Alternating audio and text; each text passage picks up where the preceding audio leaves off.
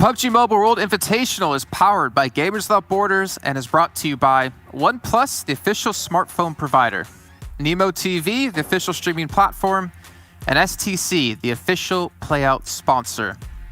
And we are now into our penultimate day here of the PUBG Mobile World Invitational. It's day 3 with 1 day left to go, hence penultimate. And we're going to find out which team will be at the top of the leaderboard at the end of the day and one step closer to taking $250,000 for the charity of their choice. $3 million on the line over the course of these 4 days. It's been a 6-week-long event, and it all concludes with the best game of them all with some PUBG Mobile. I'm your host, Jason Kaplan, and I have to bring in 2 analysts to help break down everything happening today, everything in the past, and even predicting things that will happen in the future. It's going to be Frost, going to be Several Worlds Gaming. How are you two gentlemen doing today?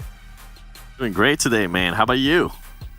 We never really get to ask you, Jason. You know what, Frost? First of all, how are you today?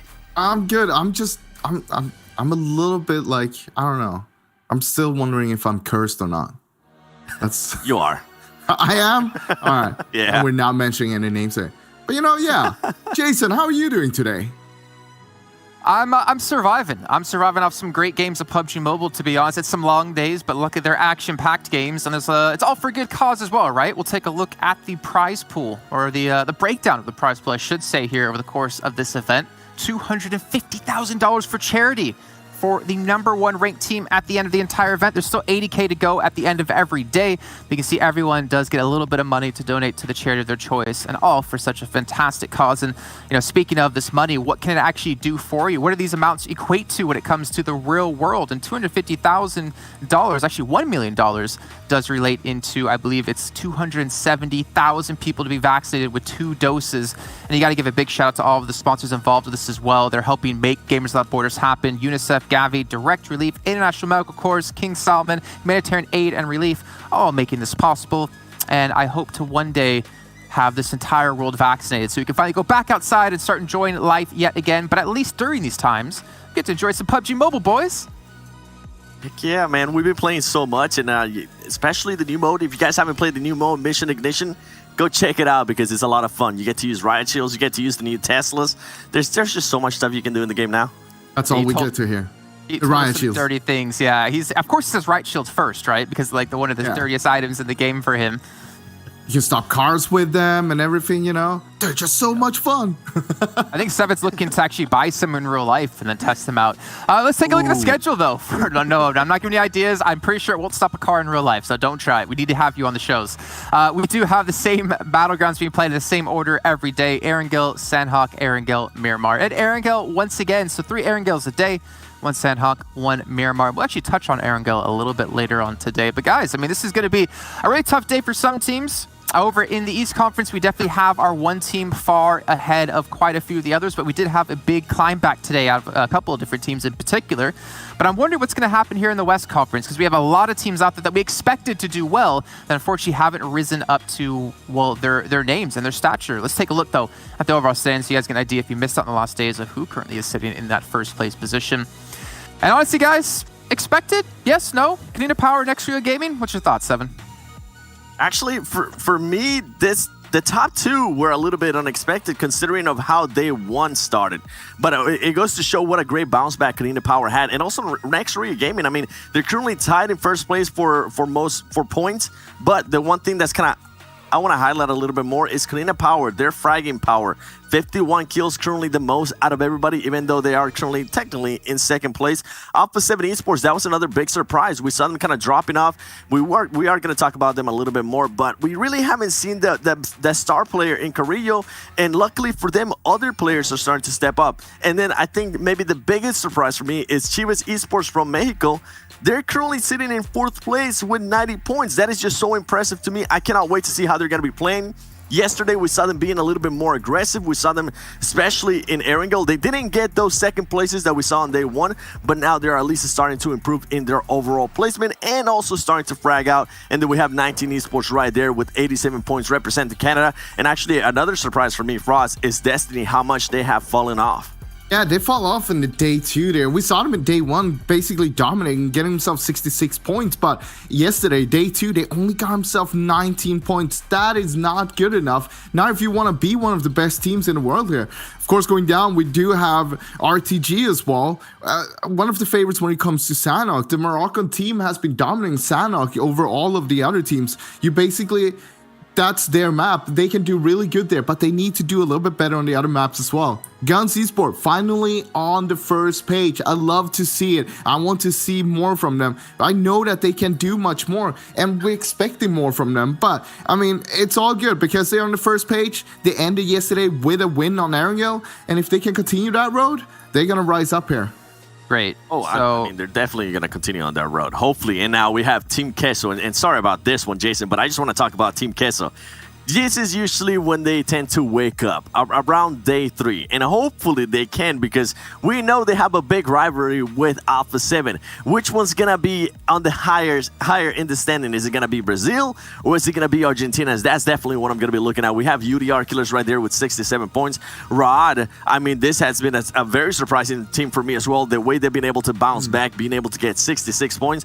And then, you know what? I'm going to skip all of them and I'm going to go towards the bottom with Team Onyx. Even though they are in last place, they were able to be one of the teams that got a chicken dinner, and they were able to actually improve a lot more on day 2.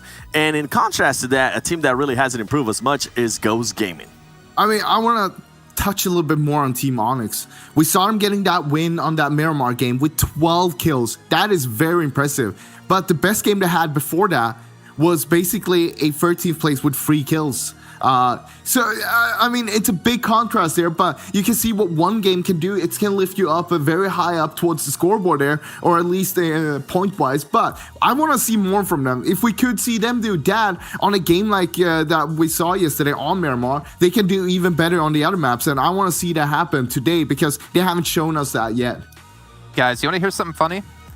So the point difference between 1st and 16th place is like 65 points. Point difference in East between 1st and 2nd place is like 60 points. That's pretty damn ridiculous if you think about it. The gap between like 1st and 5th place, I believe, is 100 points, if not a little bit more than that. Like, that's how crazy different both regions have been so far and kind of how close the entirety of the West region has been so far. Or maybe it's more of we haven't had that one team stand out as heavily as we've seen over in the East. But that means anyone's game, anyone's day here. Even if you're Ghost, if you're Team Onyx, you come out big today, you could see yourself towards the top of the leaderboard. But it comes down to if you can potentially pull that off and if you can take down some of the big dogs. But we need to talk about some of these big dogs. And the first one we're going to be mentioning is a team currently in 2nd place. Kanina Powers. We're going to take a look at their stats from day 1 up against their stats from day 2 and start to maybe analyze it a little bit because the horses have started to gallop and how to run here in this race. Kanina Power is one of the best teams when it comes to 2 maps, and it's Erangel and Miramar. They've been dominating both of those maps so far, and that's why we see them towards the top here. One thing in particular to talk about when it comes to Kanina Power is that they made a player switch from day 1 to day 2. So day 1 we had Gonzo playing, while day 2 they had switch out Gonzo for DJR. Now both of these guys have played 5 games each. They only have 1 kill each though. That is not going to be it. That's not going to be enough. But on the other hand, you have Thatcher, you have Nomi, you have Acer, all 3 of them in the top 10 kill leaderboard. Thatcher on the 2nd place with 18 kills, Nomi on 7th place with 16 kills, Acer on 8th place with 15 kills. That is super impressive. And right now, those 3 are lifting the team up so high up that we can see them on a 2nd place. And you wouldn't think that when you have 2 guys not really performing to the level that you want them to. But overall, impressed over what Kanina Power has brought to the table so far, but we're only halfway through the tournament, so you got to keep it up because there's still 10 more games to go. You can see here the player stats as well as you're talking about individual players and who's been able to step up and do well. This was from, I believe, yesterday. You can see Fachi there with the 1,700 damage being done. And you guys already talked about Gonzo. I believe he wasn't playing yesterday, if I'm not mistaken. Is that right, Seven? That is correct. Gonzo did not get a chance to play yesterday. And actually, when we compare Gonzo and DGR, DGR has actually had a lot more average survival time. So I'm really wondering which one of those two players is going to be on the roster today, especially at the start. And it leads me to believe, and I kind of wanted to ask you this, Frost. What do you think? How do you think this team's going to perform if one of those players of the like or Gonzo or DGR start performing as well? Do you think maybe we'll have a runaway team? I'm starting to believe so if they start performing too. I think if they stop actually performing, we're going to see the other players mellowing it out a little bit. So I think we're still going to keep seeing them towards the top there, and they're still going to be performing to the level they're doing right now. I don't think it's going to be a lot different, even if we see them start performing. Well, speaking of performing, you mentioned RTG, you mentioned Sandhawk and how they've won it every single time, but Sandhawk has only played once a day, 4 times in total over the course of these 20 matches. But Erangel, that one's going to be played 3 times a day, so 3 times 4, that's 12 for all of you math freaks out there. 12 times in total. We're going to take a look at which teams have been performing the best when it comes to this, and we're going to have one of the teams we were just talking about here, Kanina Power. I mean, yeah, but you would expect it to be up there, especially with the points that they're currently putting out. Now, let's talk about Alpha 7. This is a team that kind of the likes of Kanina Power, they're having some players that are just not performing as well. And I'm gonna have to call you out, Carrillo. You're usually the one that we expect to be just playing amazingly. And right now, this tournament, he has kind of died down. But luckily for Alpha 7, their support player, Sena Texa, has been performing at his role. And then you have Mafios, which yesterday, alone by himself, he was able to put up 10 kills. And luckily for Alpha 7 as well, on day 1, they have Rebu put up 12 kills. So with those two, with Alpha 7 especially, I want to see today what is Carrillo going to be able to do, because we know he can put up the kills. We know he has the skill. We just don't know why we haven't seen that yet. And now going to 19 Esports, I'm enjoying their consistency. Even though it's not super flashy, even though it's not super crazy, their average plays from day 1 to day 2 are 8th place. And their kills on day 2, they fall off a little bit. They went from 21 kills in day 1 to 18 kills in day 2. Overall, though, their average survival time is staying about 23, which allows them to get into later fights. We saw them every single time, especially when we play in Erangel. They're usually towards those top 5 teams, and I cannot wait to see what they're going to be doing, especially of the likes of, by the way, shout out to Shifan, because he's currently putting up a great performance for that team, even though he's just a brand new addition. And yesterday, we got to see a glimpse at a brand new duo between Xenox and Shifan, and I actually love that duo, considering that Xenox is still one of the young ones. Shifan might have a lot more experience in this kind of scenes, and he's going to be able to learn a lot from him. I just want to add one thing to that, because we saw those 3 top teams on Erangel, and Kanina Power, they have 74 points throughout the 6 games there. 19 Esports, 70 points. A7 has 64 points. And we have another team that is very close by that we've been talking a lot about when it comes to Erangel, and that is Chivas Esports from Mexico. They currently sitting on 62 points on those Erangel games, so they're having a really high average and just outside the top 3 there as well. And I think we're going to see more from them today on Erangel as well. Yeah, I think what you got to keep in mind, though, is how they got those points, because definitely some of the teams got them in different ways than the others, as we saw with the average survival times. But 2 teams that we've been talking about a little bit at the beginning, one of them, I think what they did to learn going into day 2 was to have Frost not predict you. We're going to take a look at Guns and Ra'ad in a little bit of a head-to-head here of their stats overall, because Ra'ad have been able to improve quite a bit from day 1 to day 2, but so have Guns. But the caliber of teams, from what we've seen in the past from bigger events, or not bigger events, from other events, I should say, like the AMA Regional Championship, Guns probably had, as we were talking about before, probably the bigger letdown at the end of the first day. It definitely did. I mean, this is a team that some of us were actually picking them to be within those top 3. And after day 1, we just didn't see anything from them. Something I do want to mention with Guns, though, is the consistency in a certain player, and that is going to be Freak. My man put up 8 kills in day 1, and then he went up to day 2 and put up 12 kills. And not only that, he put up almost as much damage as his other 3 teammates combined. So for them to have a star player like that, Guns kind of does something that a team, Pittsburgh Knights, did in NA, which is kind of rallies behind that player and keeps putting them in certain places where they can just continue to excel, especially if the momentum is going their way. Now, going back to Rod, this was a team that after day 1, if I'm not mistaken, I think they were in 15th place, and we were saying, what's happening with this team? Are they going to finally wake up? And guess what? They were able to do just that. And with this team, They went from getting 17 points on day 1, 49 points in day 2. And something I want to point out in regards to a certain player, if you look at his stats, Sadat, even though he got 0 kills yesterday, he was able to put up 10 assists. So I'm not sure if support might be his role at the moment in that team, but I mean, if it is, he is doing great at support, and they're currently outlasting when it comes to average survival time, Guns as well. So Rod, I think if they can perform as yesterday, I wouldn't be surprised if we see them towards the top 8 today. Look, talking about guns though, you mentioned it. Freak got 20 kills out of the 35 that they have so far. Hamoudi, which is, in my opinion, the star player, only has 9 kills. And then you have Lord, who only got 2 kills so far in the 10 games he's played. And what's surprising is because he was the 3rd overall killer in the PMPL Arabia. So I'm expecting a lot more from Lord. I know that he can fry out a lot more, but right now we haven't seen that from him. And I think that Guns, they have way longer to go here right now. They got so much more to show us, and I hope that is going to be today that we'll see it.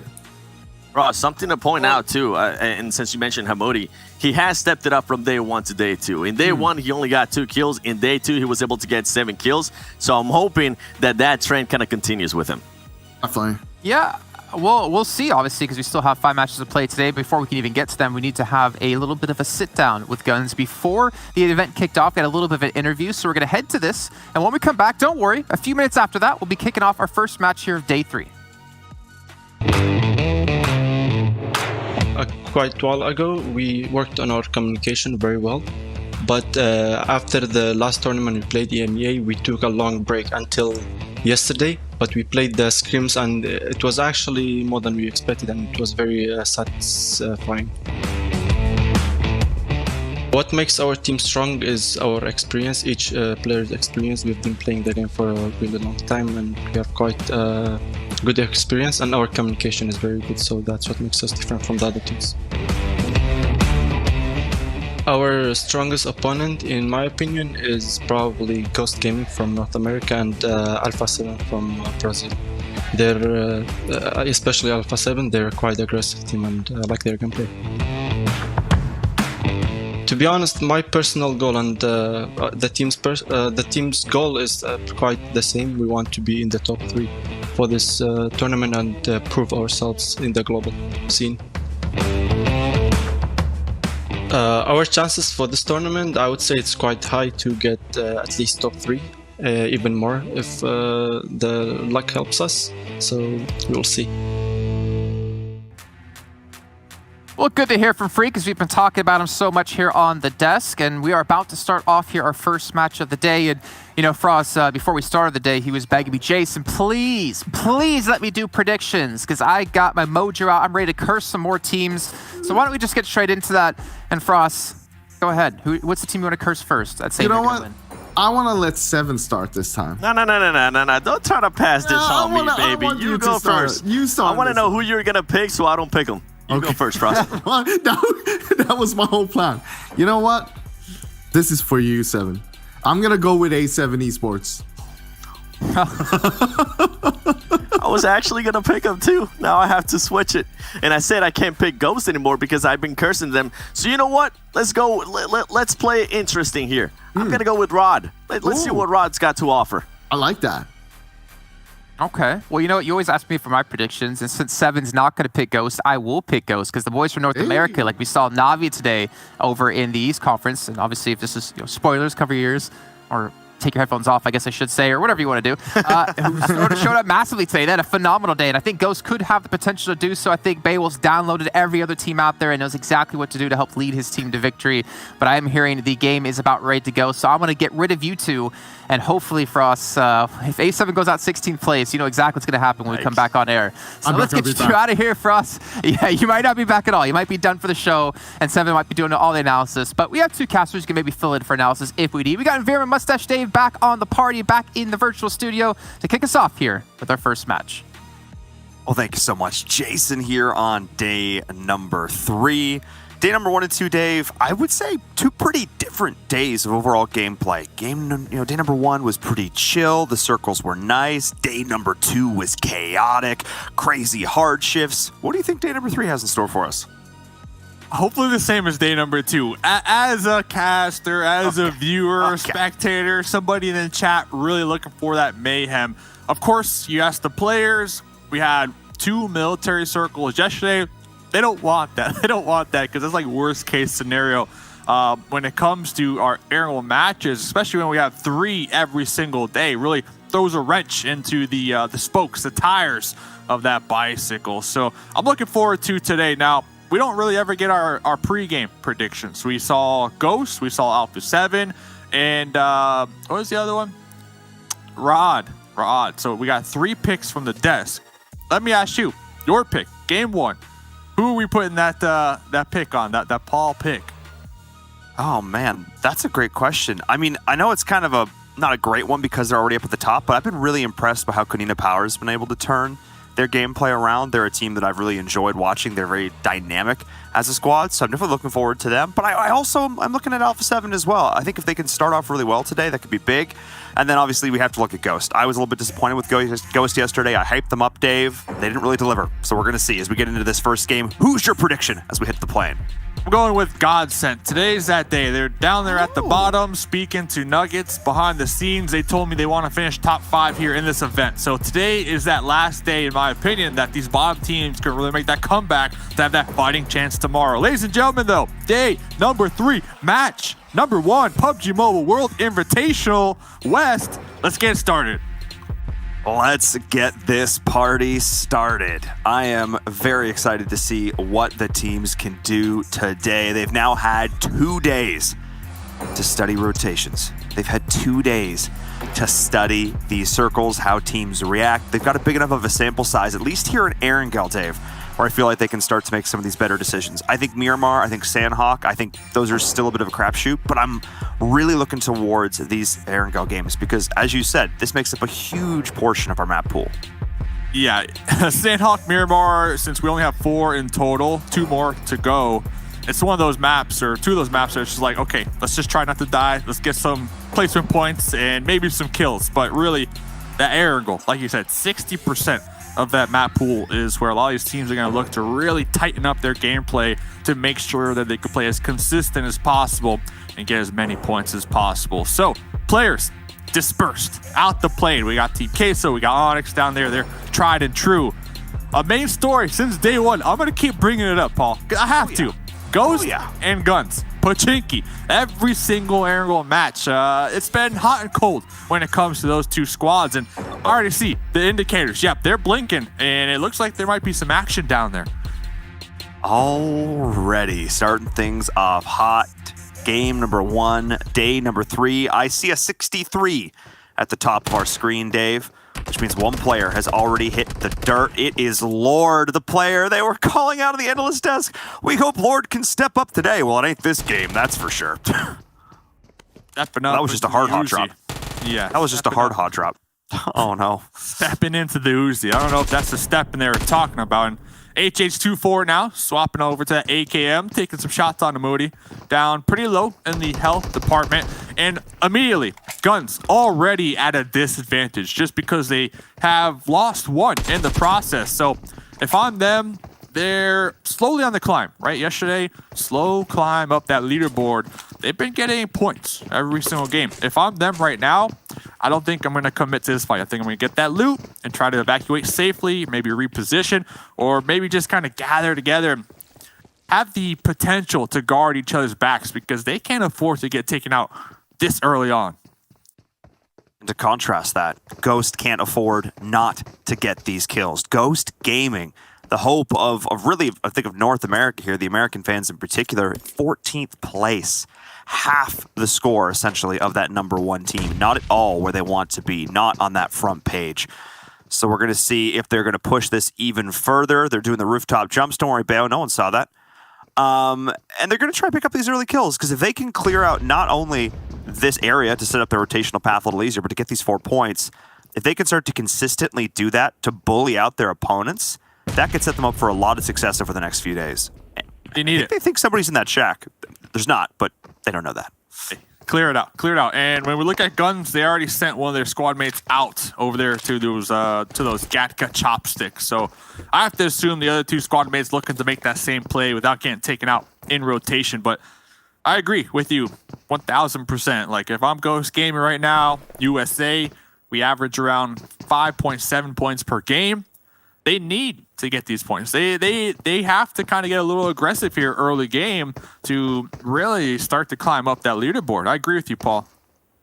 And this is something that we've seen other North American teams do, particularly in things like the PMPL North America. I think back to XSET, a team who would constantly take these early game fights when there's less pressure on them from a third party, less pressure from the circle, and they'd accumulate a lot of early game points to help, boost them going into the late game for placement. And yeah, sometimes they'd lose one player, but it was often worth it because they were consistently getting squad wipes. I think if Ghost Gaming can start to get into that mindset here that they need to be more aggressive early, if you basically just start the game with 4 points.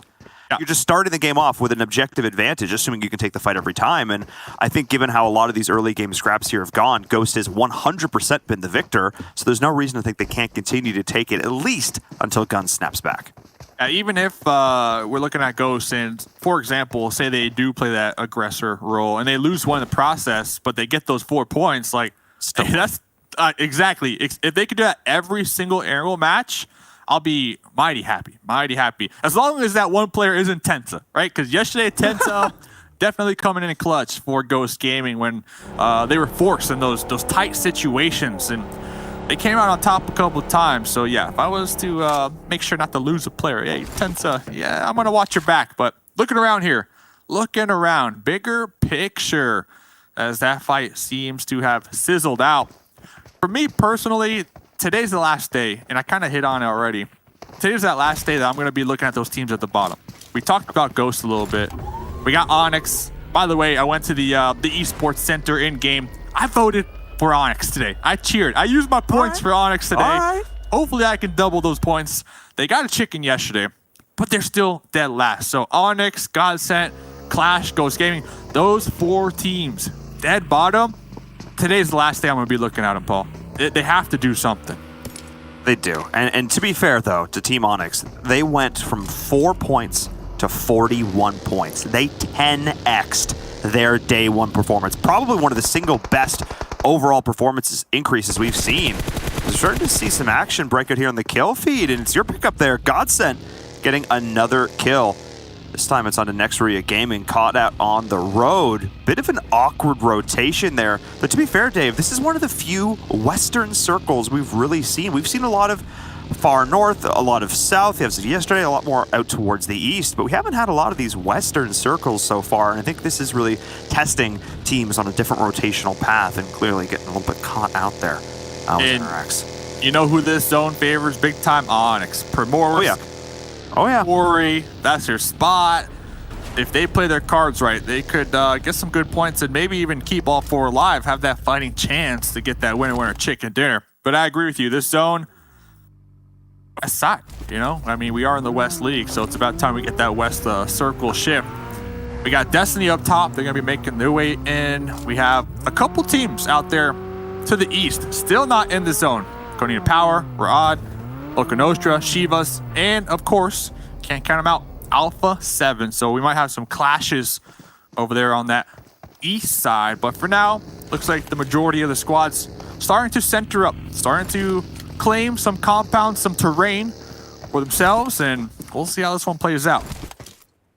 And we're going back to this scuffle once again. It's Guns and Ghost. And this reminds me, again, it's not just the 4 kill points you're getting. If you're Ghost, you take this fight early.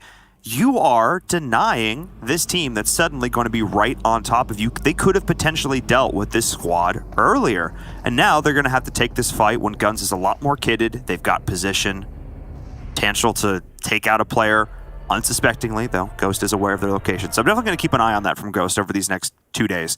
But I agree, Dave, they've got to step up here. And as I look towards sort of these overall scores from the last 2 days, the thing that's really jumping out at me is I feel like we're like in a Katy Perry track. We're hot and cold. Teams that did really well on day number 1 struggled on day number 2, and all the other teams did the opposite. It doesn't feel like anybody has been able to put up super consistent performances over both days. So hopefully we can start to see that consistency lock in for these last 2. We'll see. And not only that, like first through, I would even say 12th, it's pretty open. There's a point. Yeah, 40 points. It sounds like a lot, but at the same time, considering we still got 10 more games to go, that's not a lot. So it's totally open. And kind of to add on to your point, teams have been hot and cold. So if today's another one of those days, those 40 points, well, that gap is going to be extremely tight coming into that last day. So prime example, Destiny, they are at the top. They had a little point lead, coming into yesterday, but they're playing chutes and ladders. They just slid down yesterday, currently in 6th place. So we'll see what Destiny can accomplish here today. One thing, though, they're going to have to accomplish not getting backstabbed from Alpha 7 on their rotate up there towards the north. Yeah, as they're heading towards Everest, that one could be a little bit dangerous. More dangerous for Nano, though, who rolled into the wrong neighborhood as Konina Power was already entrenched here. Pocus with that hard Yui, just getting right on out of there. And, well, the scouting was there's people there, Dave. They know that now. That they do. They definitely know that. And that quick U-turn just in time. You don't want to lose all your squad mates. That would be horrible, as they are going to be all in their vehicles. The thing is, okay, they made it out alive, but they are driving right toward Clash. They're driving right towards Team Queso, and I already see Konina Power pop in those vehicles. They're on the pursuit, so UDR, they're going to get sandwiched here very shortly. Yeah, UDR had a pretty solid day yesterday. They were looking pretty good. Their long-range fire in particular, I noticed, did really well for them. They were able to do well at those mid to long-range scraps. But like we saw there, when they rolled up, not having quite as much, Konina Power able to get the jump on them. But speaking of getting the jump, Yekta, again, the player I felt like we didn't get to talk about enough, but a player whose numbers were absolutely staggering for Nextria Gaming. This player, Dave, he's caught out here. Do they know? Oh, now they do. Now they do. Now they do. And he Drop ruined shot. his chance of surprise, but he's still able to turn it? Are you kidding me? He was going for the thirst, but great little team play there from Will. The players from the UK. Oh, my goodness, the old buddy system. There's no way he should have won that fight. He completely whiffed the opening salvo and was still able to turn that around. That's the play I'm talking about, Dave. At that point, Daddy already passed you, didn't even look in the closet. I would have. Yeah, exactly. And you might have heard those other footsteps on the outskirts. Like, they didn't know you were there. Like, just let it be. Just count your lucky stars. And I guess, the temptation for the one kill point, just too strong right there. And we saw what happens. But back to that UDR kind of combo we were having a couple of moments ago. I reached out to Pocus last night after the games. We saw the sick pull up with the UMP, the 1v3. Oh, yeah. And to kind of tie it into what we saw moments ago from Nano, they told me that they want to play more aggressive here today. So I can see it. Like, I can see it with that last play, but I don't know. I don't know. Yesterday, their main play style was finding a prime power position early game, holding it throughout the mid game, and then showing up late game with 3 or 4 alive. I feel like just stay with that strategy. It worked out pretty well yesterday. Personally, I don't see a reason to kind of flip that script here today when we are talking UDR specifically. Yeah, and like I said, they've done well at these mid to long range fights, but maybe being able to add that in, I can't really hate on it, Dave, because it's a team that hasn't had chicken dinner. While you're absolutely correct, they definitely looked a lot better yesterday than day number 1. They've still yet to claim that chicken, so I can't really fault them for wanting to just put the pedal to the metal. It's the play to win, play to not lose strategy. Again, we'll see if it pays off for them, but I can't hate on the gusto as we're seeing teams moving with just that as the circle has hard shifted down to the southwest. Onyx, who've been set up all game long, are about to have some company. Dave, this bag of Skittles is getting shaken up. Shake it, man. And if I'm Onyx, yeah, exactly. I'm not going to go into quarry, but use those hills, especially the ones on the edge out there to that west. They're going to have a nice vantage over those marshes up there to the north that it looks like Alpha 7. They're going to be deciding to drive through. Onyx, because their drop spot is over here, they just had first dibs pretty much on all of these zones. So I'm really hoping that they can take advantage of it. Taking advantage of a free kill is Ghost Gaming, catching out multiple members of Guns on the road. And just like that, they finished what they started. They said, don't worry, Enverum, we hear you. We don't need to kill them early game because we're just going to kill them in the mid game. All right, Ghost, I hear you. I hear you. And they did it so cleanly. Did Tensa did he just do that from the car? Pull up. Yeah, 3 members of Ghost. that's a risky play because all it takes is a couple bullets and that thing is gone. But they were able to get the confirm, get some points, 4 points to be exact on the board. They have a nice little decent position, all alive. They're holding down these angles. We were talking about them, Ghost, like today's the day to do something. And as of right now, they're doing it, Paul. I just am getting flashbacks to game 1 of yesterday where they also looked incredibly strong. And it's that, don't do that to me. Don't give me hope kind of moment where I'm looking at this Ghost Gaming roster thinking maybe today they stepped up because I called for them yesterday. I made big predictions about how much better they were going to look. And then after that very first game, they really didn't. But, oh, Bayo, next shot. We don't see Bayo with the sniper as often. I actually don't say that I hate it, though. Winning it out. And yesterday was, I believe, their best game, like you said. And then they kind of hit that brick wall when we looked at their Sandhawk match. And then, of course, we saw Tensa get bolted out of the moving vehicle yesterday as well. Don't want to be on that end of the highlight reel. But today's the day. Today's the day. 4 kills. I believe they're going to be leading the pack when it comes to kills this game. And popping it back over there to UDR. More drive-bys happening from Konina Power. Also interesting to note as well that Nextria Gaming has been eliminated. Yet I look and it's like 1 point, 1 point, 1 point, 1 point for all these different teams. While Ghost did a full squad wipe. Like Nextria just got beat on by everybody. Like that's so strange that you don't see that happening very often. Whatever happened to their rotations this game, they need to shake that off because it did not work for them. So seeing Konina Power now getting forced out by UDR Killers, smoke wall in the blue, but this is looking very bad for them, Dave.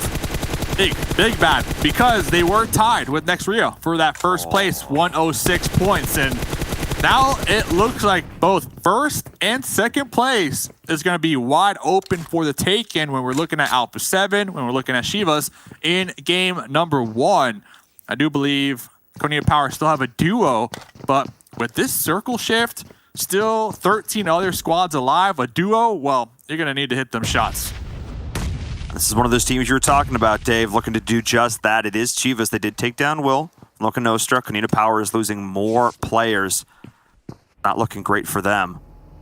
So keep an eye on this play as Alpha 7's potentially going to roll up as well. Chivas is the only hard cover right now, but these nades could still spell disaster. That's one of the downsides of those Wizard Tower Daves. Once those nades go in, it's very hard to dodge them. Oh, that couple of smokes can block those windows, those sight lines, and allow any team to roll up and get really close within grenade range, kind of like what we're seeing right now from Savage. Savage is able to toss these grenades for free, basically, because this hill is just blocking those sight lines from Shiva. So that cover, although you might feel safe, well, your sight lines on that hill are bare to none. You can see Daddy going for that crawl on the flank, looking to find another angle, while the rest of his team draws their attention. But it is a 3v4. And Fran is doing a fantastic job of covering this additional angle. However, gets caught out. Daddy was able to pop up. He got distracted by another team. This is the opening, the opportunity that Loca Nostra needs in order to break this down, because this would be a really nice power position for them to have, Dave. Looking at this next circle right on the edge, especially if they need to fight up against Alpha 7. No, Jacob! No, not like this. Not like this. I wouldn't be surprised if Alpha, they hear the mayhem and they just straight up send it to third part of this fight. This is like the best opportunity for Alpha to claim some points. I mean, this is it. This is your chance right here. Loca Nostra's taking a ton of damage. Fran, the last one standing with a scrap of HP. Why is it always Fran? And here comes Alpha 7, the roll-up. Dave, you called it. Let's get some points, they say. There's like 7 right there on the table, ripe for the taking. If Alpha 7 can go and get involved. Daddy's just trying to survive on the first floor. Chivas is going to be able to get the revive, and I spoke too soon because those nades came on in, but it was Alpha 7 who reaped the reward. Yeah, exactly. Loca Nostra, they might have got a couple points, but they pretty much swapped positions with Shivas on that wipe, and now they're the ones pinned down. Alpha 7 pretty much wrapping around this tower. It's, yeah, you're not going to make it on out alive. Alpha 7 taking full-on advantage of the situation right there. That's perfect. I mean, I know this team is from Brazil, but they just went full American. They were fishing with dynamite. They were just throwing nade after nade through that window, and they got 2 squad wipes with it. Absolutely sick, because we're jumping on board with Destiny versus Clash, Germany versus France. I don't watch a lot of, football, but I feel like goal seeing these nades coming on in. Well, let's see. It's not over yet. Here comes the blue zone to apply some pressure. 2v1 Clash inside the shack. They were able to defend their building for now. They lost 2 in the process, and they're currently getting kind of peppered on from across the way. They're going to have a long journey to make it into the zone. I believe that's either Godsent or 19E trying to pop some tires. Yeah, Godsent up there. They're just watching this, and Godsent, they're probably going to wait this one out just a little bit to see if they can confirm these points out here on the edge of the zone. I gotta give props. Godsent's another one of these teams that just finds these power positions and just plays them back and just gets involved at range from all these other fights. They do such a good job of doing that, of just getting pickup kills here and there without risking themselves too much. Like we're seeing a bit of a risky play right now. The roll up onto Team Onyx, and Master not getting caught out this time. It's Team Queso with their pants down. Beautiful play there coming in from Onyx. It's exactly what they need to do, but Rima was able to come in on the backside, and now Onyx is taking a little bit more damage than I think they wanted. Dave, here comes the nade. Yeah, let's see. Could be big. It will inflict a couple points of damage, but honestly, in this situation, 3v1, Rima gonna be popping in. Another attempt at a drop shot. Master not able to come out clutch, but their squad mates 9 able to hit those final shots. And I was gonna say, we saw this a lot of times yesterday from Team Queso, just the YOLO crashes and see if it works. And honestly, it has not been working. They lost 2. They lost 2 just crashing into that warehouse. Master prone with the UMP. They didn't even see that one coming. So maybe Team Queso pump the brakes a little bit, scout it out a little more, if I had to give them a little bit of advice. Yeah, I think at this point, they're just getting so late in the game, and they haven't done enough of a job of scouting throughout the interim of the mid to late. It's just been chaotic. They've been taking fights, but I got to give props to this last player from Godsent. You talked to Nuggets wanting to make it to the top 5. Top 5 at the end of the 20 games, not top 5. Sure. There's still time. Yes. There's still time. I was going to compliment his gatekeeping, and then he just turns and runs, and just that shot dead, like, if I'm going down, I'm taking you with me, says Clash, because they did such a good job of keeping them out there in the blue, denying those points, but not quite able to see it through. Ghost Gaming, though, looking like a brand new team here on day number 3, Dave. They've got all 4 players alive. They've got a bunch of kills to their name. They are looking dangerous. Oh, okay.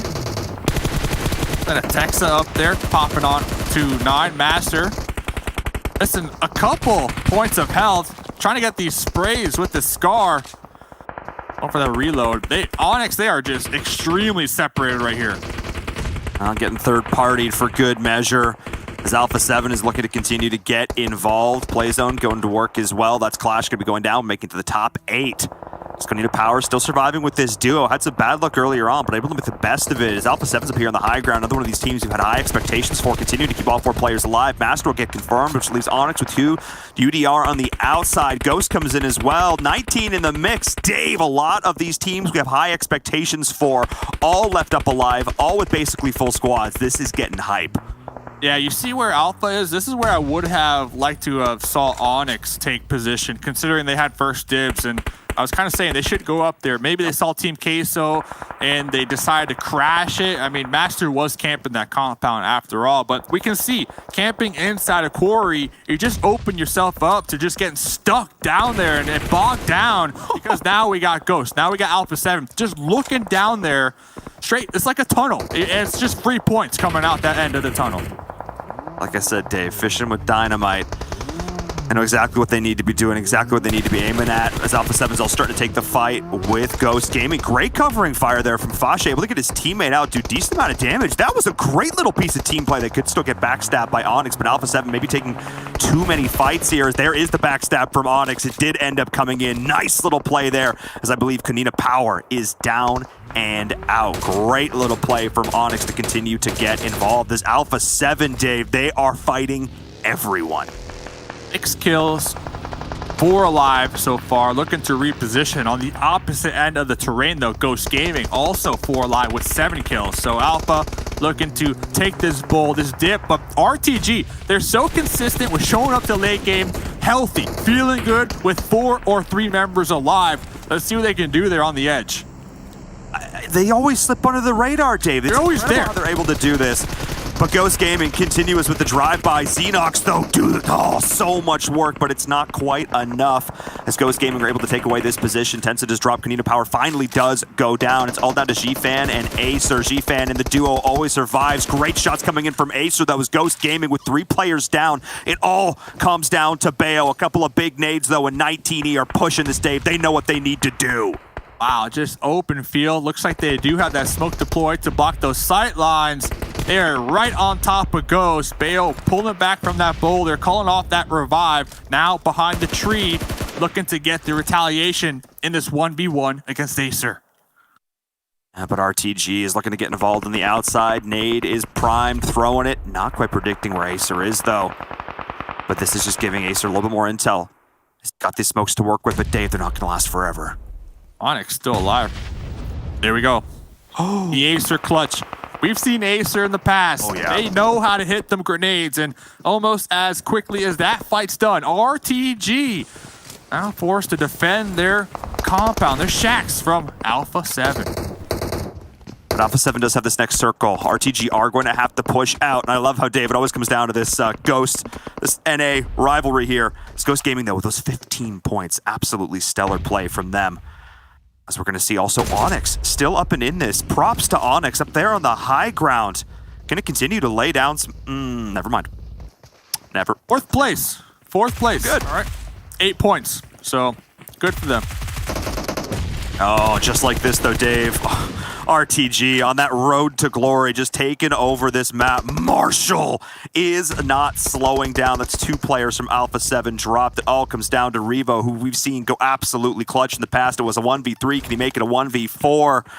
As Acer's still out there on the outside, potentially looking to play spoiler, but they've got a sense of where this player is. Here come the nades, and that is going to be it. Oh, no, Davey survives. Not anymore. I love that. We saw Senke was able to use that cover to TPP, get the intel, and their squad mates were able to use that ridge to rotate around and catch them off guard. So now they're going to show up. They got 4 alive.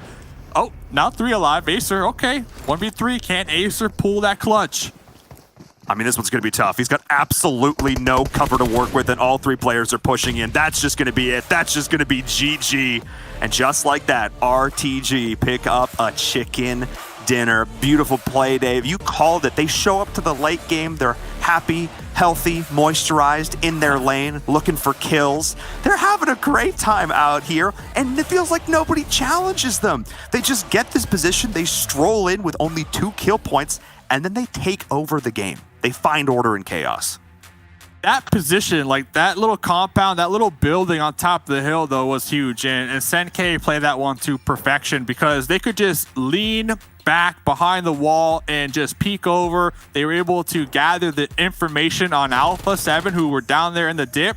And they just relayed that intel to their squad mates for free, who we just saw time after time tossing some grenades. There's no reason to crest that hill in that situation if they have grenades. And that's exactly what RTG did that game. It was nice, man. But like you said, they're always so consistent. We're just like popping up. They're like, hey, we're up, guys. You forgot about us. Hey, how's it going? And hey, another chicken dinner in the books of RTG.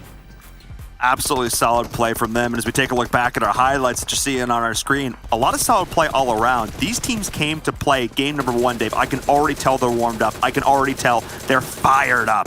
Some of the sloppiness that we saw in the past couple days seems to have been brushed off. This looks like it could be game number 5 of this day. And if it's indicative of what these matches are going to be like, Dave, we're in for a treat. For real. I mean, Alpha 7, aggressive all game long. Ghost Gaming as well. Ton of kills. Exactly what they needed. And, hey, RTG, like we said, another chicken dinner underneath their belt. Onyx, that was my team I cheered for. I put my points in the esports mode within the PUBG Mobile client. So I'm hoping to double that one. But this was a pretty epic fight. So it looks like Ghost, they're trying to send it, reposition. And a snake behind the boulder from 19E just caught him off guard and really played that spoiler role. Indeed. And props to RTG, though, able to sneak away. And these shots That's what I was talking Marshall about. were just so clean. Exactly. Look at Senkei. Senkei is relaying all that intel to his squad mates for free without taking any damage, and their teammates were able to use that little hill ridge to push around the corner and just continue bombarding them with grenades. Alpha, I couldn't see a situation where they made it out alive right there. I think the only way they do is that they send all three to wrap around that angle where Marshall is, try and use that building to the opponent's distraction, but that's easier said than done. It would have to be hyper coordinated. They'd all taken damage. They had to heal up. Not an ideal situation in any case, but ideal for RTG, who was able to walk away with the chicken dinner here in game number 1, which means we need to head to a short break. When we come back, our analysts break it down. We get into game number 2. When the world has safe and effective COVID-19 vaccines, how can we make sure they reach the people that need them most? Today, there are many vaccines in development. Most will fail. For those that could succeed, governments are under pressure to secure supplies for their populations. If governments compete for vaccines, most countries could miss out. This is not only bad for countries that cannot secure their own supplies, it's bad for us all, as no one is safe until everyone is safe.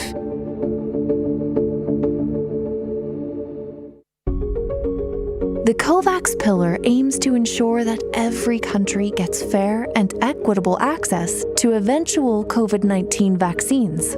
It does this by acting as an insurance policy, with the largest portfolio of vaccine candidates in the world. Wealthier countries have a greater chance of gaining access to successful vaccines. And by pooling their buying power, rather than competing against one another, they enable investment in factories, so more doses are available as soon as a vaccine becomes available. The COVAX pillar is founded on the principle of equitable access. This means any country, regardless of their ability to pay, has the same access to vaccines. By supporting the development and manufacturing of these vaccines, wealthy countries increase their chances of getting COVID-19 vaccines and ensure the rest of the world gets access too. Ending the pandemic as quickly as possible will take a global effort. We need as many doses as possible, as fast as possible, as soon as a safe and effective vaccine becomes available. 2 billion doses would be enough to vaccinate healthcare workers and other high-risk groups. If we start now, we can save hundreds of thousands of lives, not to mention trillions of dollars. It's not about one country versus another. It's about one world protected.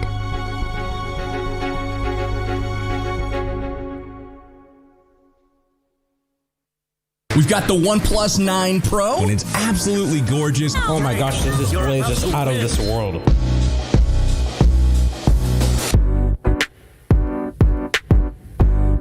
Insane. It's got 65 watts of charging power.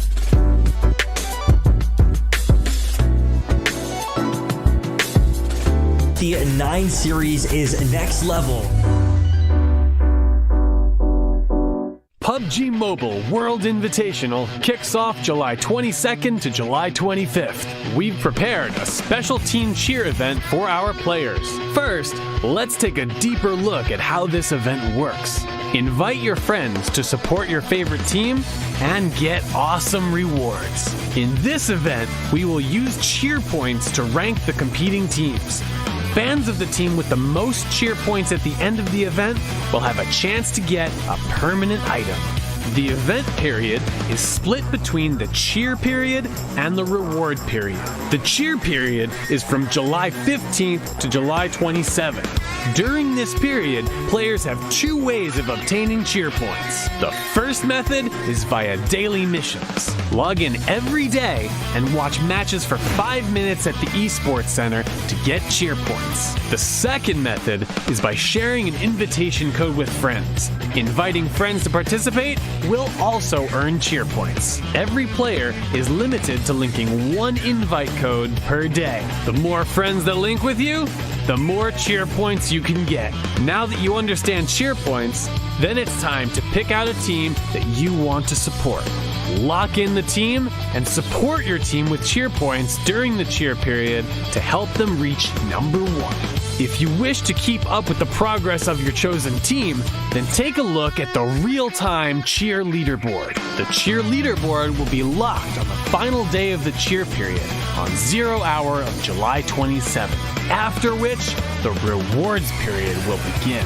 The reward period is from July 27th to July 30th. All fans of the team that reached number 1 on the cheer leaderboard should go back to the event page and draw 5 times for amazing rewards. Bring your friends and cheer for your favorite team. Experience the glory of the highest level of competition.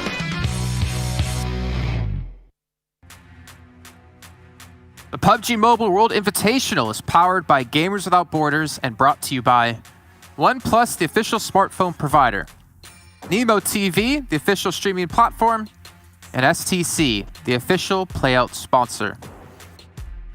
Now, Frost has been a curse over the last few days for quite a few teams out there. However, he did predict Alpha 7 to win. They did do fairly well, but at one point in that match, he said, all right, they've won it. They've done it. When they transition in towards the ditch with the car, he's like, it's done. It's over. Alpha 7 win. And then they get knocked out thereafter. But at least that curse isn't as powerful as it was on our previous days. Jason Kapp is still joined by Frost and Severworlds Gaming to help break down that first match of our day. And we did have all of our predictions do fairly well. We had Ghost doing well, Ra'a did pretty well, and of course Alpha 7 as well. So, Seven, how do you feel about this curse? I'm feeling, I mean, the curse, I don't know, I'm kind of 50-50 on it. I think he just can't say specifically what's going to happen during the game, because as soon as he said they're going to win like 1,000 times, they started losing. So, but hey, to be fair, 17 points for Alpha 7 looks really good right there for him. 19 esports, 17 points as well. Remember, this is one of those teams that we were saying they're the top 3 teams in Erangel, and they proved it right there. RTG Esports, this is going to be their second chicken dinner in Erangel on the first match 2 of Erangel. So interesting stuff. Are we gonna finally see that wake up? Who knows? We'll have to wait for that and find out. Ghost Gaming, 15 points, 9 kills. This is something that I love to see. We are gonna go a little bit more in depth into Ghost Gaming, so stay tuned for that. Team Onyx, 13 points. I think, if I'm not mistaken, Frost, with this performance from Team Onyx, I don't think they're gonna be last anymore. No, I don't think so. I think they pushed themselves up a little bit, and that's what we wanted to see, right? We saw them yesterday doing good, and now they're continuing that road, and that's exactly what you want to see, because we're past halfway point. You can't really just justify doing bad because you're just waiting and seeing what the other teams are doing. Now's the time to perform, if any time, and that's what we see from some of the top teams here. Korea Power, they got themselves 7 points. Well, they're still keeping themselves towards the top with that. We saw them coming into today on a second place, or a tied first place, I think it was. Then you have Q-Lash from France with 6 points, and UDR Kills from Spain with 5 points there. Not too bad, but I mean, if we look at 9th to 16th, we're going to see some of the other teams, maybe some teams that we did predict to do a little bit better. I would say if we go down a little bit, seeing a team like Nextruya going out with 0 points, remember, they were coming in here with a lead coming into today. I'm pretty sure they dropped that lead after dropping the bomb on a 0-pointer here in the first game. But hey, only 1 game, still a lot more games to go. Shivas, on the other hand, this is their worst Erangel game, only getting 1 point here today. Now, I mean, it's 1 game, so maybe they'll gradually get more points on the Erangel games, because they need to make up for it. We talked about them. We said that they're one of the better Erangel teams. They need to show us that as well. I think they will be able to. I think it was just a surprise there from La Nostra. I think they were the ones that were able to beat them. And then Alpha 7 came in and just kind of finished everything going on right there. But for me, it's the next Ruya and the Guns Esports being able to only get 0 points. That was definitely a huge surprise. And I think if you would have asked us if we expected that to happen, I would have said no. Well, Frost would have said probably they would have won the game, and that's why they got 0 points at the end. I didn't say that. But we got to talk about... I was saying he probably would have. Let's take a look, though, at our winner from the last match, RTG. And we got to give him a little bit of love here and a lot of respect as well. Able to pull off the chicken dinner. Again, a lot of points going their way, so we can see their stats from our first 2 days of play up against their average stats here of today. Well, average. There's only been 1 match. And we can see, I mean, obviously performing above the average at the moment. El Chapo, again, the question comes into RTG, can he stay alive? Because he has, was it 5 minutes less played on average than the rest of his teammates? 15 less. 15 less. So it's a lot less, but 5 per match on average. okay, yeah, that is true. But at the same time, what you're seeing, of course, is that we're seeing a lot more points here after one game. Of course, they won it, so that's great to see, but we want to see more from them. And you gotta remember, they're one of the best teams on Sanhok, and that's gonna be the next game. So I'm hoping to see a lot more from this team. So far, in the first day, we saw them on second place on their first Sanhok game. Yesterday, they got themselves a fourth place. So today, I'm expecting at least a third place from this team here. But looking at it though, 9 kills here, that's really good. They've been averaging out on 2.7 throughout the whole day 1 and 2. So a little bit lower than what you want to see from a team like this, especially with the kind of start they had. They won the first game. They had a second place in the second game of the whole tournament, and then it dropped off a little bit. But now's the time for them to pull it back together. Luckily for them, for RTG, Senku has actually been a star player for them. He's been able to get 12 kills in the span of those 3 days. And I mean, if he's able to stay alive, and if El Chapo, as Jason was alluding to, is able to stay alive as well, could we see a duo out of that team? Anything can happen here. I'm just glad to see them back on the winning side. Remember, they had not won a game since day 1. That's why their stats are actually maybe a little bit more padded. I think if we were to remove that day 1 and actually just do day 2, boy, we would see a huge and even bigger contrast.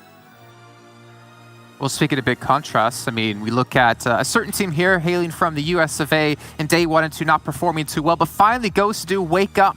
They do start to haunt the lobby a bit here as they get themselves a decent place and finally probably their best game, if I'm not mistaken, over the course of this event so far. We're going to look at their stats here and the individual level from this last match. And we can see here HH24. 1,000 damage being done here. Again, we obviously have such superstars on the team. Anyone can frag at any moment, but it seems to be all about 8H24. It is, and I'm so glad you mentioned that, Jason, because that's the man I want to talk about here. He is the problem. He is the one that, if he can pop off, this team can actually excel even more. And to put that into perspective, on day 1 and day 2, HH24 combined only had about 1,400 damage. So for him to come on day 3, on the first game, and put up almost as much damage as he has been able to put up in 10 games, I think is going to be huge for this team. Maybe a little bit of a confidence booster. And then we have Tensa. I mean, we know Tensa can get kills. We know the Spec can get kills. That's why I've never worried with Ghost Gaming when it comes to kills. If they can get the placement points right, then guess what? The kills are going to come for them. We saw Beowulf also being able to be the last one surviving for this team.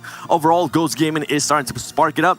With this, see this from them yesterday, so I don't want to just kind of start alluding to an amazing day that they're going to have. I want to see what they're going to be able to do in Sanhok. Remember, they had a first great game yesterday on Erangel. In the first Erangel we played, they went into Sanhok, and everything just went belly up. So hopefully they can actually perform a little bit better here on this upcoming Sanhok. Well, I'd rather you say that than Frost say that, because you know it's going to happen, unfortunately, if he did. Though, there is another team who has been starting to spark it up and light up the fires here in their bellies. We have Onyx. We looked at day 1, not looking too good at all, bottom of the table. And as you mentioned before, 7, they have been able to catapult themselves out of last place. But we're going to compare how they did yesterday versus today, because yesterday was the first day we got to see some life within the team here and kind of compare the numbers between the two. The question comes again, consistency. Like Ghost here, yes, we've had a good 1 game, but can they continue to be playing well throughout the rest of the matches? Yesterday we saw them with that 1 game where they did really good. Now I expect them to do really well today here, coming in with this first game here. Get himself a 4th place, 5 kills. That's what we love to see, because the other days so far, the other games, it hasn't really been to the performance that we want to see them. But that little sparkle, that little shine we saw from them on Miramar, where they won the game with 12 kills, that tells the whole story, I feel like. That's the potential that you can see from this team. And this is what they've shown us here in the previous game. And I want to see more of this coming into Sanhok now. I think the pressure of them being last finally got to them. And also, shout out to their player 9. He's been able to perform really well. He has 11 knocks. But I see you smiling, Jason. But he hasn't been able to confirm those knocks into actual kills and those extra points. So hopefully they can start turning those knocks into kills and points. I'm just smiling because I know people out there are starting to cheer for their country, making sure to do that within the game, because there are going to be rewards given out to the people who do it the best. So make sure you guys try to do that as much as possible here over the course of these last 2 days. And speaking of 2, we're into our second match here in just a few seconds. So we'll bring back our 2 commentators, a Mustache David and Viram, to take you all underway here with the action. Thank you so much, Jason. We're back once again, now with game number 2 on Sanhok. Sanhok, Dave, 4. We only get 4 of them over the entire weekend. So far, they've been, about how you expect. They've been Sanhok. tropical, as we like to put it, moist, as Jason put it yesterday. I'm looking at Destiny. I'm hoping, if you're a Destiny fan, you got your fingers crossed right now for Germany that they do get favored up there to that northwest, those cliffs that we've seen play a huge role in high placement points, high kill games, and even chicken dinners. But that definitely gets favored. And the last 2 games that we played here, it just hasn't been looking that way for Destiny. And they commit so many resources with making that their drop spot that you hope that they can get at least 1 game of Sandhawk in their favor. So that's the squad I'm looking for. I'm rooting for this game. Yeah, Destiny's been one of these teams that I feel like they've flown under a bunch of people's radar, but they're actually insanely good. And I just want to see them play up to that potential here once again. We're going to see a lot of these split drops here once again on Sandhawk. It's becoming incredibly common. I'm not surprised even in the least, just because the priority of getting all those meds early as you can. So we'll see. We'll see how this is going to go for them here. If they don't lose any players early, can continue to center up. I think they might be in okay shape, but if we see like a southeastern circle, Dave, it could be kind of gross for them. We'll see. Oh no, that's what we had yesterday. Remember, we had Cave, like right, that little inlet by Cave, like that was the spot. If you haven't watched it, make sure you go watch it because it was a pretty exciting game. And circle number 1, okay, it does go up. Destiny up there, you're in it for the time being, but Shiva's pretty dead center. Talk about another squad being dead center right here, representing Egypt. Spoke to Desha here this morning, and I was surprised. They told me the squad has been playing together for 3 whole years. So they got a tight friendship going on, communication on point, and their goal here in PUBG Mobile World Invitational is to be known worldwide. They're known in Egypt. Everybody knows them in Egypt from dominating, but they're looking to make a name for themselves on that global stage. I mean, that's amazing. In any esport, let alone here in PUBG Mobile, where teams feel like they're constantly changing up, to be together for 3 years. I remember that the original Tempo Storm roster was together for like 12 months or something.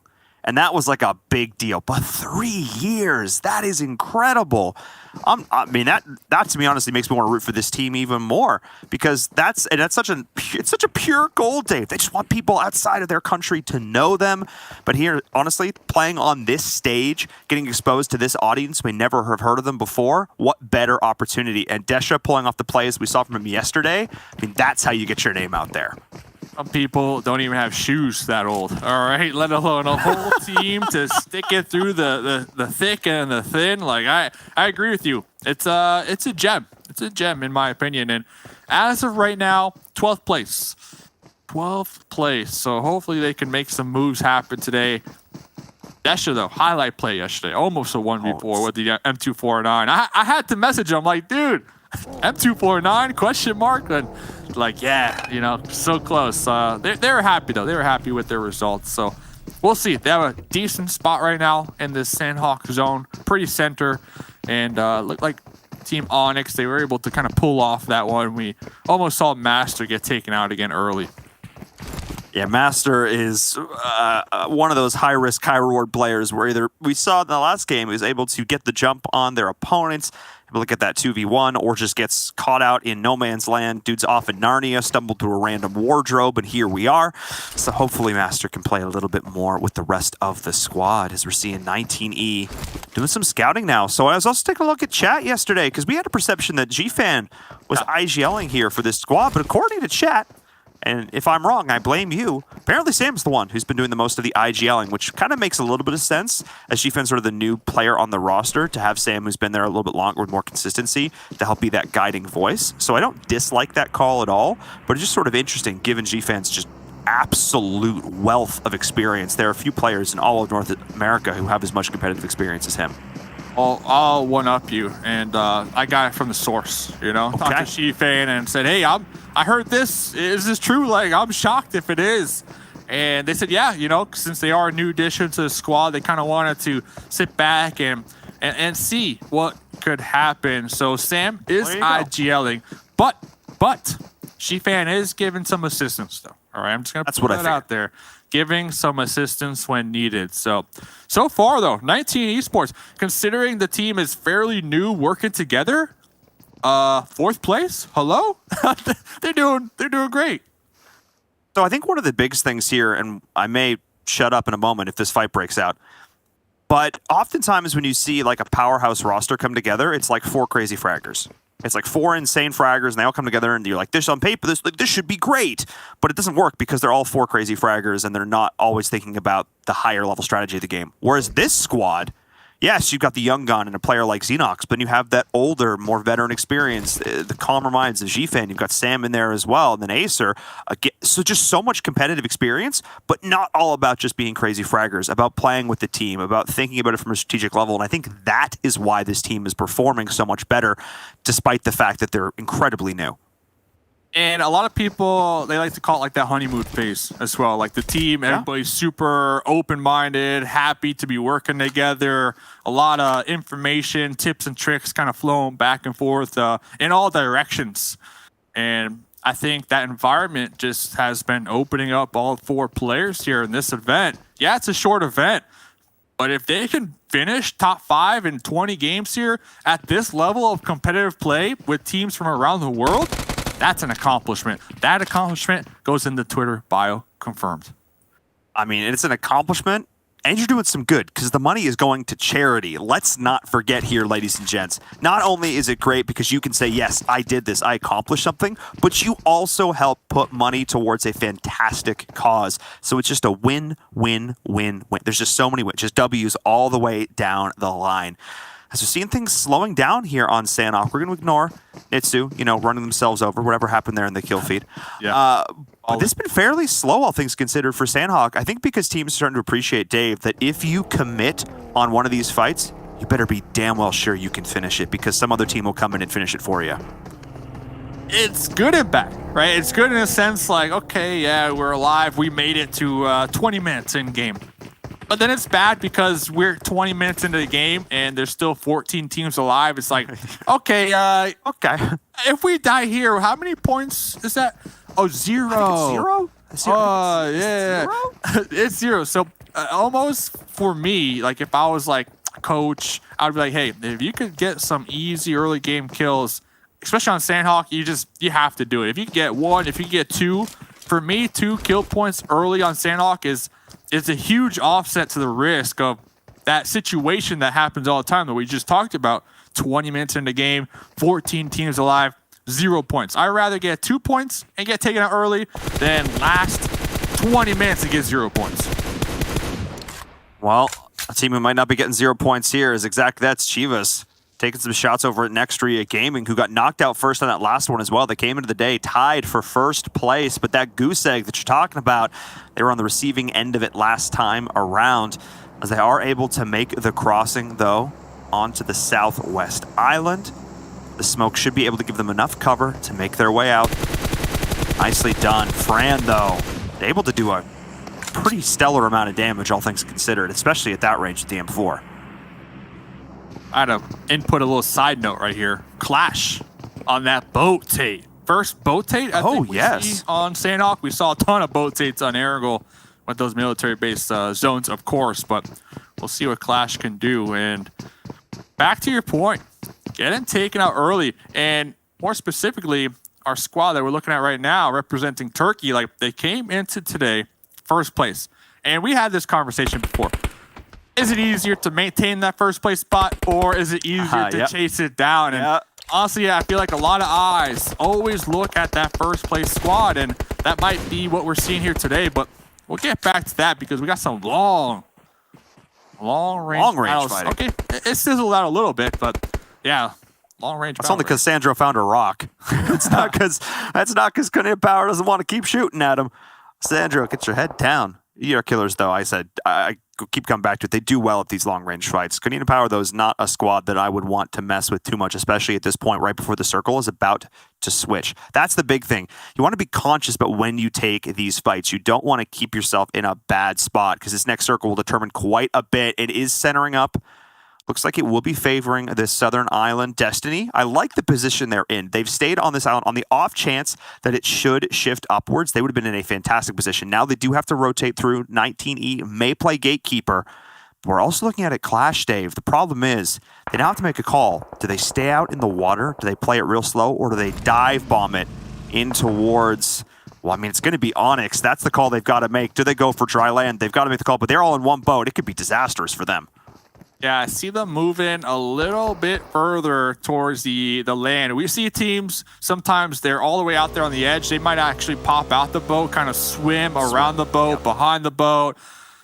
But with only having one, yeah, you open yourself up to somebody spotting out that boat, blowing up that boat, and then you're just, good luck swimming. So as of right now, Clash, it looked like they might have spotted out some enemies out there, Onyx. They made a U-turn. They're heading back up towards the north, towards Destiny. So we might have some action with our pirates out there on the 7 Seas.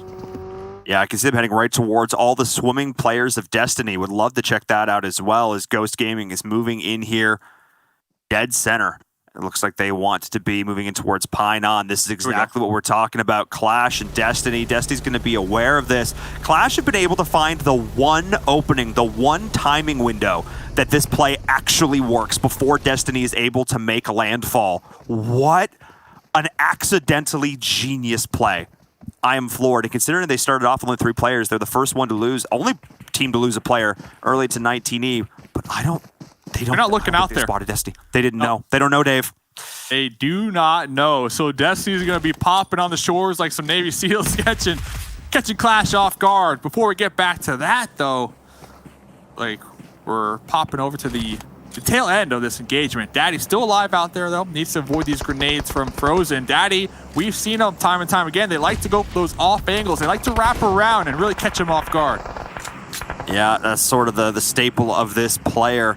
This squad, though, I feel like every time we tune into them, they're losing a player early. I feel like we never see this squad with all 4 players alive. I just feel like they play it a little bit brash, a little bit off the cuff. I don't think they necessarily respect how good all their opponents are all the time, because they go for these really gutsy, aggressive plays, and they haven't necessarily done the legwork, the scouting, the setup, the foundation in order to fully execute them. And time and again, we've seen them be punished. We know they've got the individual gun skills, but they need to play together as a team to make it work. Exactly. Individual gun skills. That's the key takeaway right there. We've seen each player from Loconosha be able to get into these situations and win those fights, but when we're talking about teamwork, it's like rubbing 2 rocks together. It's just not doing much. So where are we going with it? Yeah, rubbing 2 rocks together. Great metaphor. They're not doing much. You've got flint and steel, and then you think that does something. That does something. But 2 rocks doesn't do This is just nothing. 2 rocks. That was my point. These are the caveman plays. I see what's going on. Yeah, As Ghost Gaming is looking to get involved here. I appreciate That's it. another down onto Loconostra. I actually love that analogy of smashing 2 rocks together. Why is it not doing anything? Oh, that's kind of what it feels like, though, because they are in a rough spot. They are sandwiched hard between Nextria and Ghost is coming into the day angry, Dave. They are big mad. Thing is, yesterday, Ghost, they started really strong, game 1 Erangel, and then they came into Sandhawk and got put to a halt. So we see them all separating, and it looks like they are going to be respecting the next circle shift, because I was going to say, yeah, look at that circle, Dave. 60% water, if I had to put the water percentage on it. Yeah. It's a lot of unplayable terrain right now, and this was that fight. Oh, Clash. No clue. They did not see those bobbling heads in the water as they boated on by, and Destiny just popping up on the shore. Destiny now in such a strong spot. I'm curious, though, how will they defend? Because a lot of people are going to be looking to kind of crash the coastlines right now. And I was like, Clash, you have this accidentally beautiful timing window.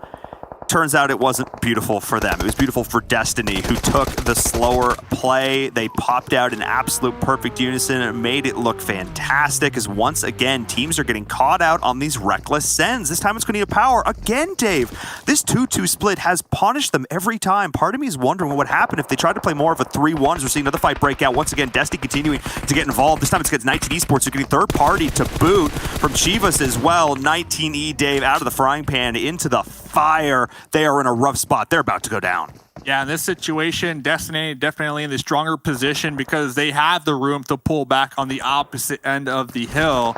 We saw 19E trying to push over that hill, immediately spotted from Shivas from behind, and they're just tunnel vision right now on that position. And another kind of caveat, 19E, they're going to need to watch their back end because Alpha 7, yeah, that position that 19E are in, they have 3 teams right now pretty much surrounding them. And I don't know if they're going to make it out in a lap. Yeah, look at that's the angle I was talking about. 19E, they're just like ducks right now, just sitting there and hoping that, I mean, Acer's in a bush. Acer's hoping that that bush is enough camouflage. I mean, at least for GFan, this is basically where Nova Esports drops on Sandhawk. So very familiar with the landscape. Not going to do a whole lot for you at this point, as they're just heads down in the water trying to survive as Alpha 7 is moving in, and that's going to be it. Acer goes out. 19E, just a little bit of bad rotation and other teams punishing them there, not able to get enough groundwork. I wish they'd been able to take over that compound that Destiny was in before Destiny rotated in. I think that would have been big for them here, not getting forced out onto this barren terrain out here on the outside. This hard shift just did not play well for them because so many teams came into their space. And now Destiny, Dave, the team that showed up on day number 1, got quiet on day number 2, is looking to go loud again here in game number 2. I see Destiny getting wiped right here. And the reason I say that is because Senatexa, you can tell with the way they're moving, the new light machine gun they're carrying is just like a +10 in confidence department. Like, they're just sending it right now, getting some additional ammo. There's 75 rounds in that machine gun. Like, that thing, and it fires faster than a Vector and does double the damage. So, Destiny, you got the cover. Don't be peeking them heads because Senatexa is looking for him, especially with the 6 times on that bad boy. It's going to be insane. That's going to be quite terrifying, especially because they did just get the circle. Revu is scouting. They realize there's still one player of 19 Esports left, and they think they have a guess about where that player is. Another hard shift, though. But again, we knew not be favoring the water all the way up here just outside of Ruins. That's the big thing. So this southern portion of the circle, all these teams coming in, going to be interesting to see. Also, RTG, Dave, they played in the blue this entire game. They have not been in the zone for like 8 minutes. This is pretty crazy. And 4 alive. Hey, 4 alive. So maybe we'll see them late game. Like, hey, there they are. Hey, 4 alive. We're starting to unravel their strategy right now. So we'll see if they can survive as Ghost Gaming on the edge, not quite in the zone. I'll be over here trying to gatekeep. Keep Turkey, see if they can keep him out. Daddy's still alive in the back end as well. Yeah, Daddy did a great job surviving that off-angle player, able to snake their way through. The kill feed is continuing to light up. Kudir up here on the high ground, though, is going to have a great position, not only to gather intel onto Ghost, potentially be able to get this opening knock, but Spec is well aware. But Ghost is in a rough one because they are not in this next circle. They have to move forward. At Nextria Gaming, they are in the prime position to play Gatekeeper. Yeah, we see, I believe, Bayo taking some shots on that guard tower just to keep them pinned down, you know, prone, and to allow their squad mates to push up just a little more. But UDR, Pokus in the grass. Right there, getting a knock and even a kill. Yeah, nicely done. I mean, that's going to help them be able to push in a little bit further here. But Guns, oh, that position they're in is so good right now. They are going to have to move for this next circle, though. But having that hard cover to work with is fantastic. Godsend is just stuck out here in the blue. Dave, it's Sandhawk. Why would you expect anything else? Papa Blue always has the last laugh when we're looking at Sandhawk. And Guns already moving on out of there. The next zone does shift. They're going to be pretty much pushing uphill in their vehicles right into Onyx. So Onyx with the advantage, they have the uphill, they have the cover, and the zone. We'll see if they can defend. Guns, super strong team, and a lot of teams right now just trying to fight their way in right now towards the south and just survive. Yeah, oh, we can see all these long-range shots. Nuggets is getting involved from the blue. No, they're not long for this world. They're going to try and take down as many teams as possible with them, as Onyx is continuing to keep the pressure up there on that cliff. They've got a great spot, but they lost the zone. Dave, it's centered up on RTG, who rotated in from the blue into Ruins. This team, I'm losing my mind over it, Dave. It's absolutely nuts. As Ghost Gaming continue to push it now into Nextria Gaming, taking a lot of damage, but Ghost is taking more. They're in a terrible position. They're getting pinched from all sides. Tommy gun. Tensa's looking to put the pressure back on, but can't find the shot. Spec drops, and just like that, Ghost Gaming is out in 15th place. Dave, deja vu. Game 1 to game 2, 2 days in a row. What's up with Ghost?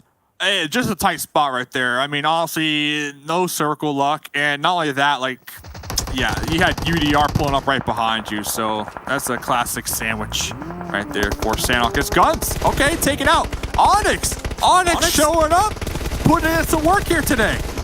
I mean, that's what you need to do. 19E also finally going down, getting a little bit more in terms of placements there for G-Fan. Not ideal. As we're seeing next Ria Gaming, they did a fantastic job gatekeeping Ghost, and now they're just holding back the line as all these other teams are pushing in. I feel like it's the hot gates right now, where these 4 players are fighting off an army of enemies. The hot potato hot gates. Everyone's trying to pass it off to the enemies, and hey, look at them. No, look at me, because once we start to take some shots, everybody down here is going to be looking in your direction, trying to take you out, trying to get those kills. But look at the teamwork right now, all moving together as a unit. 9 AKM in hand. Go for the spray. Oh, but traded on. Oh, nicely done there from Next Ria Gaming. The team shooting is a little bit better. The third party comes in as well as Nomi, I believe it was, looking to get in there. No, it was just a play zone as well. Great little play there from Next Ria Gaming. And they're just out too. Wow. Couple kills though. Couple kills, and when we're looking at Sandhawk, that is perfect. I talked about it. 20 minutes in, 8 teams. That's 1 placement point. So if you could die right now with 4 or 5 kills, that's a win. That is a huge win in my book. And let's see, looking around. Yeah, we got a lot of solos. Circle. A lot of solos right now too. We do indeed. But Dave, you want to talk about winning? 4 players up, hard cover in the zone, only team in it. Ra'ad is in a winning position right now. RTG did a fantastic position late rotating in. They took over Ruins, but they're going to have to push their Chivas to move next. Alpha 7, UDR, KP, LN, Destiny, Solo City, Dave. It's Solo City. So Shivas can use this Defilade on the road to possibly provide some cover. Yeah, we can see him just pretty much sending it for free, not even spotted. But RTG is going to roll up right behind him. Here it is. This is the fight we were looking for, the pure 4v4, the 2 squads that took it easy, looking to go hard as those shots from El Chapo. If he stays alive, he is an absolute menace, as it is a 2v1 situation, as Nito was looking to get off the first aid. Will the revives come out? Chapo going on over, AK in hand. Can they find the shots? Wide peek, and there it is. Chapo, huge plays from RTG, but now, Dave, their fight is just getting started. Yeah, they're going to have to push uphill here, basically, because look at this next circle. And Egypt, we talked about them. They're trying to make it so the world knows their name. We talked about it. 3 years playing together. Okay, let's see what they can do here. This is looking like their winner chicken dinner. They just need to make sure not to overexpose themselves in that window to get knocked out for free, as they clearly have the advantage in the situation. Huge advantage here. If they want to prove how they compete on the world stage, this is their game to win. They need to make sure they can do it. But with shots and nades like that coming in, the team play. One player shoots the door and the other one throws the nade through it. Are you kidding me? Cornina power on another level. Get the pickup. But look at Daddy from behind trying to sneak up, trying to backstab, take advantage of the situation. Cornina power still a duo, but they're playing right now like they're a squad. This is, I mean, Dave, that play was absolutely massive. Delhop with the off angle is going to have to try and get through there. Have they been able to get the revives off? Yes, they are, chaining those together, which is huge. Cornina power, nobody's going to have a helmet right now.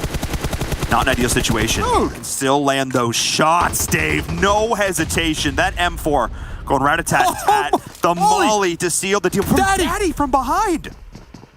Daddy trying to steal some of these points. Nomi inflicting so much damage through that door. But look at this. RTG trying to third party Cornina power. 10K able to stay alive. Daddy's been exposed. RTG with that nade all the way over. El Chapo, you absolute fiend. Top 4 finish, though, from Loconostra, which, considering how this game started, more than they could have asked for. Odds still holding on in a 3v2v2.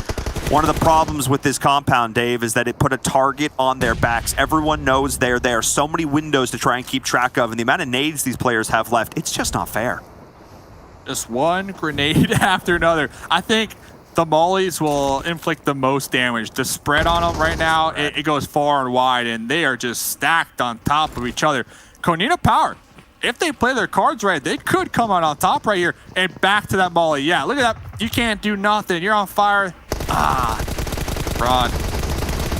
I mean, the one player, though, Mornir, who came on the outside, appreciated that they had to make a different play from a different angle. Every single team is shooting each other right now. RTG's going to drop. It comes down to Konina Power and Rod. Rod still finds the shots, and they still get it done. Absolutely incredible play there from them at the end. Rod so close to losing it all, and they turn it around. Dave, no one was expecting them to bail at the back of that compound. No one was expecting the wide flank. That snake in the grass bit. Oh, my goodness, I thought they weren't winning that. That was insane. Dude, they were getting shredded, but I think at the end of the day, simple math, right? Simple math. They had 4 up late game. Yeah, they kept getting traded for those knocks back and forth, but the other squads had a duo, and then a solo daddy from behind. So GG's. I mean, GG's. Yeah, they got some luck with those zones to be able to remain in that compound for some time. But like you said, to be able to sneak one of their players out of that compound for free without getting taken down in the process, well, that right there, that's the game-winning play right there. And that's exactly what we saw. They got the win at the end. I mean, as we take a look back, Dave, it comes down to that killer instinct. It comes down to that knowledge of what we're doing right now isn't working. I need to make a change. That last play to bail out the back, jump up behind, everybody knew where everybody was, or so they thought. Or so they thought. That was the biggest difference maker there. Oh, that cheap I didn't play. see We missed that. Yeah, what? We missed that live. That Cybertruck doing absolute work. Oh my goodness. And this was the big play at the end. The Destiny, the pop-off moment. 19E though. I think of all the teams when it comes to luck in the server, 19E had the least. Yeah. Three different squads. Like, you gotta know where to go. We saw Acer in that bush at the end, but not a Dave's top 10 bush because you got taken out. Shivas though, do we give out style points? Because if we did, that pull up in that Cybertruck right there, that's at least plus 20 style points. But here's kind of where Ghost Gaming started to not get so fortunate. The zones kept not favoring them, forced to push uphill, and just pinched between 2 different teams. Yeah, not ideal at all. And this was the setup. Look into him. Rahad had this compound early, and they were able to stay in it for the entire game. RTG came in late through Ruins, put on an absolutely stellar performance, and Konina Power got involved as well. I mean, that's just deadly. But it was this last play here. It was his last play from Murnir. This was it. I mean, that snake in the grass, Dave, I can't say enough good things. And Rod, I can only imagine their helmets, their vests, they might not even had any because they got knocked so many times in that compound. We saw Alpha 7. Everybody and their mother was taking shots in that compound, but they somehow still managed to come out on top. Winner, chicken dinner, GG's. Ladies and gentlemen, we will be right back after the break with some more PUBG Mobile action. I've got a difficult mission for you. Who's in? Close to 1 billion people from 92 of the world's poorest countries need to be vaccinated. You'll need to work closely with governments and health authorities, and it will take millions of volunteers. And it has to be cheap. This is a mission only a few organizations can handle. It is the world's biggest and fastest distribution of a vaccine ever. Equipment such as needles, canisters, visors, protective suits, and sanitizer need to be in place first. All of this has to be transported to the most inaccessible corners of the world. The vaccine has to be kept cold constantly. If not, it's all for nothing. And when the vaccine gets close, a population without mobile phones or internet needs to get the message. Thousands of health workers have to be trained to perform vital work.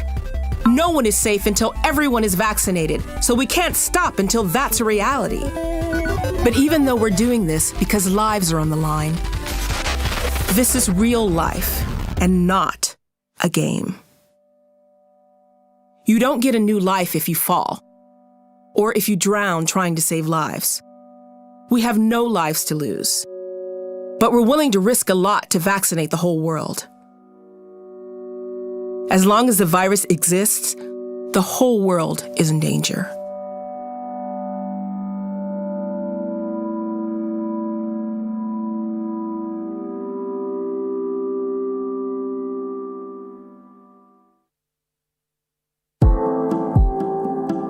before we were anywhere near the extent we're at now, Alicia and her team were working tremendously hard to address perceived future drug shortages.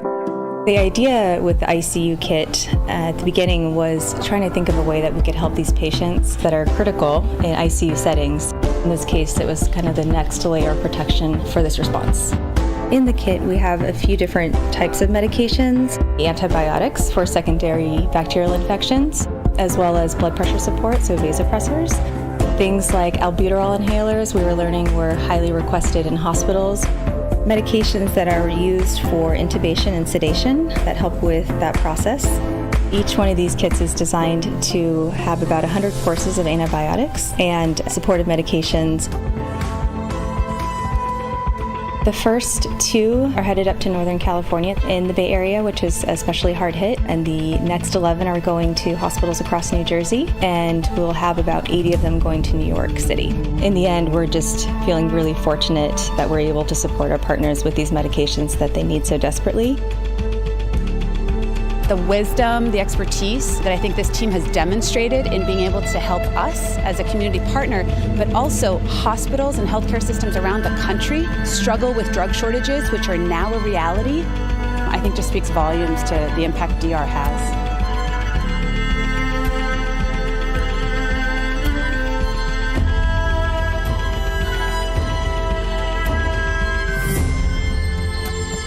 We've got the OnePlus 9 Pro, and it's absolutely gorgeous. Oh my gosh, this display is just out of this world.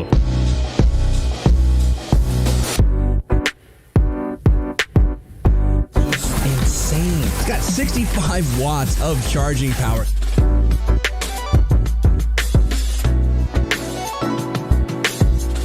The 9 series is next level. The PUBG Mobile World Invitational is powered by Gamers Without Borders and brought to you by OnePlus, the official smartphone provider, Nemo TV, the official streaming platform, and STC, the official playout sponsor. And I don't know what it is about today here on day 3 of the PUBG Mobile World Invitational, but it seems to be that we are doing some insane stuff. It seems to be our predictions are on point, and hopefully they continue to be on point here for all of the teams out there, considering they would love to have our predictions on their side, whereas previously the curse of Frost was too strong. Anyways, guys, moving forward into this one, there's so many things to break down. There's so many things to talk about. Frost, I'm going to throw it to you first. Which one do you want to start off with? Look, I want to start off with, I don't know, who do I want to start off with? That's kind of a good question. But let's start off with Next Korea, because I think they had a phenomenal game. Even though they only, they had a 10th place, I think. But they had 9 kills, and they were just going through everybody in the start of the game almost, or the mid game. They had to fight so many teams and still get themselves 10 points. That's why they're one of the top teams here right now. But if you look at it, of course, Rad clutching it towards the end there, getting himself 21 points. They had a really rough time. Remember how Kunina Power was just holding him down, and Kunina Power with that double shooting down the door, throwing that nade timing. Woo, that was just spicy. That was nice to see. And for me, I mean, Rod, 21 points. I did say they were going to win the first game, and then I kind of carried on to this match. So I will take full credit for that. 21 points. I'll take that W there, Rod. RTG Esports, I mean, we're going to go into that a little bit more in regards to them. Kunina Power, 16 points, even though we really haven't seen a W from them, a chicken dinner. They are being able to maintain themselves within that consistency of a top 5 team right here, being able to get 16 points. Really big for them. We go down a little bit more, and I think that the biggest one, as you were touching on right there, Frost, Next Ruya, even though they only got 1 placement points for them to be able to get kills, and this is something our casters have been alluding to, Mustache Dave and Imbirum as well. They say, hey, even if you don't get any placement points, with the crazy circles that we're getting here, just secure those kills, because that will definitely be on your side. La Conostra being able to only get 1 kill, but guess what? They were able to make up for it in regards to placement points. We're going to go down a little bit more. Chivas Esports, I think this is a great bounce back here, as we will be going towards the next page. At least they were able to secure 6 kills. Now going back in regards to their consistency when it comes to kills. Team Onyx, the team that was last at some point, guess what? Not last anymore, being able to secure 6 kills. Alpha 7, 4 points. Not bad. You know, I'll take it. 19 Esports, as Mustache Dave and Veer was saying, they were the unluckiest team possible, but they were still able to secure some of those points. And then I want to go down a little bit more towards Ghost Gaming. I mean, this is the second Sandhawk in a row now where they do, the second day actually, pretty much deja vu. What Baron was saying is they do well on the first Erangel, and then going to the Sandhawk, everything just goes crazy, and they end up only getting either 1 point or 0 points. So interesting stuff, and something to keep in mind there with Ghost Gaming too, Frost. Yeah, I mean, we saw them yesterday, though, with 2 great games on Erangel, and we saw them today, so of course, in the first game, pretty good, pretty decent first game, right? They had a lot of kills, I think it was 9 kills and a 5th place in the first game, so hopefully they can replicate that and break that deja vu, because we don't want to see what happened yesterday on their second Erangel game, where they got himself a 13th place and 0 kills. That's not what we want to see from him. We want to see what we saw from Ghost in the previous game, straight away, getting that first kill, straight up, making sure that Guns is not bullying them in Pochinki, and then they can just play their own game and make sure that they have all 4 up, and hopefully HH will be just keep on just doing what he did in the game 1. Speaking of playing their own game, we're going to take a look at our total damage, because I believe RTG was doing just that, maybe a midi game within a PUBG Mobile, considering they were out in the blue for the majority of the time. And then we see here on our damage and kills, actually, it's going to be the 1,636 damage coming for Nextria Gaming. A little bit surprised to not see Rod a little bit higher, a little bit surprised to not see RTG a little bit higher, but at the same time, I think RTG were spending a little bit too much time in the blue to actually do damage until the very end.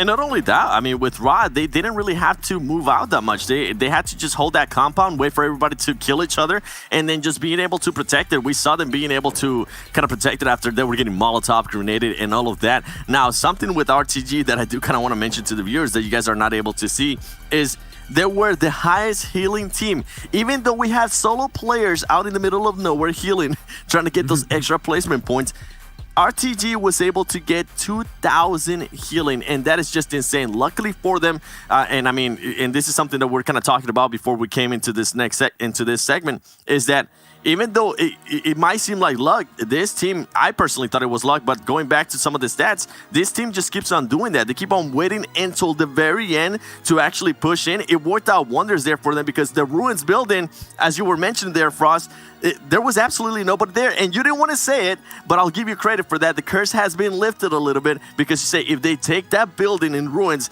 they'll be able to move out from there and take on to some teams, and if they win those gunfights, they can end up on a top 2 or top 3 situation. I mean, that was a great rotation. Coming in from the blue, they knew that they had to go in somewhere, and that's going to be one of the places where you least expect someone to be at, because if someone's over there, they're going to be where Shivas was, or up on the rocks just south of the Ruins there. But also, from both Rad and Road to Glory, it's all about those impact damage, impact kills that we've seen from them. Even though they're not topping it off, they know that we only strike when it's actually necessary. Well, let's look at RTG. You're talking about damage, you're talking about striking out when the time is hot and the time is perfect. Let's take a look at the player stats actually across the board for them. Though I think the healing is going to be probably the most interesting part about this. Obviously, as we saw them sit in the blue buff the majority of the time. But I will say this, Seven, is not the most healing I've seen done, actually. I had a match in PMPL Western Europe. I think it was like over 3,700 healing by one team. Because they were doing the exact same strategy, sitting in blue the entire time. One big thing, just having a picnic back there, huh? One big thing that we always talk about is El Chapo. Look at this. He's staying alive. He's doing a lot of damage. He's getting those kills. But again, the impact on this, the impact kills was on Shivas. They was just west of the Ruins outside there. And they managed to surprise them and caught them off guard, getting that first, the second knock. That opened everything up for them, and they had control over the whole situation. If that didn't happen, if El Chapo didn't get those knocks, it would have been a totally different story. So great to see that. Even though, of course, we see Marshall Carryboy not with the most damage. Marshall managed to get himself 1 kill, even with only 9 damage. Get that one little steal there, you know, it's important. That's 1 point secured for the team. 9 damage. That's looking like the stats I put up when I play PUBG Mobile. Let's take a look at a different team who definitely does better than I do when it comes to PUBGM. Let's take a look at Raad, as they've been able to pick themselves up the chicken dinner. And I swear that was like a 1v4 at the very end out of Delhop as well. Like taking down all the members of Canadian Power. At least it felt like it.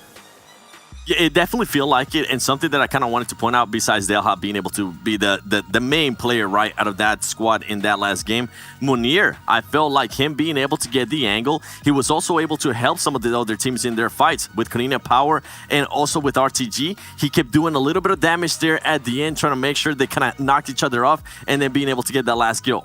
Also, Delha, I mean, he's been on a roll. He's been able to get 2,000 damage pretty much for the past 2 days, and for him to be able to still put up good performances here, that's huge. Now, going to Sadat, remember, Sadat, it was that one player that I mentioned. He might not be able to be the one that's getting the most damage or the most kills, but he is currently the one getting the most average survival time, and not only that, he's also getting the most assists out of his team.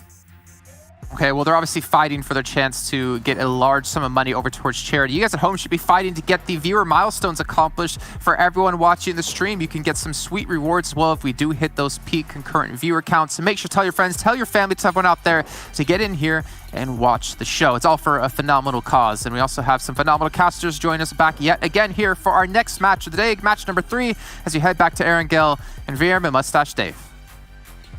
Thanks so much, Jason. We're back once again on Erangel. Dave, the map that we keep coming back to time and again, 60% of our matches here, and it's gotten better and better every single time. We saw Ghost Gaming show up in a big way in game number 1. They dropped off game number 2. Are they going to come back in game number 3?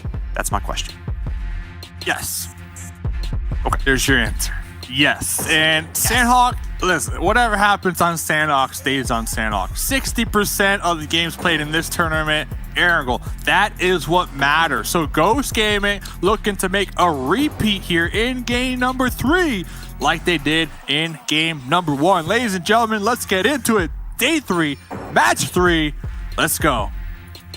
Well over the halfway mark at this point, which means the pressure is mounting for every single one of these squads. You can leave nothing on the table. Only 8 matches left. And right now, looking at the scores, we've got some haves and some have-nots. I mean, up at the top, 129 points. Konina Power is looking incredibly strong. Squads we're really looking at in the middle, Guns, Destiny, Ghost, Team Queso, they are so far off that, Dave. If they are going to start to turn their fortunes around, if they want to take the whole thing, if they want to help donate that lion's share of that money to charity, this is the game. Go big here. They got to go big here. And we're looking at Ghost. You already know the story. Ghost versus Guns. Ghost, let's see. This is their game. Somebody DM me. 2 rocks. They're not going to let me go with that one. 2 rocks. So Ghost Gaming looking to not be 2 rocks this game, but flint and steel to ignite there it is. Their inner rage to get those kill points this game. I already see some shots popping off. I already see a down indicator right there between that Guns versus Ghost Gaming. So Ghost Gaming already looking to get some points early game. Ghost Gaming, 100% win rate against Guns in this city. Not in scrims, but in our games when they matter the most. You teased it on day 1. Maybe they sort of sacked a little bit, you know, how well they were playing there. And I don't think that would be the case because, Dave, this is a totally different drop pattern. They've actually been pure hot dropped. They split. Guns is actually going toe-to-toe against their opponents right now. And HH24, Uzi in hand, he ain't having none of it. And a shotgun. Okay. Yeah, it looks like Guns right now directly in between all 4 members. And Ghost Gaming, they're looking to section off 1 enemy at a time. Get them pinned behind that wall. HH. Oh, Spec though. Spec is traded on from Freaks, AKM. Looking to get the confirm. Tensa though, remember. Tensa, a phenomenal player, especially up close and personal. But Bale with that off angle needs to make sure not to get tagged right there. That's the thing with the AK and the early game. People don't have vests and helmets and stuff like that. That big ammo does so much work, but they're doing with the SCAR as well. And just like this, it's all starting to fall apart for Ghosts. Their win rate maybe. Oh, never mind.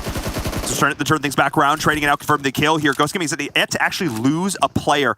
Bayo is down. They were able to get the revive onto Spec. Great little bit of team play here from Ghost, as it is a 4v2. If they are able to get this full revive, moving with the high ground, though, is going to be a massive factor in this. Ralph with the nade, primed, cooked. But Tensa, he was in the animation. His head was down. It didn't quite confirm it. And Tommy Gun Tensa, Dave, is showing up in the server. Going up, has the advantage up here on the roof. Another trade. HH is just popping off this game. One-man army. Hamoudi, the last one alive right now, making sure to at least get a kill point underneath their belt, but Spec with the UMP to seal the deal with some air punches right there to celebrate, and they did it just in time to get the good old-fashioned Bayo Mayo back up. Oh, no. They lost HH, though. I thought we buried that. Jason, no. Dave, you're not allowed to bring that back. I think, are those punches of joy or are those punches of darn it, we still lost one? Because they almost did that clean. And we talked about it in game number 1, and I went and sat and did some math. So if Ghost takes this fight every game, and if they win this fight every game, over the course of all the Erangels we had left to play, that was 24 points. That is almost 2 full chicken dinners worth of points if they kill guns every single time for every Erangel for the rest of these last 2 days. That's the kind of points they're looking at. There's zero reason for them not to do it every single time if they feel confident that they consistently win. And right now, Dave, they'd have no reason to think otherwise. I know day one, Mustache Dave, some would say huge guns fan, representing the team from Iraq. And I still am, I still am. Huge gun, but Ghost Gaming, hey, USA, I kind of got to root for him here at this point. So right there, HH24, so much work. Talk about clocking in here right now. He punched that ticket, 2 kills to themselves. We saw the Scar / Uzi combo, and then of course Tensa on the roof up there towards the end to try to seal that deal. They used Bayo as bait, for sure. How about that? Oh, yeah. The Bayo bait. So not the Bayo Mayo, but the Bayo bait. Bayo out there on that off angle, trying to catch him with that flank. Caught off guard. Totally fine, though, because that allowed their squad mates, Bayo's squad mates, to kind of collapse just a little closer and surround guns a little tighter, a little further in. And I think that's what sealed the deal right there for Ghost Gaming to come out on top. And I also think we always give Bayo a lot of love for being the strategist, the brains. His opening 1v1 win is what set that all up for them. Because Ghost didn't choose that. Guns chose that. They're the ones who hot dropped on Ghost's side of the city. They're the ones who initiated that early game scrap. A bit of retaliation, I figure, from how Erangel went in game number 1, where Ghost cleanly eliminated them over about 15 minutes. I'm not sure if Guns is going to do that again. It will. The question now becomes, it will. Are they going to do that again? Yeah, they will. Are they going to hot drop them like that? Drop a chinky, sure, but are they going to hot drop like that? All right, Dave says yes. Chat, what do you think? Let's see what chat thinks. Is Guns going to keep going for it? Because at this point, Dave, 1 point ain't going to cut it. No, it's not. They are in that mid-pack right now. They are in that mid-pack. But you have to remember, all the money, all that cash money that's going to be won here tomorrow, all for a good cause. All getting donated, help everybody in need, no one left behind, for those charities to support those communities that can't afford the vaccine. So it's all for a good cause. But when I'm talking, you're taking my pachinki spot, and on stream, you're going to wipe out my squad in my spot, I think Guns, they have to come back, Paul. They got to tape up them gloves, and they got to come back to at least even the score with Ghost Gaming and just put some respect on their name. All right, well, they've got one Miramar match to have the fastest anime training arc of their lives in order to power up to come back into Ghost for the last game of the day. We'll see what they can do, at least on this one. We'll see if they can rally and get some of that ego back and see if they can take Ghost down a peg. But let's take a look at the map state as a whole.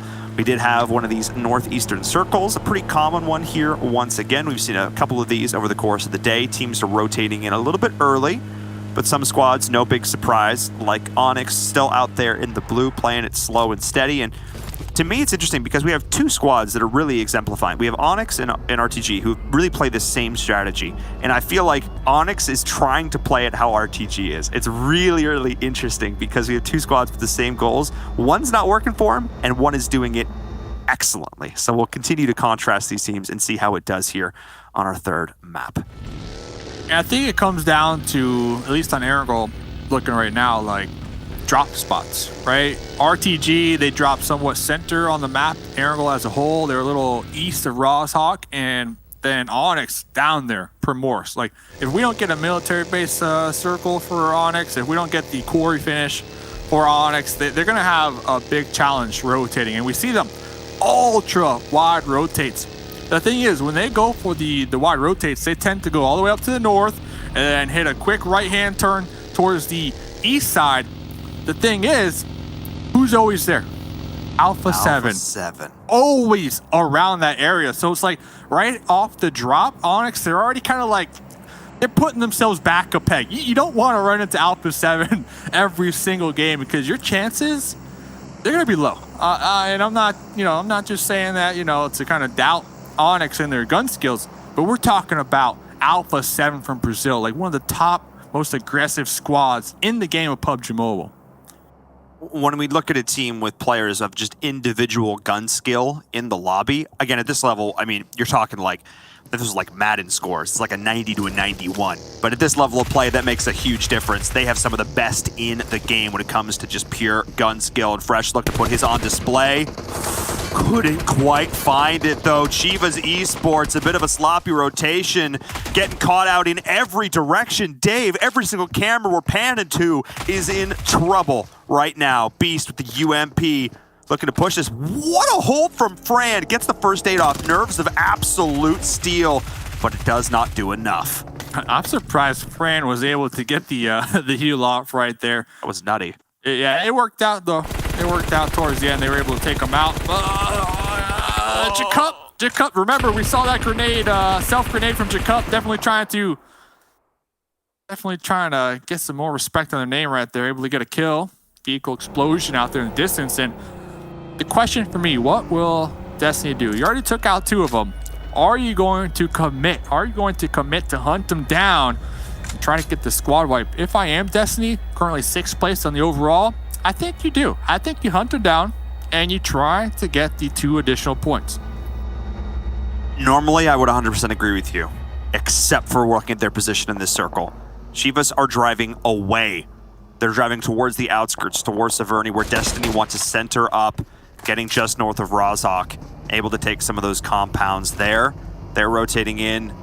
They're still looking for them, though, Dave, so you might not be wrong. They're scouting the Severny angle, looking towards Alpha 7, Destiny trying to hold all these different angles. UDR Killers is looking to get involved as well, though. It's so hard to see where these teams are on the map, Dave, because we still have 15 up and in it right now. They're all stacked on top of one another, trying to get a glimpse of where all these squads are. It's tough because we still have 56 players in the lobby, and we're coming on to circle number 3. Meanwhile, Sandro just looking at the sky, looking to see if that plane will favor them with the good juicy crate right there. And yeah, Destiny, it looks like they are gonna, put a halt to that hunt down. They seem to have lost the scent from the duo coming on out there from Chivas, as now they got bigger fish to fry. Alpha 7 going to be right between Destiny and Onyx and even Godsend. So really, depending on where this next zone goes, is it going to go north or south of that nice Rozhok River? Well, that's going to be the big Thanos snap that John Allen likes to put it here this game, because that water is like clear cut right down the middle of the zone. I mean, this circle's thinking like north, south, perfectly balanced, as all things should be. It could go either way right now, and that river will cause a lot of problems for those teams who are stuck on the wrong side. I also want to note, Mafios from Alpha 7 is long looting in George. So I think maybe a med strap potential as well coming in from Alpha 7. We'll be keeping an eye on that. As Onyx was able to rotate in and around, Mafios would have been cognizant of that, would have heard the vehicles. So keeping an eye on this for sure. Alpha 7, a little bit of a different strategy here from them. And I think back to Carrillo and the classic Loops roster, how aggressive that team always played, how it was really the hallmark of Brazil. This is something totally different. And maybe they're not regretting it now, as we do see the hard southern shift. These northern teams, Dave, they've got to rethink this strategy. Things are about to start to get a little bit crazy, and Onyx is experiencing that firsthand. Yeah, almost immediately we got, 6 teams up here to north that all need to come up with some type of game plan. Onyx, oh wow, okay, 7, yeah, 7. We're going to just have to leave you to the Wolves right there, because they have to reposition, and they have to not only avoid Godsend, avoid Destiny, avoid Alpha 7, but they're going to have teams already waiting in the zone for them. And before we get to them, UDR, Clash, hello, pull up. And RTG. You can see the third party coming in on the kill feed. That's what that was happening. Trazen priming this grenade. Gets it out. Not going to do a whole lot. Trazen, whose luck I constantly talk about because he's constantly in awful positions. This time, though, putting UDR just there, as we can see them constantly being pressured from that third party as well. The smokes are down, making me cough through the screen, Dave, because UDR, they are in a bit of a pickle. Yeah, I'm like trying to think, like UDR, if I am them right now, like what do you do? And honestly, I think trying to get into the vehicles and reposition to Sandro is going to be the best bet. Taking this engagement right here, it's yeah, you're already losing one. So Nano, you're just gonna have to try to get on out of here. They already threw the smokes. Can they make it? Oh, but look who else is crashing right on top of them. Rod. Focus is gonna drop. Yeah, I mean this is rough. Oof. I mean, Sandro is just being forced to play double, triple duty right now, protecting his teammates who are rolling on in, trying to deny the squads who are meeting up in apps. I mean, we've seen some crazy apartment finishes, Dave. I mean, wild apartment finishes. With Konina Power joining us as well, this is only going to continue to get spicy as all the teams are rotating in a lot of wide wraps, as teams didn't want to do the pure north-south over the river, which actually means that it's pretty wide open. Rozhok is still fully clear. Not sure how that's possible. And all these teams are stacked up on apartments. I think everyone had the same idea. Yeah, and looks like Alpha 7, they might be scouting out Rozhok to take that for themselves. Ghost Gaming did take over school, but 3 teams in apartments. Konina Power currently in first place, going to be one of those teams. Okay, the coupe. Okay, those shocks, the traction, pretty good. Now we know it can run over a hay bale and still make it. Team Queso down here in the south on Potato Hill. They got the high ground. They're taking shots at Godsend. They're going to try to gatekeep them and get these kill points as best as possible. I think for me, I like this for Team Queso. I like them being the ones playing gatekeeper and not the ones executing the crashes. That's where we've seen them struggle, but it's gonna be. It doesn't matter. Yeah. Oh my! That is the hardest. That white line is touching the blue, Dave. That is the hardest shift it could possibly be. And I don't know what RTG did. I don't know what sacrifice they made, but the circle gods are with them today. Oh me, oh my! They are in a prime position once again. But so is Onyx, Destiny, Chivas as well, and everybody else, Dave. It's pedal to the metal. It's Mad Max time. You gotta land those. You gotta land those. M249. Yeah. RTG also going to be gifted a crate. We see they're out there on the distance. Sandro with that second chance opportunity. Trying to go full Rambo out here, but with that red dot, just not able to connect onto the target. Okay, UDR though, they're right there on the edge.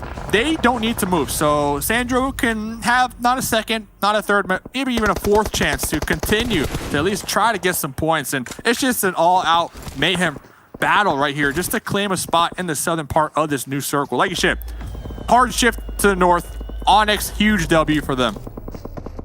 I mean, it doesn't get much better for this than the teams who are already up there. Every single team is having a struggle on the road right now. This is like a not-so-friendly game of Mario Kart where everybody's just looking for that blue shell. And you can see Frozen going for it right there. The run over onto Acer and the kill feed. These guys are vicious when it comes to these rotations at this point. Everybody is trying to find that key compound, and getting there just a second sooner is Konina Power. Destiny now, Dave, has to rethink this plan. They were just a little too slow. Kind of separated too as well if we're looking at Destiny. They are trying to gatekeep Chivas as they do have that solo still out there trying to get that pickup. But look at the pull-up. Team Queso, we talk about them time and time again. When all else fails, just full YOLO send it and try to come out on top and clash. Oh, putting a stop to that. Man, Team Queso and their pull-ups, their crashes. If I'm a Team Queso fan, all right, I have my fingers crossed for them to just get the zone so that they're not forced in that situation. Because their decision-making just hasn't been paying off for them here. We'll see if it'll be a little bit better for Loca Nostra, trying to capitalize on the chaos that was already sown as Clash continued to hold on to this compound. They've been doing it all day long. The nades are coming in as LCO is just dropping too. The third party coming in as well. Loca Nostra is just in a world of hurt. Absolute panic on their faces right now. And uh-oh, jumping through the window. as the third party comes in from Destiny. Wow. EE right there. All you need to do with that DP prone, get that tripod action going, even stable. Able to get those bullets right through that window. And Savage pretty much lucking out right now with that third party from Destiny, because Clash, they were just, you could see, they were just full blown trying to make sure to take out Loconosha right there in that situation. If I'm Clash, I get all 4 up, and then I just rush Savage. You cannot have another player, you know, in your compound right now. Just send everybody at him. Every 3 players. Have Terminus set back up there, Overwatch, everybody else needs to rush him, get him out of your compound, take that back over, and then you are in such a stellar position. Or just use nades. Yeah. Or just use nades. And they saw the smokes, right? They saw the smoke. So it's like, okay, where could they be in the smoke? So they toss about 5 grenades. Yeah. And just in time. There. Just in time. Look, next zone doesn't favor that compound. Clash, though, already sitting on a couple kill points, which is good. They have a couple vehicles from all those enemies crashing them, so they could build their own cover in the next zone, which is huge for them. Which, again, talk about it. RTG, what did you say? Like, what happened? Oh, no. Oh, no. Check up. Oh, no.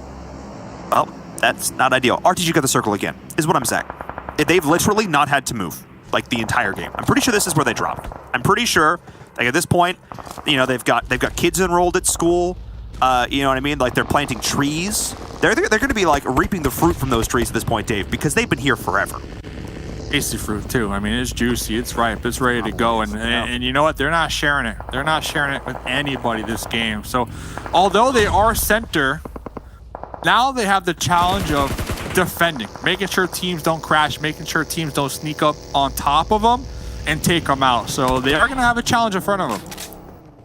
They are. I mean, it's the same situation Arad was in that last game, where everybody knows where you are. Everybody knows the team is going to be in that compound. The question is, what can you do with it? Destiny?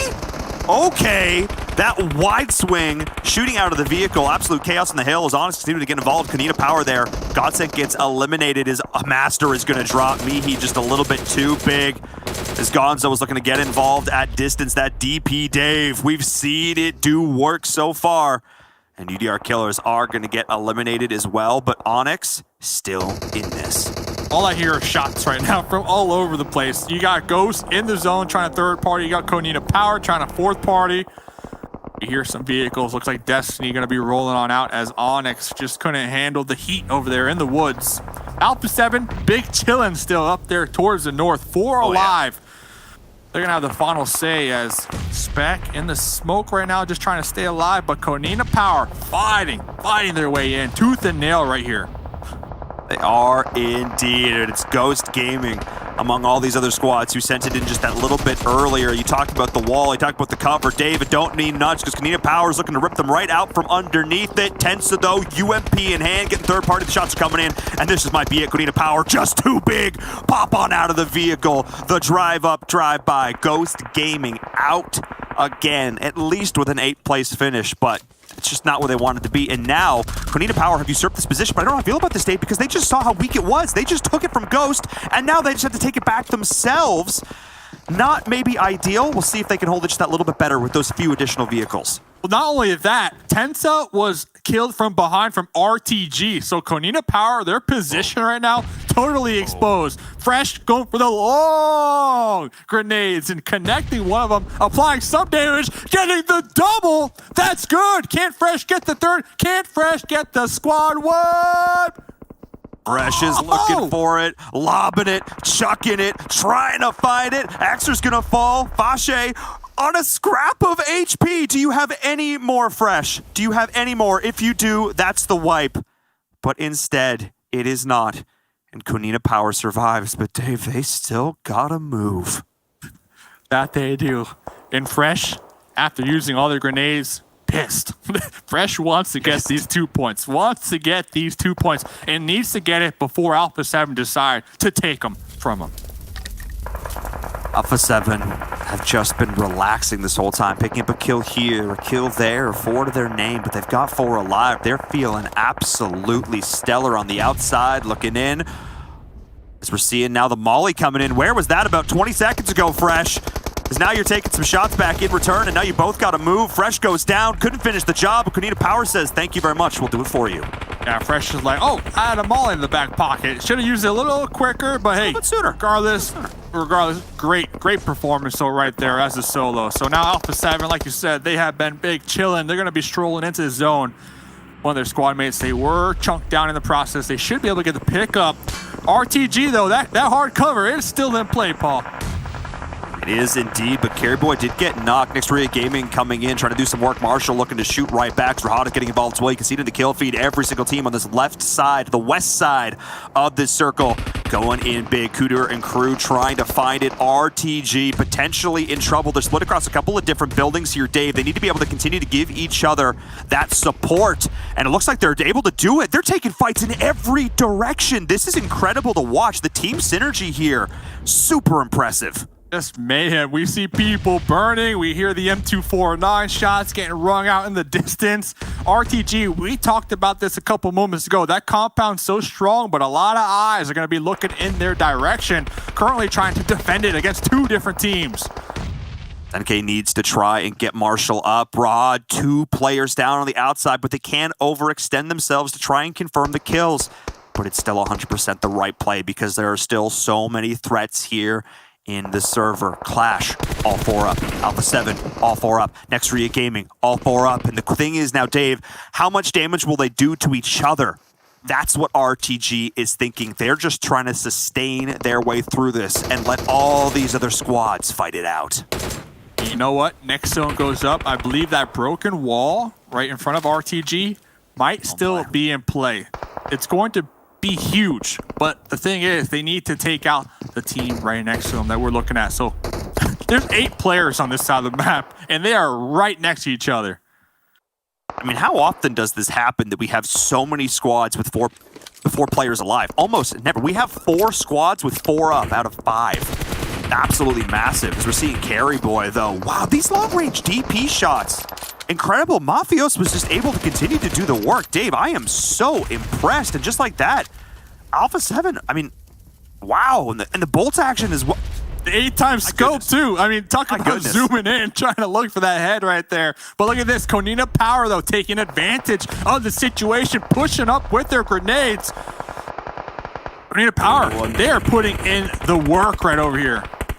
Nextria Gaming is helping them out, inadvertently offering them more options to move in. Clash is here as well. Senatexa in desperation mode as the blue is pushing them in, flailing, trying to find anything before they go down. Benihat has them pinned. Alpha 7, I think, took a little bit too long. They strolled their way in a little more leisurely, Dave. I don't think they thought they could send, probably very correctly, don't think they thought they could send, but they had enough tree cover. I think they maybe could have pushed a little bit further before they set up their camp, and now they're paying for it. The thing is, Nextria and RTG, they looked at each other and said, hey, why are we fighting? Let's just take out everybody else first, and then we'll get back to you. That's the problem. You got 8 players shooting you pretty much in this situation, and they are just getting picked apart left and right as Clash, they find out firsthand. I mean, RTG, Dave, I know they've gotten every piece of circle luck you could humanly get, but boy, have they capitalized on it. 12 kills! And what's so cool about this is it's completely contrary to their normal strategy, their late game roll-up. They've shown that they can do it all. This Road to Glory squad, they're not one I was super familiar with coming into it, but my goodness, are they getting me hyped, Dave? I mean, and the fact they have the confidence, Carry Boy, at this point, to do roof play this late in the game, that means you have full trust in your team to scout for you, that you're not going to get shot in the butt. The communication from this squad is unparalleled. 3 times MVP. Frozen still alive, though. If I am the solo from Konina Power, I want to survive. Because remember, their first place coming into this game. They want to hold on to it. I don't think it's going to be an option, though. You still have 8 players shooting your tree. Oh, just unlucky. Talk about being pinned against the wall. But, oh, Carry Boy spotted on that roof. That's huge. That was big. That was the pickup they absolutely needed to get. Fasha's going to get one back, though, on the outside. Continue to just farm for those hit markers, spraying and praying through the smoke. RTG's taking a lot of damage, though, as Carry Boy tried to get revived, pushed on in and got confirmed. This is huge here for Nextria Gaming, who I also have to give props, have been able to do a very similar style of play here. But Fasha's going to drop. And drop, but not drop. And the thing is, Fashe, talk about a backstab potential right there. Huge. El Chapo, though, needs to watch out. M249 right in your face. My goodness, this is crazy. Yeah, okay, finally taken out. Senke, 8 kills onto Senke right here. 3v2. And with the last dying breath for Konina Power, the 16-point finish for them, able to get a key knock onto Frozen, making this a 2v2. Assuming the revive doesn't come through, which it looks like it will. RTG needed to reset themselves, get the meds off, but I don't know how I feel about that smoke, Dave, because it's going to give away, as if Next 3 didn't know where they were. It's going to absolutely confirm that, and that Molly doing work. Marshall just clips the edge of it. That's so you don't, Marshall. Popping off the heel, but I don't know how they're going to defend themselves. M249, Frozen with the DP. You're going to have so many bullets getting sprayed in your direction. It's up to Marshall to get a huge knock right here once when they pop that broken wall. I'm not even sure it's going to matter, though. So many kills they've already secured for themselves. They're still going to walk away with the most in this first or 7 regardless, but the chicken dinner sure does feel good. SNK's going to drop. That's going to be it. Pops over the wall. No choice. That's going to be the end. The GG. Nextria Gaming takes the chicken dinner, but both these teams with big wins, tying 25 points apiece. Oh my goodness, Dave. These squads came to play. NK alone, RTG, 8 kills. Talk about just being on fire that game. What a game. And we're starting to see a completely different meta here. And it's because the M249, it spawns in the world now. It's on the ground. And we see it every single game. Like, at least every single squad, late game, has one in their arsenal. And it just plays such a big role. Let's play the highlights, though. Pretty intense game. I forgot, that game was so intense, I actually forgot about the Pachinki fight. That, hey, GG's, Ghost coming out on top of this one. I mean, there's a lot of games where I feel like we don't get a lot of action early. You know, we're talking about the broader storylines, the players, the teams, the morale, the map state, etc. This one was just like play-by-play. The whole way through, teams were fighting non-stop. The second you think you get a moment to catch your breath, a team is like, nah, I got a trigger to press. I got a team to squad wipe off the face of the map. And that's what we were seeing here. Props to Onyx, though. Again, from that day one performance to now, huge shift from them. Konina Power, again, as well, able to survive with 2 players over and over and over. Dave, do I sound like a broken record? It's because they keep doing it. And that's what they're good at, you know, when all else fails. If they're down and out, they got 1, they got 2 up, they go into survival mode, and that's exactly what they need to do. And that's what they have been doing, considering their placements on the overall leaderboards. They're at the top. But you talked about last game, RTG. They're always sneaking into late game, right? Sneaking into late game, showing up, hey, how's it going, everybody? I'm starting to feel like they're sneaking on to the leaderboard towards the top right now, too. Like, RTG. Oh, man, they know these zones. They know the algorithm. They got it down back, dude. Well, it's they constantly put themselves, I mean, on that one in particular, where that drop spot works, the way that big circle was, it was going to be 50-50 over on the river or not. They were right on the edge of that river. No matter which way that circle went, they would have been prepared to adapt, to respond to it. In the end, they had to do nothing. They just had to sit there and collect the kills that came their way, and they did it in style. That's game number 3 in the books. 2 more for you fine folks today. So we're going to head to a short break. When we come back, our analysts are going to break that one down. COVID-19 vaccines are already helping millions of us get back to normality. But for many more, they are still out of reach. The vast majority of vaccines are going to wealthier countries, leaving the world's most vulnerable people behind. The COVAX initiative is working to right this wrong and ensure access to vaccines worldwide. This is not only the right thing to do, it is one of our best routes out of this global pandemic. As new variants continue to evolve, we know that as long as the virus is circulating somewhere, nowhere is safe. Gavi, through COVAX, is helping to provide vaccines at no cost to 92 lower-income countries. It has already delivered over 80 million vaccines worldwide. With your help, we can protect millions more people, ensure no one is left behind and help bring an end to this pandemic.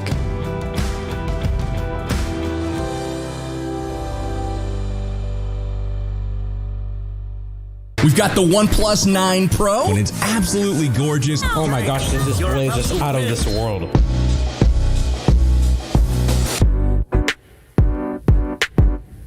Insane. It's got 65 watts of charging power.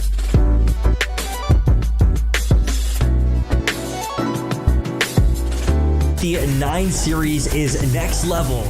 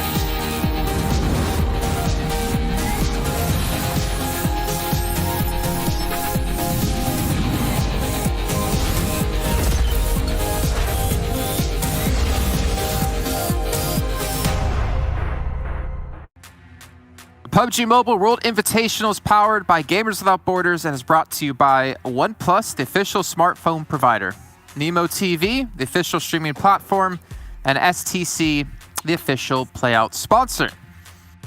Well, we've had another match finish off, and we're having some consistency shine here through a couple different teams. Frost almost had a curse. I guess it was technically a little bit of a curse coming through for Alpha 7 as we were watching in our virtual green room, but it's still a crazy match indeed, and we talked about before, it seems to be so close between all the teams here in the West Conference, whereas in East, there's definitely a couple teams far ahead beyond everyone else. But I'm loving how quickly these rankings change. I'm loving that we're seeing new teams come to light, but I also am loving how we're starting to see the good teams really start to cement themselves as being the best here in this conference. Frost and Seven still joining me here to analyze everything about this match. And these zones, man, these shifts, they were rough. That Rozak shift going south was very hard for all those teams to deal with.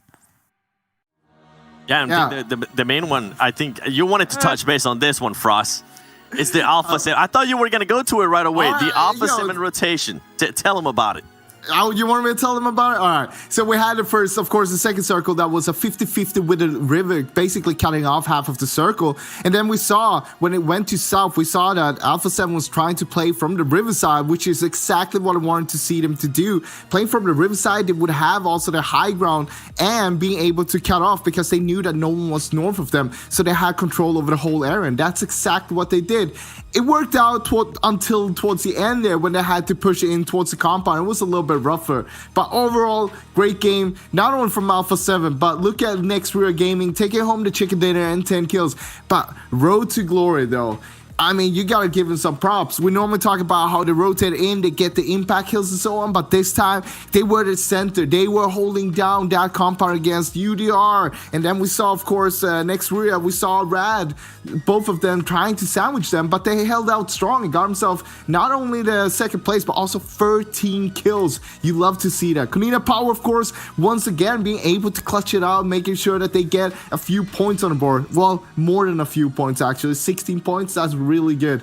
Clash, we see them how they were able to manage to get himself 15 points, great from them as well. And Rad, again, we see them time after time being towards up the top here, and I mean they are cementing themselves up towards the leaderboard as well right now.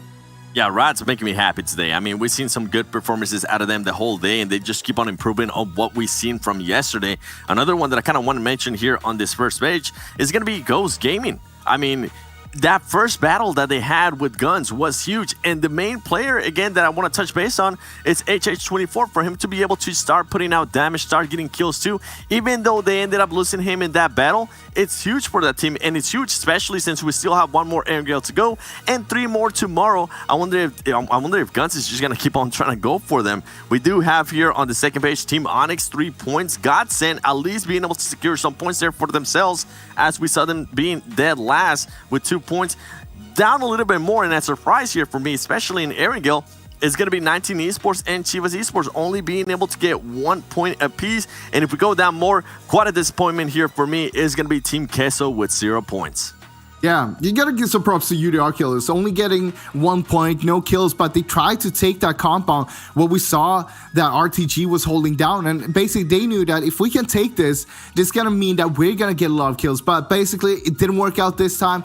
Maybe it will next time. We'll just have to see.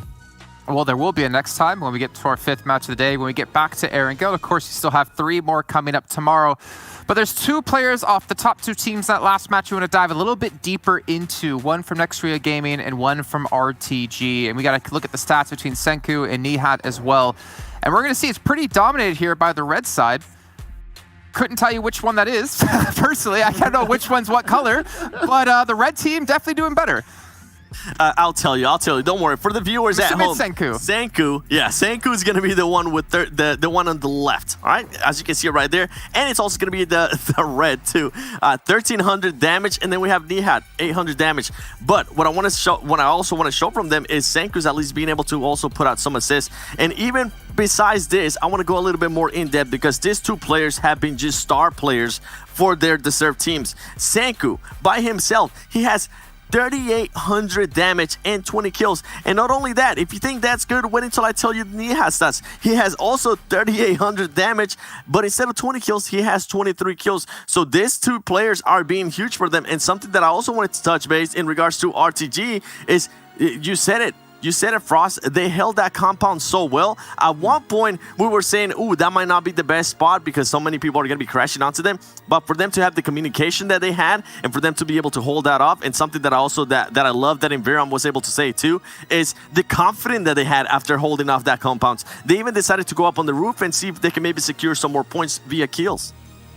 Yeah, it didn't really work out, did it, though?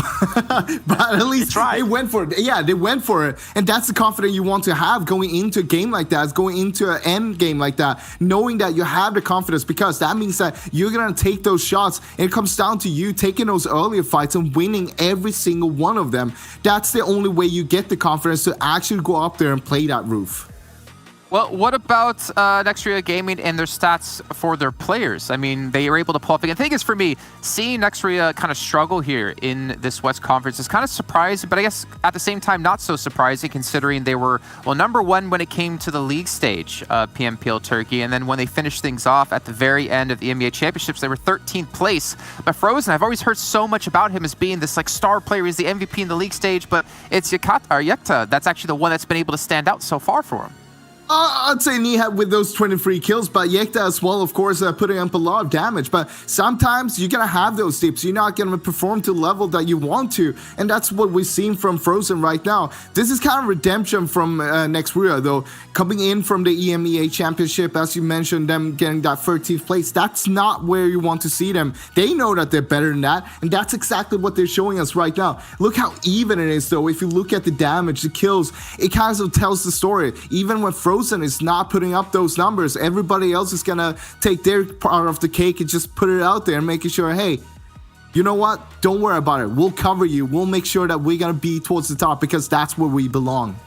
Speaking of the top, why don't we take a look at our overall settings as we pass the halfway point of our 3rd day, and we'll see how far Nextria Gaming has been able to move up the leaderboards, and they've actually have fallen down. They were #1 at the start of the day, and they've actually currently sitting at #3, but RTG, 6 placings. That is not shabby at all.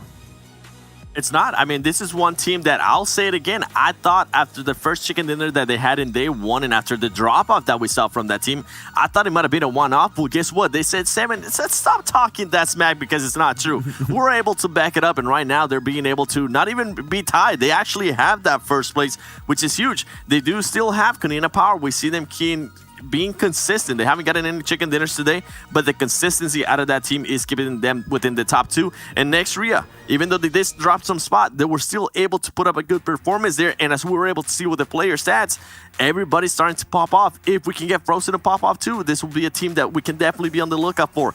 Alpha 7 dropping up 1 spot there. Listen, it's been a hit and miss for Alpha 7. We really thought that we were going to have an even better match there in that last Erangel. I cannot wait to see what they're going to be doing here going into Miramar. 19 Esports being able to maintain themselves there with 109 points. And something that I kind of want you guys to keep in mind here that we haven't seen before in the previous days is now first place and second place, and even third place are starting to get more of a lead from 7th and 8th place, Ross. Yo, yeah, that is true, but you gotta look at the 8th place though. Rad actually putting themselves up there on a top 8 right now. That is great to see. We saw them in day 1. They basically just bombed it out, and it didn't look like the Rad that we wanted to see. They only had 17 points, but being able to push themselves up there, the team Rad from Egypt, you love to see that. And they're not done yet. They're here. They want to grab more points. They want to rise more up on that leaderboard. And of course, down here, Team Onyx, we can see towards the bottom, they're not in the bottom anymore. Only 10 points behind Team Queso, a team that you would think would be on the first page, but right now they're sitting down towards the bottom. And Onyx is doing a great job so far today. I like to see that they're just putting himself up there. Remind you guys at home, as we have the viewer milestone and of course the cheers, we do have some cards you can pick up within the game. It's not out just yet, but make sure to keep your guys' eyes tuned towards when they release, because you're going to want to grab every single one of them as you possibly can. It's time for us 3 on the desk to go grab a quick little break, so bring our commentators back in for match 4, which is kicking off on Miramar right here, right now. Oh, thanks so much, Jason, as we're getting into game number 4. Can you believe it, Dave? The day is almost done. So much action. It's flown right by. And we'll see what kind of Miramar we're in store for today. Will it be one of the slower ones, more methodical, more meticulous? Or will the desert heat up and we'll have action from start to finish? We've seen both, Dave. We've seen both. Well, earlier on Miramar, in the east side of things, when we're looking at PUBG Mobile World Invitational, end zone, final circle, 2 buildings, opposite ends of each other, and a road right between them. That was it. That was the final ending. We had a squad in one building and another team in the opposite building, and they needed to fight it out on that road right between them. So it was pretty exciting to witness that firsthand. But this one, let's get into it. We've been having some spicy circles yesterday. We've been having some fun ones here today. This Miramar, we only got today Miramar, tomorrow Miramar. If you had to be like the RTG guy and be like, place that circle, where are you going to place that circle here this game? Paul, where would you want to see it? I'm going with dead center. I think we're going to have a dead center circle. Oh no, final zone. Final zone. Yeah. Where would you want it? Like, you're like the coach for RTG, and you're like, okay, it's going to end here, because that's obviously what they do. I think the Los Leones finish actually wouldn't be too awful for them, because of where they drop, they'd be in a pretty good spot. Okay.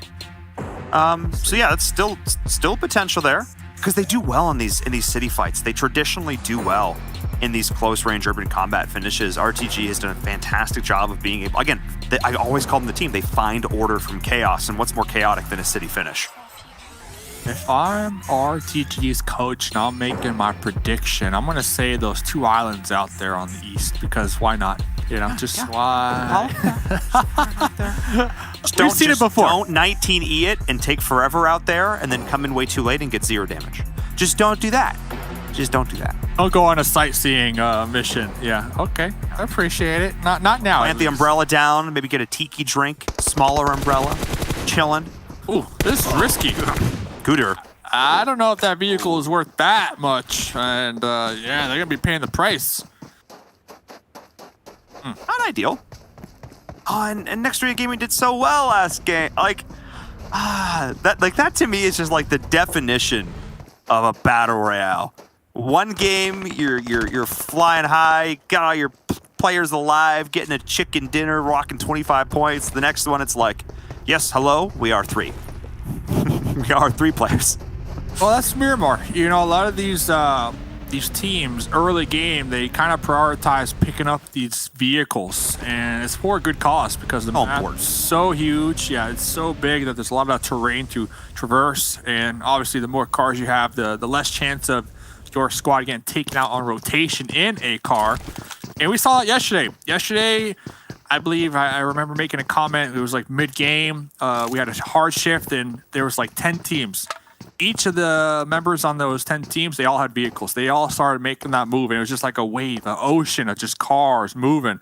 So, you know, I definitely respect it, and I understand it. And some teams in particular that are going to need to make sure to get those vehicles, guns out there to the west. You got Conita Power out there to the west, and even Team Queso. So a lot of teams playing this early game west side, they're going to have a challenge, right? Making it into this circle number 1.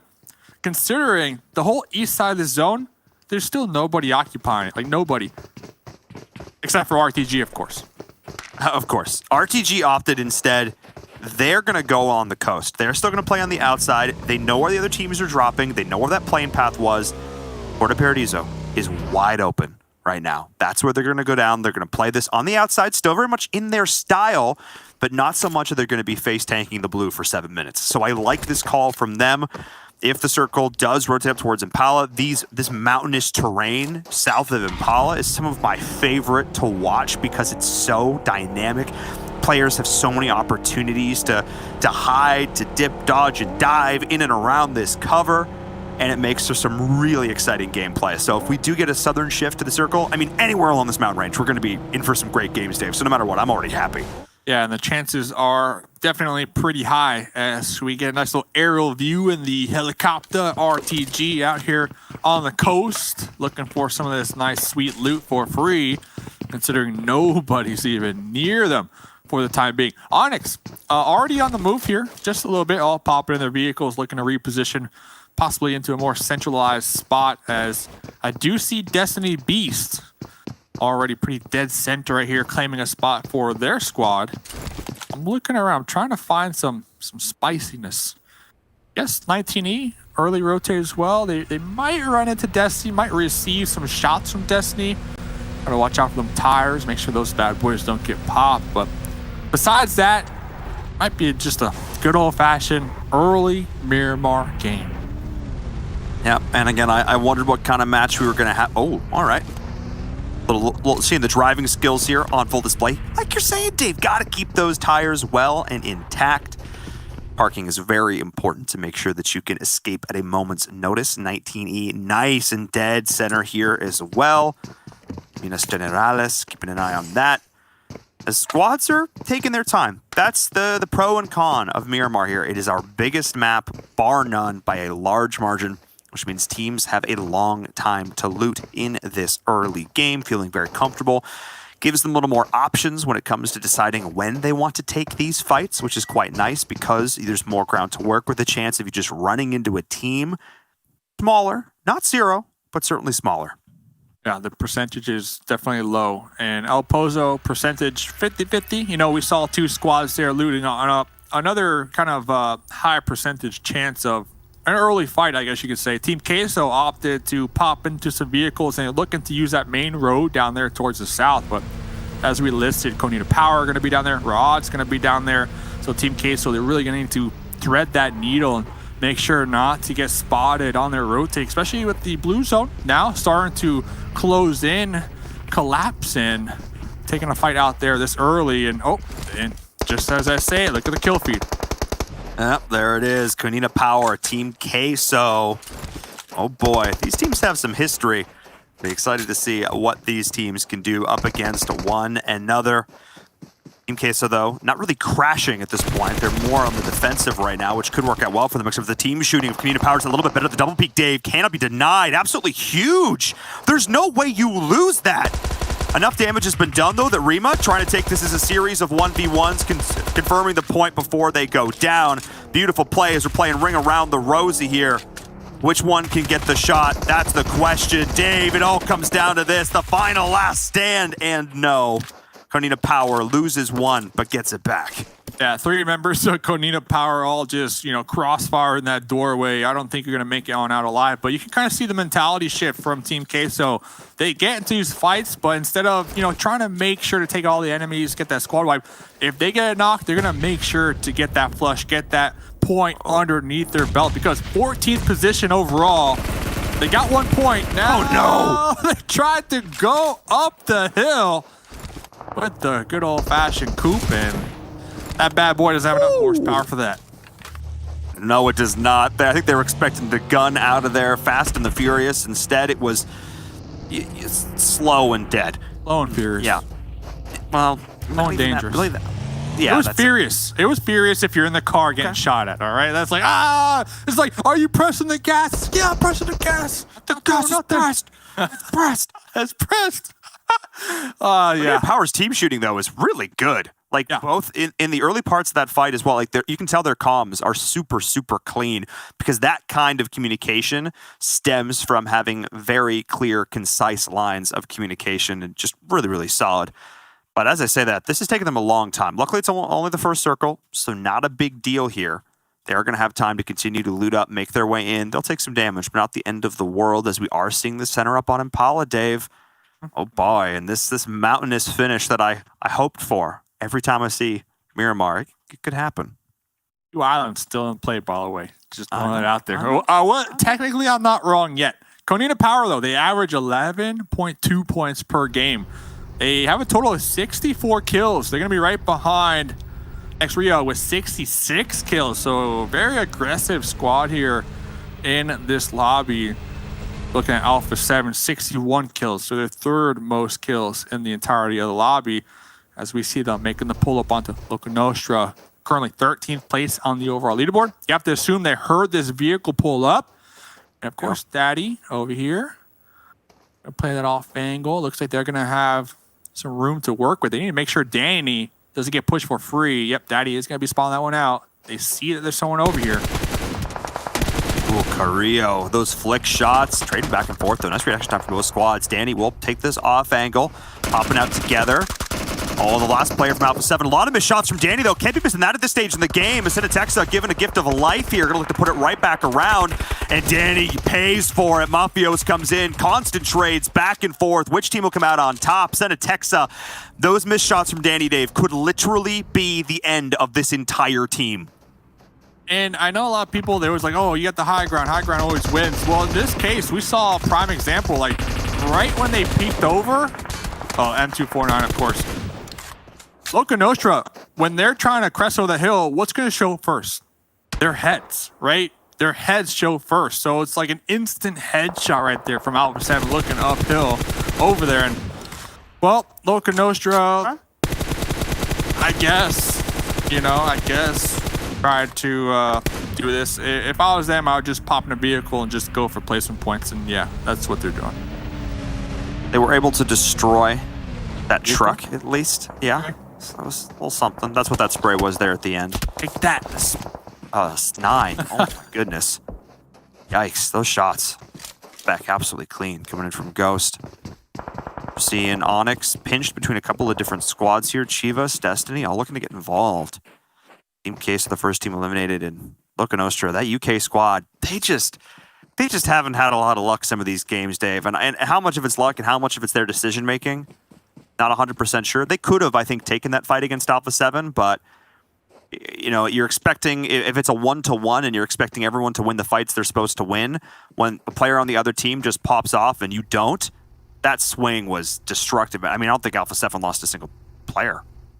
No, they're still looking pretty good. Looking mighty fine. As we're looking at the player rankings over here, Nomi.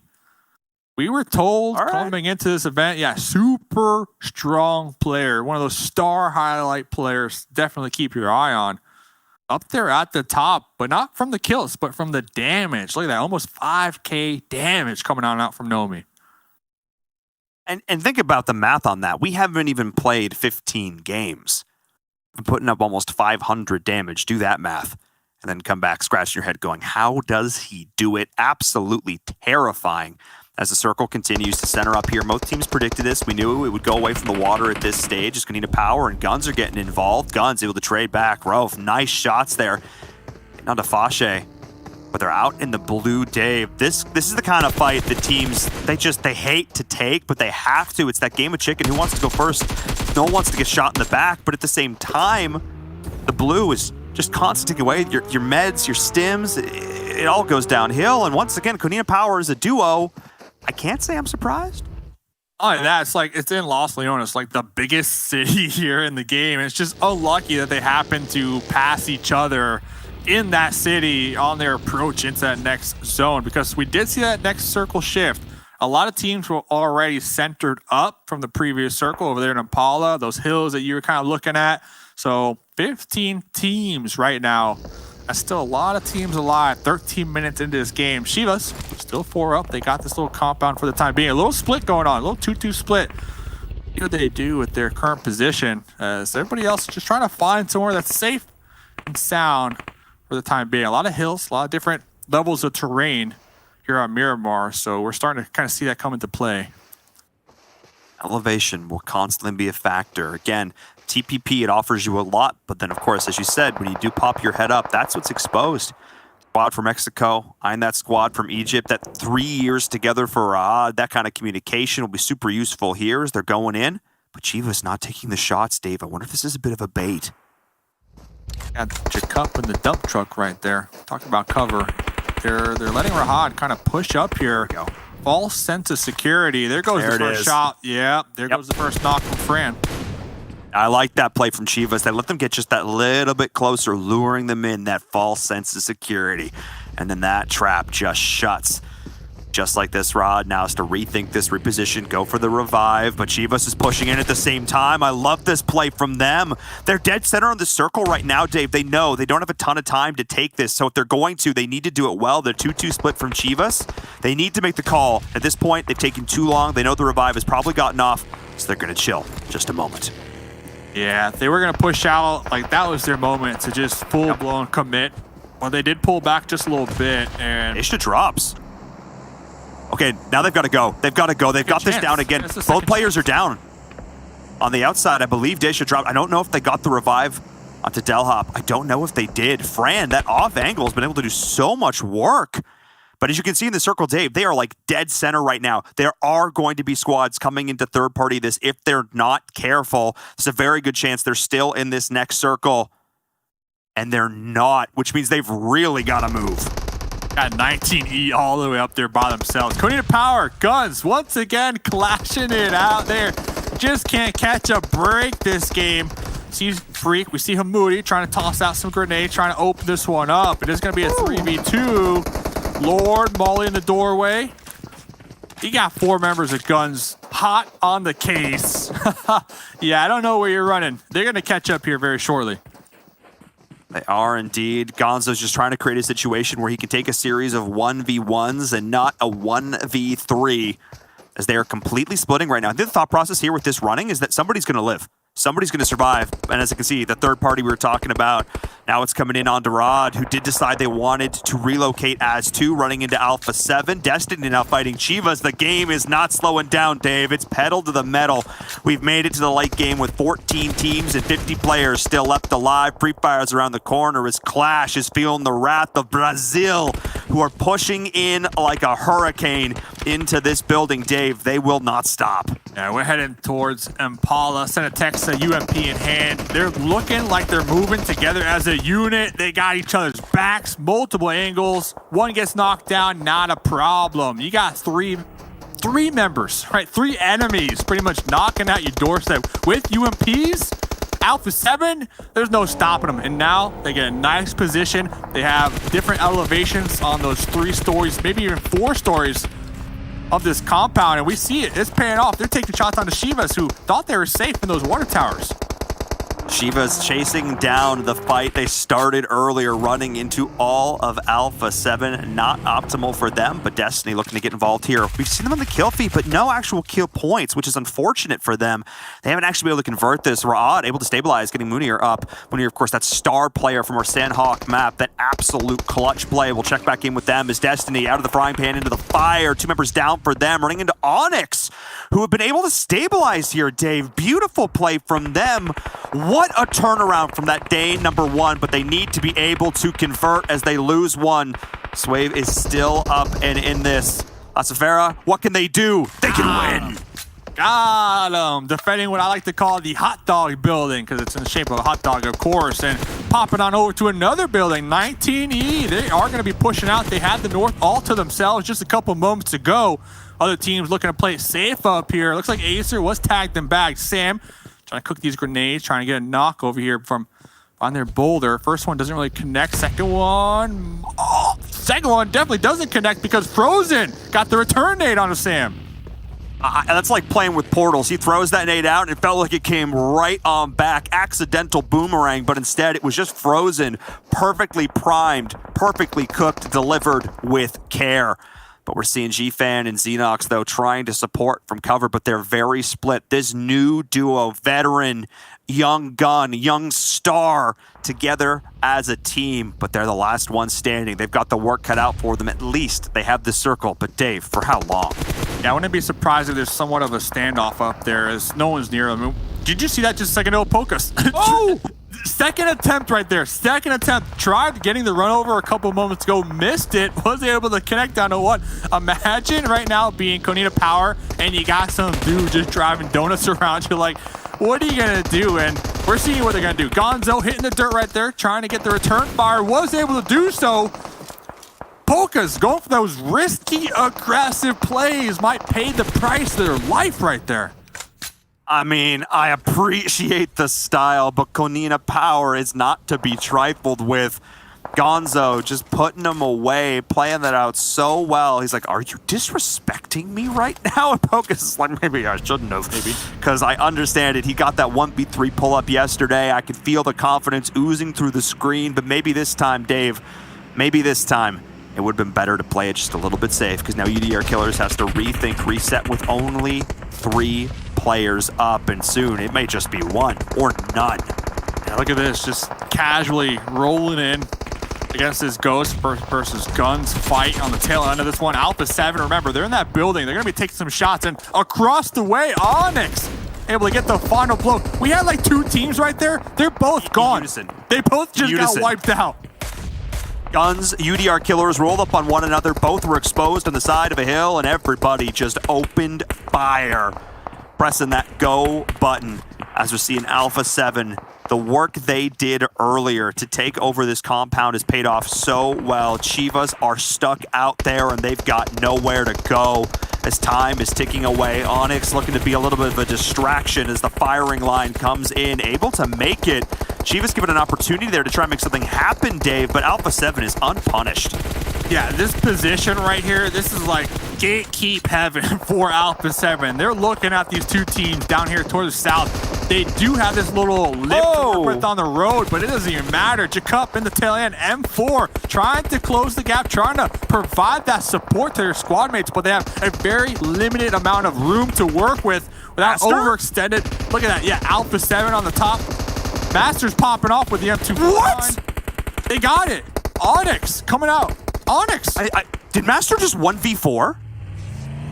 I don't know how much cover his teammate was giving him there, but it literally looked like Master just, I mean, 2 and 1 and 1, but just killed all 4 of them. I'm going to need to see a replay on that. Oh my goodness. Yes, it was. Look at that in the kill feed, Dave. That was Master getting all of them done by himself. Yes, Onyx goes down, but my goodness, did they get some points before they did. Chivas feeling that desperation, running in like lemmings, but it was more like lambs to the slaughter. Wow, what a big play there from Onyx. Master 4 kills, 9, 3 kills that game. Onyx are just racking up those kill points here today. And of course, late game, RTG, 5 kills, 4 up. I mean, I can't expect anything less at this point. I was going to say something witty and profound, but I just, yeah. At this point, like, it can't be an accident. We were talking to Seven during the break. He's like, oh man, I feel like they're getting lucky. I'm like, nah, it's happening way too much for them to be getting lucky. Whatever they're doing right now, whatever thought process they have going to the circles, if you're a team looking to get better at PUBG Mobile, compete on this kind of world stage, watch RTG's rotations. Because yes, they're hitting their shots, but they're putting themselves in positions to do that work, as Frozen is unfortunately experiencing. Experiencing the mini from El Chapo out here.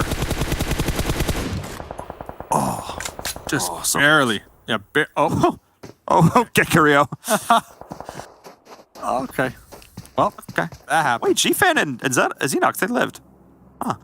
It's going to be tough, though, for them to reposition, especially with all these eyes looking in this direction. Fan's gone down. It's all down to Xenox, that young gun.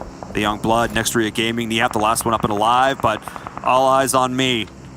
And that's going to be the blue, taking them down. 19E is out. Nextria Gaming, probably not long to follow. Alpha 7, they took over this compound, Dave. They fought Clash for it. They exterminated them from the building. And just like that, it's been paying off so well for them here. Absolutely insane. But they're still going to have to deal with RTG, who've got all 4 up as well. Exactly. Those sight lines from Alpha, we saw it come into effect a couple moments ago when they were gatekeeping those teams down there towards the south. Now we're seeing it on the open terrain across that northwest. They got 9 kills right now. They got 9 kills, and they're not done yet. Great. Godsent on the opposite end of that lip. They need to be cautious not to peek over. Their position already compromised. We see those mollies getting tossed out there. It's really going to come down to, will this next circle still favor the Alpha 7 compound? If it does, it's going to be a GG for Alpha. I mean, that compound's so strong right now. Yeah, I mean, nothing you can do about that. Also, you see that troll care package, that crate on top of the RV? That's just mean.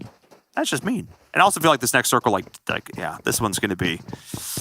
This is going to be the game decider. Who does it favor? Does RTG get it again? Or does it go to Alpha 7, Dave? This is the decider right here, right now. Where are we going to go? Let's see. It pops. Okay. This is big for Godsent because that road, it has a dip that they could just play that one. But yeah, Marshall already repositioning. Godsent needs to take out Marshall now. I mean, he's all by his lonesome right here. He's setting up the foundation, the groundwork for a rotation for the rest of RTG. We'll see how many smokes they have. That's going to be the big decider for me as Marshall takes a ton of work, but does more in return as Nuggets drops, getting blown to bits himself as Train not finding the angle here. Great repositioning from Marshall to be able to dodge those back. Can he find another one, though, as Alpha 7 is trying to do the exact same thing, lay down the smoke tunnel to try and move the rest of the team in. RTG need to take advantage of the chaos that's being created by Marshall here. The shot caller from the squad using the smokes as a barometer to lay that one down. And Godsent getting chunked, and Alpha 7 will finish it up. It all comes down to this. Who can rotate quicker? Dave. Alpha 7 seem to be in a prime spot. They got the smokes. Marshall able to take this position a couple moments ago with the Scar, trying to get the exchanges going, and then the help from behind. Okay, we see the help. 1 down for Alpha, 2 down for Alpha. They do have the smokes, but everybody's taking shots at them. Still here too. Yeah, Dave Sadat is still moving. in play. Still in play. He's taking pot shots at RTG, at Alpha 7, and everyone that's moving. But RTG looked to be in a great spot. Alpha 7, I thought they were going to have this prime position, but there's not enough cover there. And carry point out coming in. Oh my goodness, Marshall, that early rotation, Dave, their play calls have been perfection, and relentless is the AK. Continue to pushing them on down, and just like that, Alpha 7's eliminated. RTG looking like they're going to get the chicken dinner they were denied in game number 3. RTG, Marshall, the instant call to get into the buggy, send it across that street instead of, taking a couple moments to kind of feel it out. Wow, paid off big time. They were able to put a stop to the Alpha 7 push across the road, and now they're in the dominant position, 3v1. This is looking like another RTG win. That would have to go absolutely huge. And I think they do have the circle. They may have to move just a smidge. They will. It's out in the middle of no man's land, which means it's going to favor RTG. They can lay off their meds on one person, let them heal. They've got the dip from the road. If I'm Sadat, I think at this point, I just deny it. I just deny that 1 point. At this point where Odd has 0 kills to their name, it's not worth trying to make it happen, but RTG isn't going to let that happen. They're just going to push in. Tommy gun in hand, gets a single down, but it does not matter. That road to glory is paved with the bodies of their foes. They pile them high with those kills, able to secure another chicken dinner. And it's not like just one player is putting in all the work for RTG. We see the kills pretty evenly distributed on the squad, so everybody definitely putting up those damage, making sure to get those knocks and those confirms for those kill points.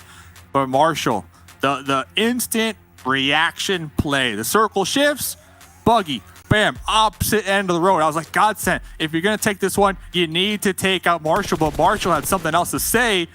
aka grenades. So GG said RTG, they're just having a phenomenal day. And let's check out some highlights. Early game, Team Queso, Konina Power. I mean, this was the fight. Team Queso able to get a little, but look at the door. Oh my goodness. All the fire that came on in. And this was the moment for Loconostra where I thought, okay, maybe they're gonna be able to start up something fantastic, but Alpha 7 just absolutely said no. This whole game was scrappy on the rotations, teams taking constant fights on the road, smart 4v4 plays, good 1v1 engages. I gotta give props to Team Onyx here and well, considering how they started off this weekend, Dave, their growth. I cannot say enough good things about it. Pocus almost did that one there. I'll give you half a style point because I appreciate the gusto. I feel like you already had a really good highlight clip yesterday. No sense in testing your luck here today. Stay with the squad, play that team game. RTG though. That's that player we were talking about. Yeah, Marshall definitely. Marshall won this game. Like, it's very rarely, Dave, you look at like a player and you go, that player won the game. Marshall won this game for his team. He stalled up Alpha 7 by himself so hard. Not only did he wipe another squad when he first got there, he stalled up Alpha 7 single-handedly, allowed the rest of his team to rotate in and get a crossfire, despite the fact they were getting crossed themselves from Raad. Marshall with that, it was cerebral. It was instantaneous. The synapse fired and he was in that buggy. Zero hesitation. And because of that, his team was able to take the favorable ground. Because of that, they were able to wipe 2 squads and walk away with a chicken dinner. RTG is no mistake. They are no accident. There is no luck involved. There is only great decisions. And I can't wait to see what they do with the rest of our day because, Dave, we have one game left in store for all you fine folks at home. So let's head over to a break. When we come back, our analysts in game number 5. Emergencies always cause shortages because you have this immediate spike in demand and the supply chain, the distribution, the roads, the warehousing, the trucks, and the information that drives it all gets broken. In a way, every emergency is a logistics and distribution problem. You have to reallocate resources rapidly, and you're doing it with very poor information because it's unfolding.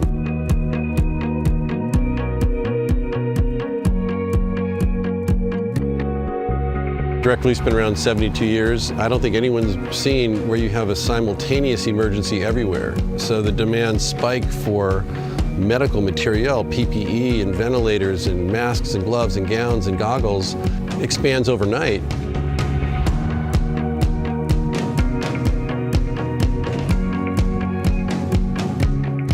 At Direct Relief, we've said the best thing we can do is put these philanthropic resources towards those frontline health workers that rely heavily on the support of groups like ours, while also backstopping the hospitals because they're in a crisis of kind of historic proportions. We do work in 100 countries a year. We work in all 50 states on an ongoing basis. You want to save everyone you can and prevent as many people from falling sick and needing severe help. So that's how Direct Relief has approached it.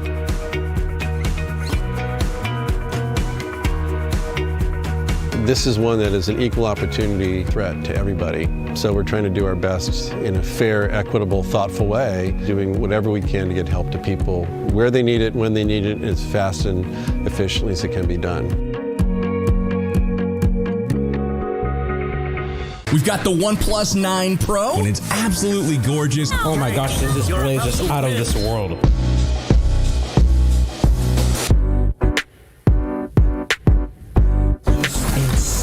It's got 65 watts of charging power.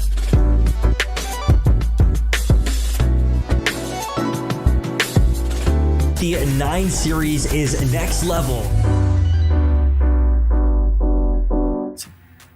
PUBG Mobile World Invitational is powered by Gamers Without Borders and is brought to you by OnePlus, the official smartphone provider, Nemo TV, the official streaming platform, and STC, the official playout sponsor. And Today has been a crazy day of games from a couple of different teams here. Ra'ad again coming up big, RTG coming up big yet again, and as well as Alpha 7, Lucky 7 coming through for them. I don't know what it is about these three teams, but they have been just putting on a stellar performance today, proving that they deserve to take home the $250,000 for a charity of their choice, but they still have one game left to come up today, another 5 to go to prom. So Jason Kapp, and I still have my analyst here to help break things down from this last match. And Miramar, Ra'ad, no kills, but you know what? They get the high placements. They at least squeak some points out when it looked like they might not have been able to, and they keep themselves in the running here for our top placing. And not only that, they were able to actually kind of impact that last fight too. We saw for a moment they were able to get some players from RTG. I personally thought that Alpha 7 was going to be able to take advantage of that, but I have to agree with him, Viram. And I think Frost and I have to agree with him because that rotation that Marshall was able to do from them, as soon as the circle shifted, he was like, I'm going to go for it, guys. He was able to knock one player, hold him off, knock the other player, and then hold off Alpha 7 too. Just impressive plays out of him. And then we have 30, I think this might be a first. We're talking about this, Frost. 16 kill points for RTG here in the West. The first team, I think, maybe to cross over 31 points. Not bad. Alpha 7 there with 21 points, 11 kills. And then Rod, hey, you were not able to get the kill points, but guess what? The placement points have been on point for you guys. And Godsend, this was a team that was dead last. We were kind of joking around when the match started. We were kind of saying in the green room which team is going to win it. We're like, maybe Godsend will have a good game. Well, guess what? They did. Placement points, at least 3 kills. Not bad for them. Team Onyx. But overall, I just want to say Rod has impressed me so much today, Frost. Yeah, I mean, being able, even if you don't get any kills, we saw how we're putting out the damage and being able to get that second place from taking a high ground inside Impala. That's great because it's all about getting as many points as possible in every game. It doesn't matter if you get them from placement points, from kill points. What matters is the points itself. Now, of course, you see Team Onyx and Konina Power, two teams that is able to capitalize on that by getting themselves the kill points. Maybe not the placement points they're wishing for, but once again, making sure that they get putting the points on the board there. And UDR killers, we see them here on the top 8 once again, only 5 points though. It's not a lot, but hey, it's way better than being on that second page, because that's not where you want to be right now. And right here on the third page, 19 esports, 4 points, not bad. You know what? Ghost Gaming, 2 points, not sure. I really thought today might have been the day. That's why I wasn't picking them, because I didn't want to jinx it. But man, hopefully they can do something here on the last match. We see them. We're kind of making fun of this a little bit, Frost. We see them get hot on the first Erangel and then on the last Erangel. Are we going to see Deja Vu once again? Guns Esports there being able to collect 2 points. La Conostra MVP, 2 points. And if we go down a little bit more, a team that has disappointed me, that I love the players, but oh my God, you guys are breaking my heart here. Team Queso from Argentina. Not sure what's going on, and they need to be careful because if I'm not mistaken, they're currently getting closer and closer to that 16th place. And with a team like Team Queso, with a known team and a renowned team that a lot of people expect from the Americas to do well, for them to be close to last place on this tournament is definitely not a good look. It's definitely not what we were looking forward to. And Destiny, once again, only getting 1 point now down there as well. They've been falling off so roughly today. It's kind of insane to see.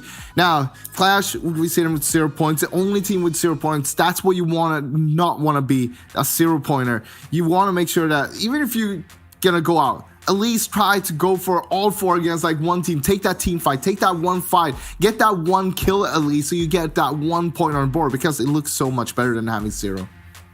I mean, some say 0 looks kind of nice. You know, if you're playing golf, 0 is not bad. Definitely in PUBG Mobile, it's not great to have a 0. Let's take a look, though, at our top players so far throughout this event. Remember, we do have the MVP prize of $5,000, so they can choose where that money goes, particularly for charity. And we're going to see who currently is leading the way, at least in terms of kills, but it's not all decided by that. And Fache still continuing over from yesterday here, 7, from Konina Power, though I feel like he hasn't really been able to put up too many numbers so far today.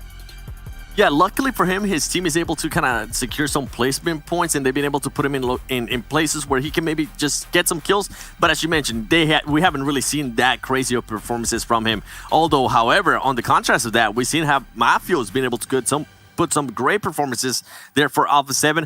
Earlier, we were talking about RTG and Senku. Guess what? Now he's pushing himself here to third place. Currently tied between Nihat as well, all with 24 kills. And then now we're starting to see more Alpha 7 players here with Rewu, 23 kills. And then I want to go on the other contrast, man. Even though I just kind of destroyed this team in a way, what I was saying, in me being disappointed. Kudos to you, Ayala, because you've been able to put up good numbers the whole tournament, even though your team overall hasn't been performing. I do want to see more out of Freak. I think the day he started off with 20 kills, if I'm not mistaken, so far today, he's still maintaining those 20 kills, hasn't been able to get anything. It could be something in regards to their team. And then Axer, actually, with 90 kills from Karina Power. Loving what I'm seeing there. And guess what? The one you were talking about there, Frost, El Chapo, 19 kills, is good to see that too. Yeah, I mean, it's super close between the top 10 players there as well. And what we're seeing is, like, it's shifting a lot from game to game to game because all of them are performing so well. And it's always one guy performing better than the other. So we're always seeing the shift going on. And that's why it's so interesting to see who's leading in the top 10 all the time. Well, speaking of shifts, earlier on today, we took a look at our top 3 teams when it comes to Erangel. If I'm not mistaken, we had Canada Power, we had RTG, and we had 19 Esports in there. Maybe get a little bit of an update of what currently the top 3 teams are. And it looks like we have had a little bit of a change around, which honestly couldn't be expected considering what we've seen out of 19 Esports. Alpha 7 have made their way into the top 3. And you know what? Definitely deserving of it considering what we saw today. Yeah, and I think actually RTG, if I'm not mistaken, that's the team that actually moved in and replaced 19 Esports. I'm loving what I'm seeing there. No, you're good. I'm loving what I'm seeing there from here. I mean, the consistency that we keep seeing out of this team is great. But overall, the one I think I mostly want to keep an eye on here is going to be Kanina Power. Because if I'm not mistaken, with the performances RTG has been putting up in the last 2 matches, even though Kanina Power has been consistent, they've not been able to rack up as many points as RTG has been able to. And you don't want to get to a point where that's happening in the East. You don't want to let those teams get too much of a lead, especially going into the last game. We talk about RTG and the previous 5 games that they played. Their worst game was a 4th place with 5 kills. Their best game was a 1st place with 16 kills just before this. Then they had another win with 9 kills, a 2nd place with 13 kills, a 3rd place with 8 kills. That is the previous 5 games our Road to Glory has played. Like, what are these guys made of? What did they have for breakfast today? You know what? Ill. I want to know because I want to have that kind of breakfast tomorrow. It didn't have what you had, that's for sure. Hey, we broke the curse, right? So maybe we did have kind of a similar break. Or you just cursed yourself again by saying that. Who knows what's going to happen? We still have 6 matches left to go in total throughout this entire event, which means you guys have 6 more chances to break the viewer milestones. Remember to tell all your friends, tell your family, tell anyone out there who will listen to come into the stream and tune in, because if we do hit those concurrent viewer peaks, we will be giving out some rewards to all of you watching at home. And you guys also have another reward coming your way. You have our 2 lovely commentators coming back in. So 7 and Frost, I'll check with you guys a little bit later on today once we finish off the last match. And we'll bring back in Environment Mustache Dave for the final time today. Thanks so much, Jason. It's been an absolute blast. And listening to them break down all the stats in between the games just helps so much, lend so much perspective, Dave, because obviously we have a very narrow view of it. We're in the middle of the game, but getting our awesome expert analysts to break it all down just helped lens that additional nuance, because of course, PUBG Mobile, it's a game of nuance. And you gotta love the BM from 7. Not gonna lie. Frost, man. A lot of BM on this desk. Yeah, a lot of BM, a lot of toxicity going on, but it's all for, you know, friendly banter, of course. Ladies and gentlemen, though, the final game of the evening is coming your way. Day 3, match 5. Let's bring it. These players have been defying expectations all day long, and most of it's been positive. Dave, most of it's been positive. This playing path, less positive, less good. It is starting things off not maybe the best foot, which means we're going to see some interesting rotations, likely some early action, and of course, we got to keep going back to that story. Is it going to be Guns? Is it going to be Ghost? For sure. We saw 2 games ago. Guns, wiped out. Ghost, they got 4 points on the board. They lost 1 in the process. HH, 2 of those kills underneath their belt. We'll see. I was trying to hype it up. I was like, Guns, you got to come back. Guns, you can't drop somewhere else. You got to go Pachinki. You got to get the squad wipe. You got to level the playing field. You got to even the score, I guess you could say. So we'll see what will end up unfolding as military base, because of the playing path. Gonna have Godsent and Destiny looking to maybe duke it out down here towards the south. Oh, and of course, it's always the teams with nearly identical colors, which make it very easy to spectate and commentate. Thanks so much, guys, for going down here to Military Island. Those backup strats, like you touched on yesterday, it's good to see those teams having it. We'll see how it plays out here. And RTG as well, going to be dead center with this circle. Not the worst thing we've ever seen for a lot of these teams. Some of these squads on the East Coast will have a bit of a rocky rotation, likely up through North. We'll see if Yasnaya gets any pickups here with those long loot vehicle paths.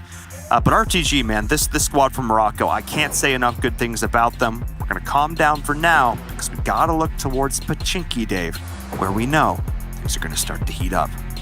Yeah, it's only a matter of time before boots hit the ground, and they have already. Spec on the opposite end of Tensa. Currently receiving some shots from Freak's AKM. Freak cooking this grenade. Looking to toss it through that doorway. Tensa on full retreat mode, but Freak is getting damage. Getting flanked, though. HH, S12 in hand, vaulting through the window, looking on the hunt. No helmet, no vest, no problem. Baited the footsteps. Wanted to confirm the location. Ralph is down, though. This is massive. Freak through the window. Back looking for the shots. The UMP at that range, not optimal. Get it done. In the drop shot out the window here from Freak. Trying to find the off angle. Doesn't want to get pinched. Tensa's here as well, but Tensa's winning this fight. Lots of shotguns as Bayo's going to drop Moody as well. Great shots from Spec, able to take it down. These lack of helmets, Dave. One bullet can spell disaster. As Bayo was confirmed, though, each team trading blows. Ooh, HH looking to toss a grenade. Freak tossing a flash, popping on over to the opposite window.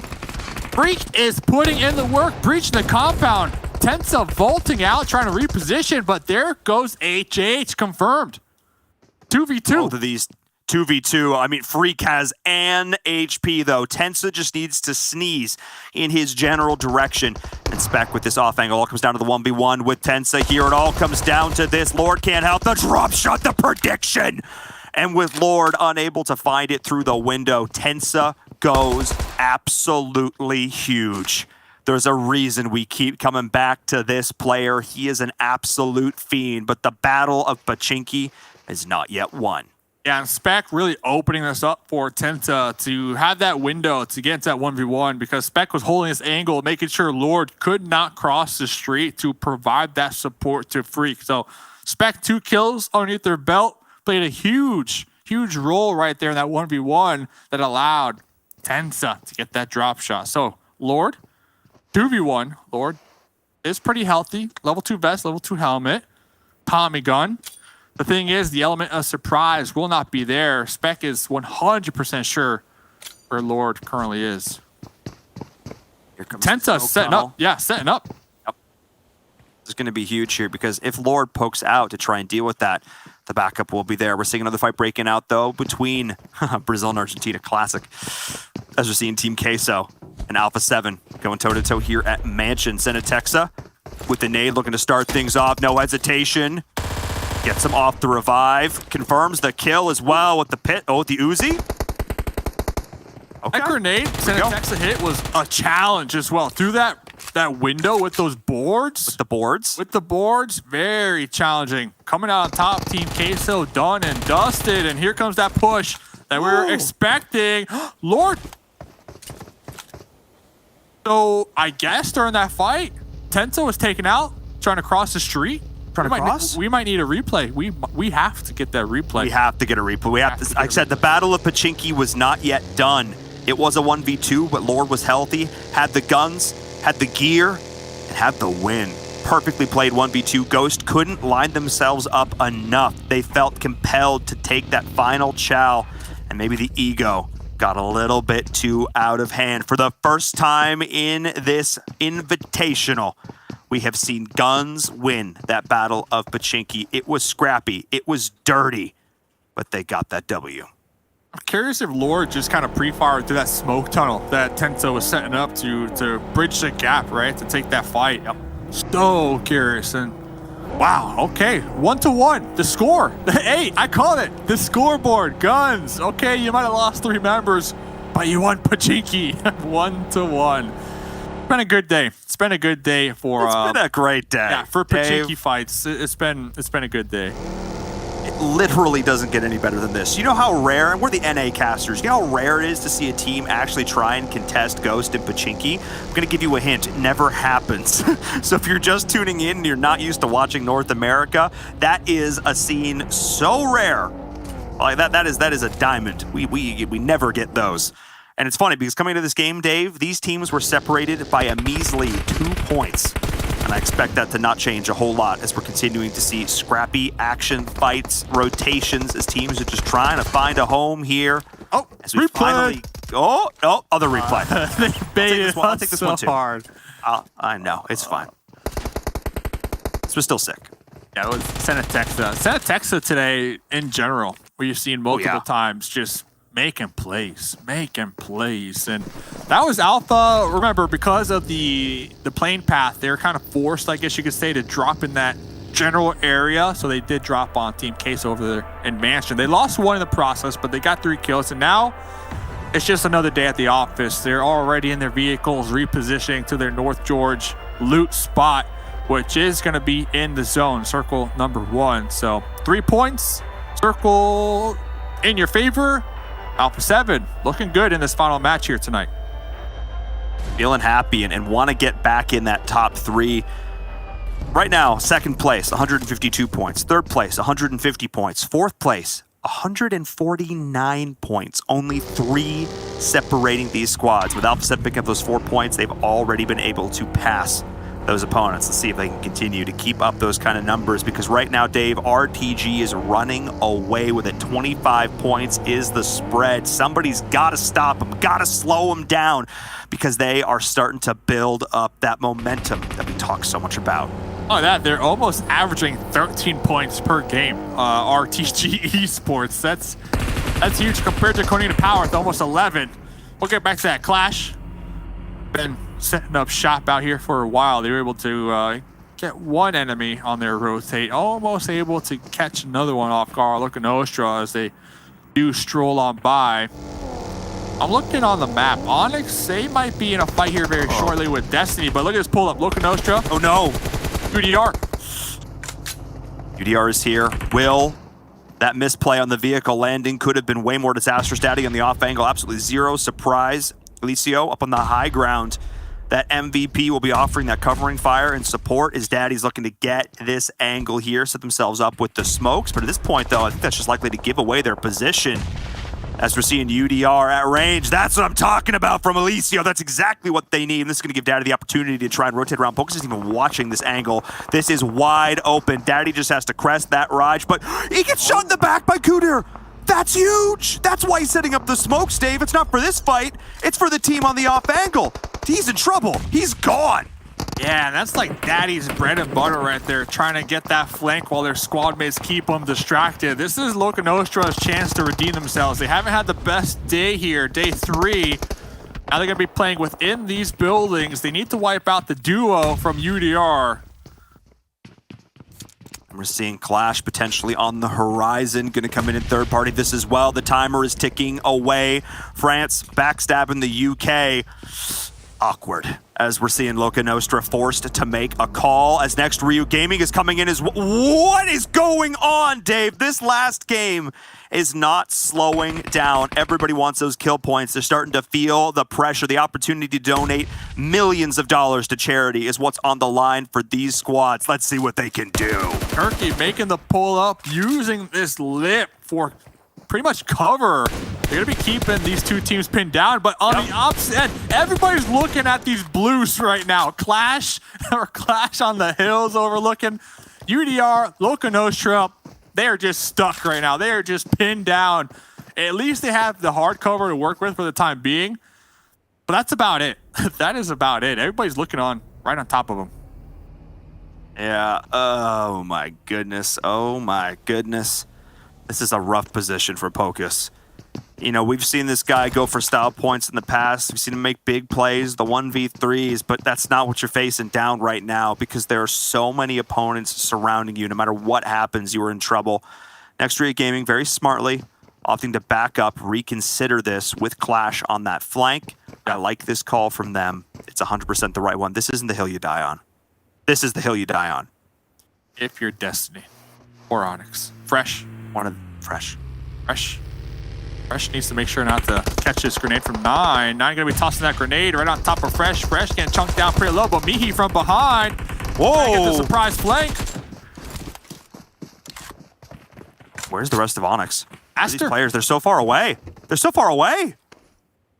Master can't do anything. Master, that 1v4 in that last game, again, getting some help out from Alpha 7, getting some help out from the teammate, but still, his M249 is what did the damage in the end. Now, not in a position to help out the rest of the team. As we're getting back to this fight with UDR Killers and Loca Nostra, Danny looking to make up for that play on Miramar. I'm with this whole team together. They'll get it done. Making up for it right there. Loca Nostra, 2 kills. They lost Daddy in the process. That's the risk that Daddy plays, always trying to get that flank, that off angle. But are we going to have a round 2 next Rio? We saw them. They pulled back on the mountain. They didn't really want to test their luck because Clash was on the opposite end of that engagement on those blues. But I saw them. They're pushing up once again. So they might have had a change of heart after seeing that kill feed pop off. Man, this game, Dave, I'm trying to collect my thoughts as an observer because so much action has already happened. Like the most action-packed game we've had yet on Erangel. And as we circle up now towards Everest, teams are going to continue to have to rotate. And now Next Area Gaming is coming back to this fight. Yeah. I don't know how I feel about it. Looking at this next circle, I guess it's the right call to make because you've got to move through them. But at the same time, I feel like they easily could have bypassed this. And if this takes too long, there's a chance that they actually get backstabbed themselves. So, Dave, if they're going to make this play, they've got to make it now. They just got to go. And with an opening knock like this, with this flank from Yekta, that's exactly the go button they need. It's a 2v4. Will drops. This is the play. Beautiful execution from Nextria Gaming. Oh, my goodness, Dave. I questioned them for just a second. And then they said, Inverum, shut up. We got this. Doc, who's there? Next Rio. 3 members at your door. And they made that push before the zone even popped. So they made that push before they even knew they needed to reposition because of the circle. So that was an intentional fight that they wanted to take. They got it done just in time. Fortunate for them, Clash did decide to reposition themselves. So that potential for that third party really wasn't there. But GG's to them. Loca Nostra, couple kills underneath their belt to finish off day number 3. But 19E, one of the main stories right here, just based on their position, they got a 2-2 split right now. Acer, Shifan on top of the mountain, and then right beneath them, we're looking at them, the other duo, the other pair, trying to hold this down to themselves. I'm glad you clarified that, Dave, because for a second I'm like, oh, our 19E ballerinas. I didn't realize they had 2-2s. But I get you. I get what you're saying. They got that split going on. We're seeing Chivas doing something similar here. Oh, potential scout. The double scout. This play with the vehicles, I love this call. This is what I wish we saw Team Queso doing a little bit more. Oh, makes me sad. Team Queso, they see a compound, they got cars, they're like, okay, let's do it. Let's do it, boys. Let's go, boys. And let's go. They hope it works, man. I'm telling you. And when it works, we're like, oh, Team Queso. But then when it doesn't work, we're like, Team Queso. So we'll see what they can do here tomorrow, considering they're in 14th position overall. We'll see. They're out this game, too. They got taken out early on from Mansion, from Alpha 7. So rough day for Team Queso. Rough day. We'll see if Alpha 7 can continue to carry the momentum they took from them, Highlander style. In the end, there can be only one, which is, of course, the ethos of a battle royale. We'll see if it centers up more towards Everest. This would favor 19 Esports quite a lot here, but a southern shift would be very interesting for squads like Destiny and Quinina Power. Instead, it's the perfect donut, just like I had for breakfast, right there in the middle. 19E still feeling pretty good about this one as Alpha 7 comes in as well. Have an interesting angle here. A lot of these teams, Dave, there's not a lot of compounds to fight over, so they're going to have to take these fights very strategically. Yeah, and smart call for 19E to regroup and not opt to hold that 2 split that they had going on right now, because RTG, Shivas, and even Alpha, they're going to be hovering around the north end where that Mount Everest position was, where the duo was holding it down. So they pulled off right in time, considering Now we're seeing Shivas and Alpha kind of clash and take some shots back and forth. And you can see Destiny there. He was tracing the bullet fire, confirming where the players were. And as these kills get confirmed on the kill feed, he'll know that that's Alpha 7 that he's witnessing here. So nicely done. Good little bit of scouting from Destiny on their 2-2 split. As we're seeing Konina Power taking over one of these key compounds there in Gatka. I don't even say compound, it's the entire town. They've got it under lock and key. So we're going to continue to see what Destiny can do. Looking over towards Chivas. RTG though, Dave, they're nowhere to be seen. And do you know why? Because they're right on the outside, looking in, not dealing with the scrap like what we're seeing right here as Next Ria Gaming continue to put in the work, this time against Clash. The big gun in hand, it's Trazen. Can they find the shots? No! The pure turn! Oh my goodness! Next Ria Gaming is feeling fired up, and they are just going to town. The fight earlier against Loca Nostra just gave them that extra boost of confidence they needed. Dave, this squad is so fun to watch. Yeah, we saw right there the Groza coming in clutch versus that M249. Now they're going to have a nice little spot out here towards that east side. You talked about Konina Power. They're in Gatka. Huge potential to possibly gatekeep a couple squads. But Destiny, this is what I was looking at. Destiny, they were super separated, or at least they had a 3-1 going on. And I believe they lost that one to Godsend. So now they're going to be in this trench all to themselves. Godsend out there looking to reposition, playing that edge position, actually. But Lord, the solo. And Master, the solo. Will these two players just trying to stay alive here this game? Will they clash? Will they run into each other? 11th place, 1 point. Looks like Master might have an idea that, somebody might be over here. And to be careful, though, that blue is pushing them in. I believe they did actually just get up and run, which means that Lord is going to be aware of it. At least judging by EU. Boy. It's going to get interesting. Godsend, 0 kills. They've been quiet this game, Dave. They've been on the edge of things. They've been taking shots, but not able to confirm anything, which feels bad as you're the team coming into this in last place. Onyx was able to surpass them.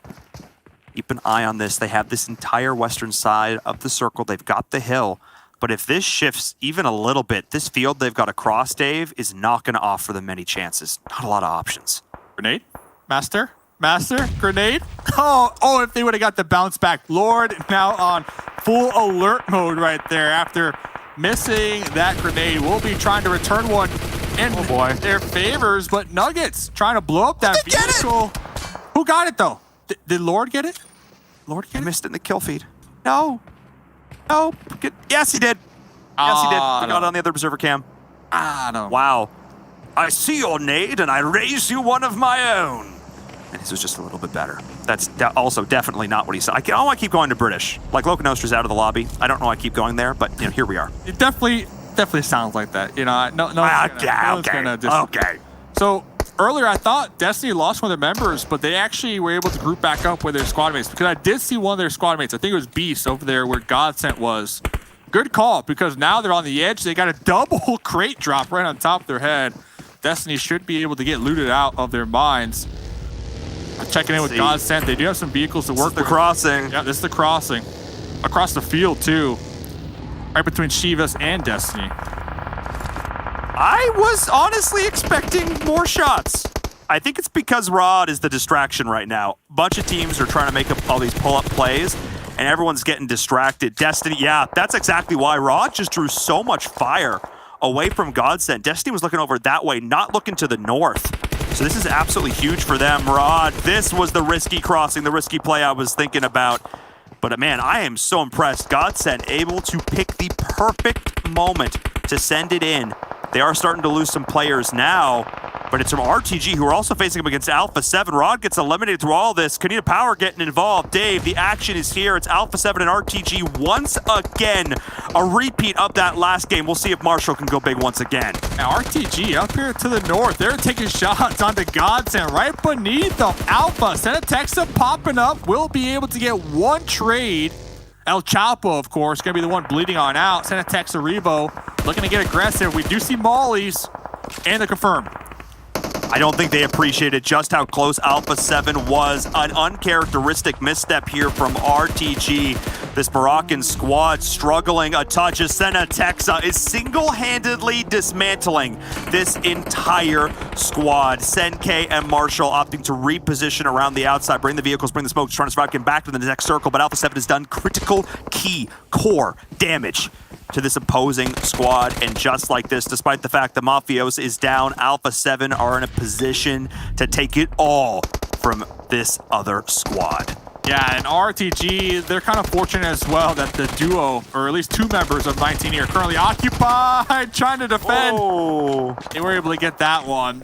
But right when they regroup and kind of catch their breath, 19E are going to have sightlines onto Senke and Marshall for sure, once when those smokes dissipate. See how many they have. That is their lifeline right now. That is the only thing keeping them in this. Is Texa. See, a little bit baited though. They threw some smokes out in front of them, but are actually pulling back and around towards the trees, towards those pieces of soft, hard cover somewhere in between, as the circle is continuing to favor squads like Konina Power and 19 Esports, actually, who are on the outside of this, who could be the squad, like you said, to put RTG right on out of this. They've got 0 points. Yeah, and that's smart, RTG. You call it out. They're baiting those smokes because we see time and time again players, they smoke themselves, and that leaves them open to a grenade. But Senke just straight sent it in the coop. Very low in the health department. Yeah, no chance there. They didn't have an option. Marshall going to be behind that tree in the shadow.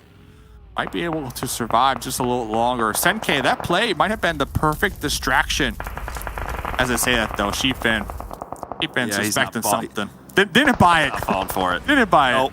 Didn't buy it. And look, I understand your name is, it's Senke, not Sendk. Come on, he didn't have to send it quite so hard. May have been a little bit of an overachievement right there, as we're seeing Destiny looking to do the same, sending it right into Chivas. Fresh, confirmed. Guys, they're there. They're definitely there. And Marshall just downs into Texa. Oh my gosh, yes, revenge. And I talk about this all the time. Chivas demonstrating, blow up your vehicles, use them for cover. They made their own wall in that dip on the opposite end of the road. So it's going to be a challenge for both Godsent and Destiny to push in. Before we get to that though, 19E up here in their building. They're just shooting anything that moves right now. Taking out multiple teams right here. They knocked out RTG, did find Marshall out in the grass. They've got that piece of that compound still up and alive. Only lost one player in all of this chaos. Chivas is looking to crash in on the other side. Konina Power getting involved as well as Destiny Beast trying to survive, trying to hold on. But Fran is here doing so much work. Konina Power, though, with 8 kills, Dave. If they are allowed to keep going any further, Konina Power could be the team to beat in this lobby as Beast is going down. Destiny is out. Yeah, and RTG, they're also done and dusted. So that's going to open up that first place spot for Konina to take it back. Acer on the roof does have that smoke blocking those sightlines from down south from Konina Power. It's going to allow Acer some time to try to take out the duo currently in the trees from Alpha. Brand also trying to throw some grenades in their direction, but that's a huge knock onto Acer. Oh no. Acer will be able to reset between the buildings. I think they're going to be able to get this revive here, but it all comes down to the... they get the circle again. That was absolutely key, but need to be careful as G-Fan of the high ground because Konina Power identified that they have to make this play right here. They're pushing in, but they don't know. They don't see it. Nomi doesn't catch it. The revive is going to go off. They're going to relay the information to G-Fan, who's going to be able to continue to support them off the backside of all of this. The med kit might come off the first aid. And just like this, Konina Power are making the push, but 19E are stabilizing as the nades are going in. They know where Shifan is, but Konina Power have made the move, Dave. This was huge. Now they know. Now they know. Sam, Acer, both prepping these grenades, getting ready to toss up. Konina Power inside the compound here. Not only trying to take out 19E, but also trying to put a stop to Chivas across the way. Axter's drop right now is just to try and keep 19 off their backside as Konina Power is looking forward towards Chivas, who are pinned down in that dip, as is Alpha 7. Back-to-back now, Dave, we've had teams making these amazing heads-up play. First it was RTG, and now it is Konina Power. It is no accident that these teams are up at the top of the leaderboards because when they see an opening, they take it. They dive in with both feet. They're going to take it with both hands. 9 kills onto Alpha 7. I'm so surprised that Konina Power kind of gave up for the time being, trying to exterminate 19E right behind them. Right now, they're kind of focusing on the west side. I'm super surprised with that one. As I say that, though, grenade from Fashe. I mean, they did have a sense that they were repositioning around this building. Sam's going to be the target, the potential backstab coming in as Acer's going to fall. The rest of 19E is gone. The numerical advantage was too much. The 2v4 could not be outdone, could not be outplayed, and it could not be outstayed as Konina Power will take over as new management of our last little compound in the building, in this circle, Dave. I'm so impressed. Konina Power would have to actively throw this game to lose. Hopefully you paid your rent. Jacup trying to smoke up a pathway right in front of him. I saw one of the members from Shiva's had, I believe, Fran, the MK14. That thing is just a shredder. Shiva's still a 3-up, though. They're using these smokes to block those sight lines from Konina Power, but it's only a matter of time before Konina Power, they get some grenades, get some mollies. Yeah, just toss it right in that bad boy, and that's exactly what they're doing. Smokes are a double-edged sword. Yes, they give you protection, but they also put a target on your back, as Lux is experiencing. Jacup as well. Multiple players going down. The nades, one after another. Their own personal red zone, and Carrillo is just off to the side saying, hello, don't mind me. Just hanging out over here.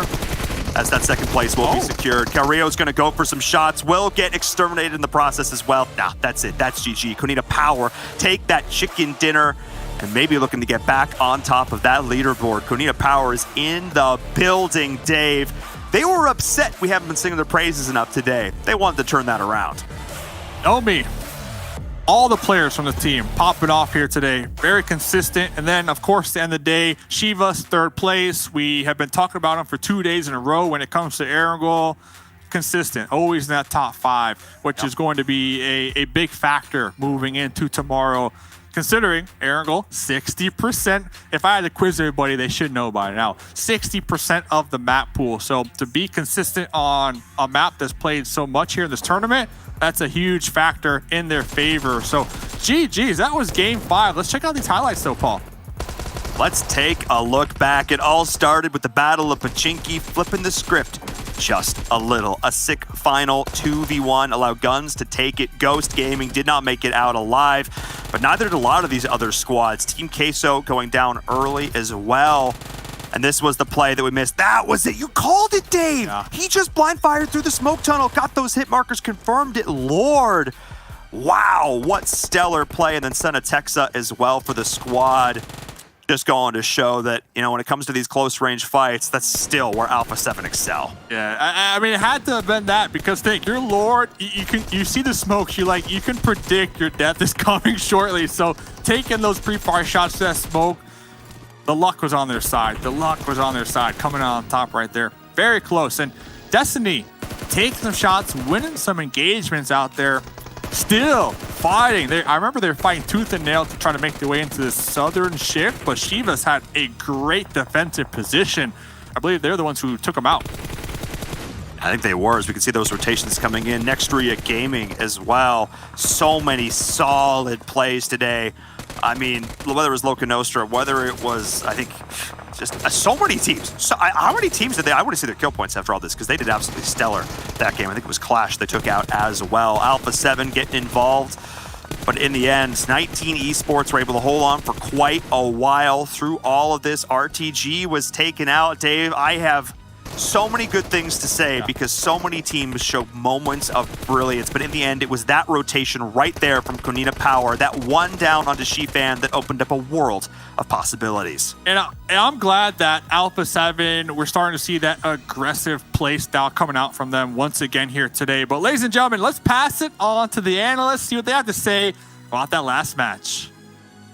Well, Dave, I feel like there's a lot we could say about that one, considering how things started off. I remember day one, Seven Worlds Gamer was sitting there saying, Jason, don't worry, Team Queso, they've been looking so good recently on short form tournaments to come into, well, now our third day, our final game in 7. Maybe you have a little bit of a slight curse as they get knocked out within our first 2 teams, as well as Ghost to join them, losing out in that battle up against Guns. But gentlemen, we finished off our third day now, and we have Kanina Power rising back through the ranks here at the very end of the day. Let's take a look at our match rankings and see how many points all of the teams did acquire for themselves.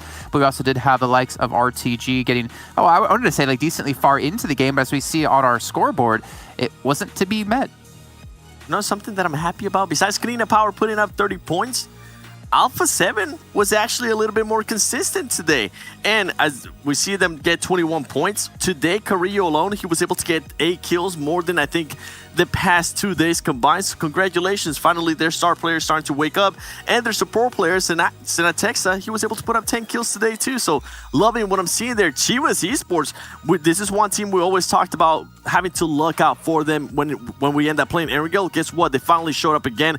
They didn't show up in regards to the kill points. I mean, 3 is pretty good. It's usually within their average, but 10 placement points is great for them. 19 Esports representing Canada, being able to get 12 points here. Destiny with 12 points. Next, Ria Gaming, hey, we've been seeing it over and over again today. They keep on getting those kill points, even though they might not end up getting those placement points. They are being consistent with their kill points, and we do see here Guns Esports being able to win that hot drop with Ghost Gaming in particular. I wonder if they're going to keep doing it. And by the way, I want to mention, in regards to Team Queso, I said, and I repeat, that team usually doesn't perform well in short-term tournaments, but lately they were starting to step it up, and yeah, they absolutely threw, at least so far. RTG getting himself 2 points. That is 2 important points. I'll get to that later on. But we also see, of course, Rad getting 1 point, Onyx 1 point, UDR kills 1 point. A lot of 1-pointers. It was super top heavy on this one. And that's kind of the story of the whole day, I feel like, as well. It's been super top heavy. We had a few teams today that has been totally dominating. Road to Glory, Kanina Power, A7. These 3 teams have just been grabbing all of the points here today, more or less. You know what they've been doing? They've been... Yeah, don't adjust your headsets. They're sucking up all the points. Let's take a look at our daily results. So if you missed any of the matches today, I don't know why I did that. It's been a long day, let's just say that. Of who won out on each one of these matches. As we can see here, we did have RTG starting off strong, getting themselves the first chicken dinner and a second one to boot here on match number 4. But Rod, a team that we didn't even mention as well when we're talking about who's been performing well today, they also stepped up quite a bit today. I'm really curious, to be honest, guys, like how our overall standings have changed. Yeah, I mean, we saw at the halfway point, we saw Rod being already within the top 8, and that was a team that was in 15th place at one point. I think it was with only 4 points after day 1. So an impressive, actually no, 14 points after day 1. An impressive performance there out of them. One chicken dinner looks good, but the consistency that they were able to show today was what's more impressive for me. And next, Ria, you saw them get a chicken dinner there, but even when they weren't getting chicken dinners, they were just being so consistent with them kills, and that was actually one of the main things that was super impressive for me, and something that you kept pointing out, Frost. Yeah, next Ria, I mean, even if they just getting those kill points, it's always something. And today they've got themselves 52 points. Feels a little bit low considering that they got themselves a win, right? But at the same time, those other games hasn't been like their best in terms of placements. But once again, they're getting those kill points, and it's so important because that's going to keep them towards the top. Yeah, and obviously those kill points come through off of that individual performance. Of course, there's obviously a lot of support play that goes into it, and kills do matter a third of the way through, going into what our MVP is going to be at the end of the event, who gets $5,000 to give to the charity of their choice. Let's take a look at who our current MVP is at the moment, as we still have 1 day of play to go. And honestly, I was trying to think, do I want to test you guys? Do I want to try and predict who it's going to be? I'm honestly not sure. But Senku coming through. Road to Glory. We did see him very high up on the top kill leaderboards. I'm not surprised that is him. He was able to put up 18 kills today alone.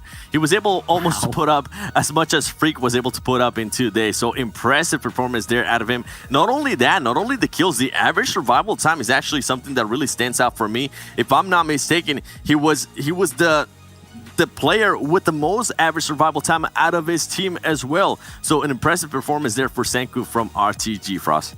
Yeah, definitely. I mean, just those kind of average kills there, 3.6, that means that he has 54 if I'm not totally wrong, that should be 54 kills in 15 games. That is 54 points alone from Senku, just himself with the kills, not putting his team up there on the leaderboard or on the games itself to get those placement points on top of it.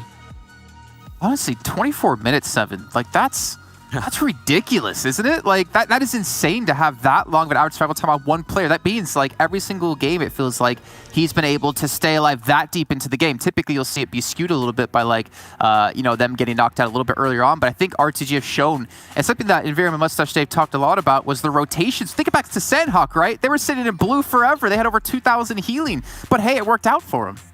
Not only that, I mean, it worked out on Miramar. As we had a conversation with Enverum, I at one point thought they were just getting super lucky in their rotations, but boy, did they prove me wrong. They just keep doing it often, and it keeps working out so well for them. I cannot wait to see what's going to happen. And with Senku, I mean, you were mentioning there, Jason, we usually don't see a player getting that many kills and also being able to back it up with the average survival time. So I'm wondering if it's maybe like a one-off. I'm really interested to see what Senku alone by himself is going to be able to do tomorrow. And I'm interested to see how the performance today out of RTG has been able to catapult them up the leaderboards. We take a look now at our overalls after 3 days of action have come to its conclusion. Will RTG be approaching that #1 position? Now, they're still going to be in second place, but if you see, they moved up 5 placings to 9, and they're 3 points away, Frost, from catching up to Kanina Power. Yeah, and if you look at it, RTG Esports, they came in today with 79 points. That means that they've gotten themselves 100 points today. And the previous record we had was from Destiny on day 1 with 66 points. That's such a huge more amount of points. But not on top of that as well, you also have Kanina Power today, 81 points. And Alpha 7, they've gotten 74 points.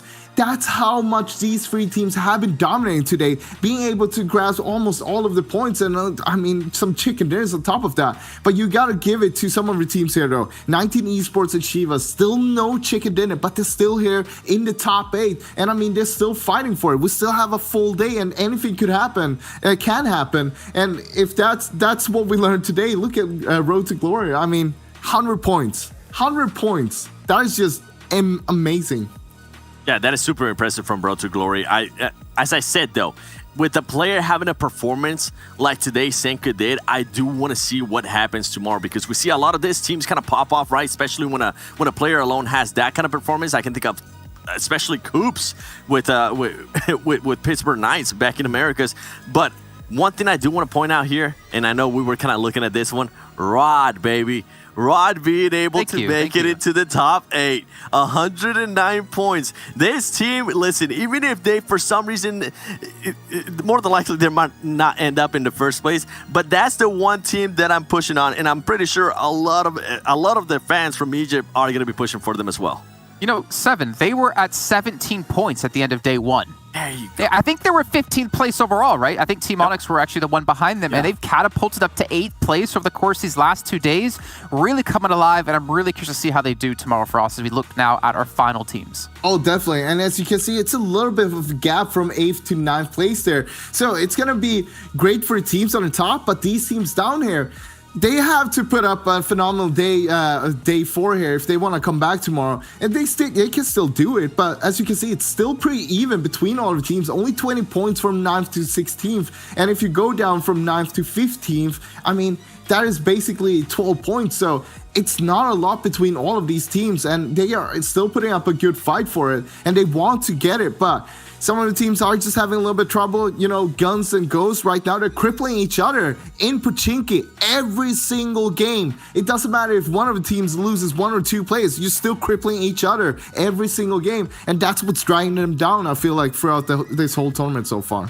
Yeah, I mean, we've seen it with Ghost, right? We saw them being able to win a fight earlier today against Guns, but then they lost HH24, and then this last one, they just ended up losing. I think these teams are just not very used to seeing an actual team being consistent and keep on landing on them, even though they end up winning the fight. What we usually tend to see is that, let's say, for example, if Ghost would have won the fight, the other team would have been like, you know what, let's not keep doing that because we are hurting ourselves in the long run. But these teams are like, hey, we're already doing it. We're going to be going to the final day. I'm pretty sure they're going to keep on hot dropping each other. I do want to see which one out of those teams are going to be able to make a small adjustments, because of the likes of Ghost Gaming and also Guns Esports.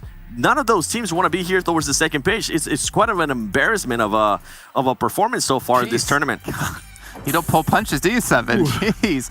I was going to say this. I mean, you're not necessarily wrong. I was more thinking of the aspect of like who. It's about pride right now between these two teams. Of when it goes to Pachiki, you're not going to be the one to want to run away first. You want to make them get away.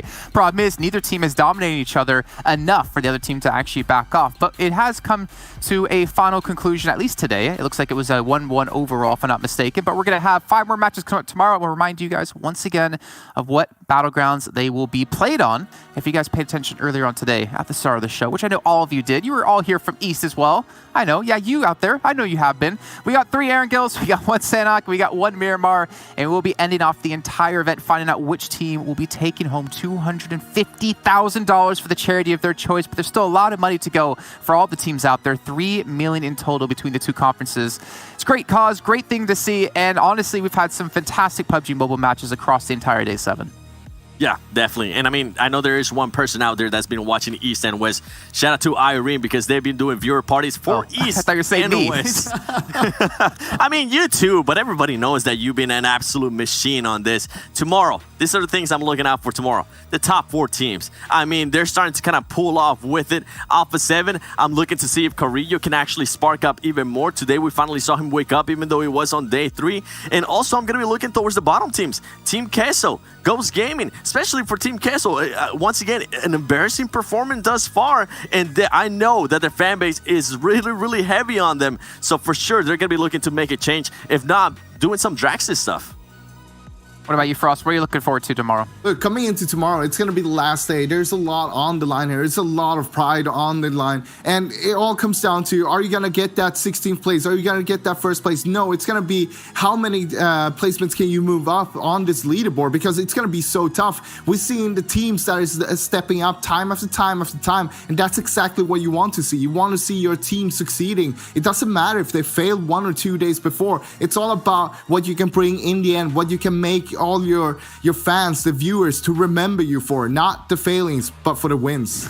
I feel like you're partially saying that about yourself when it comes to your curse, Frost, trying to reassure yourself in there. 100%. But thank you so much, you two, and of course to Mustache, David, and Viren for joining us throughout the entire day. And of course to all of you at home who have been watching the entire time. Remember, we'll be back at the exact same time here to kick off the final day of West. But before that happens, remember there's the whole East Division to go as well. So if you want to see what's happening over on the East Conference, make sure you tune in for this one. It's going to be an exciting day, and we're going to finally have a lot of charities getting a lot of money who do such great things. We'll see you guys tomorrow, and have a great night.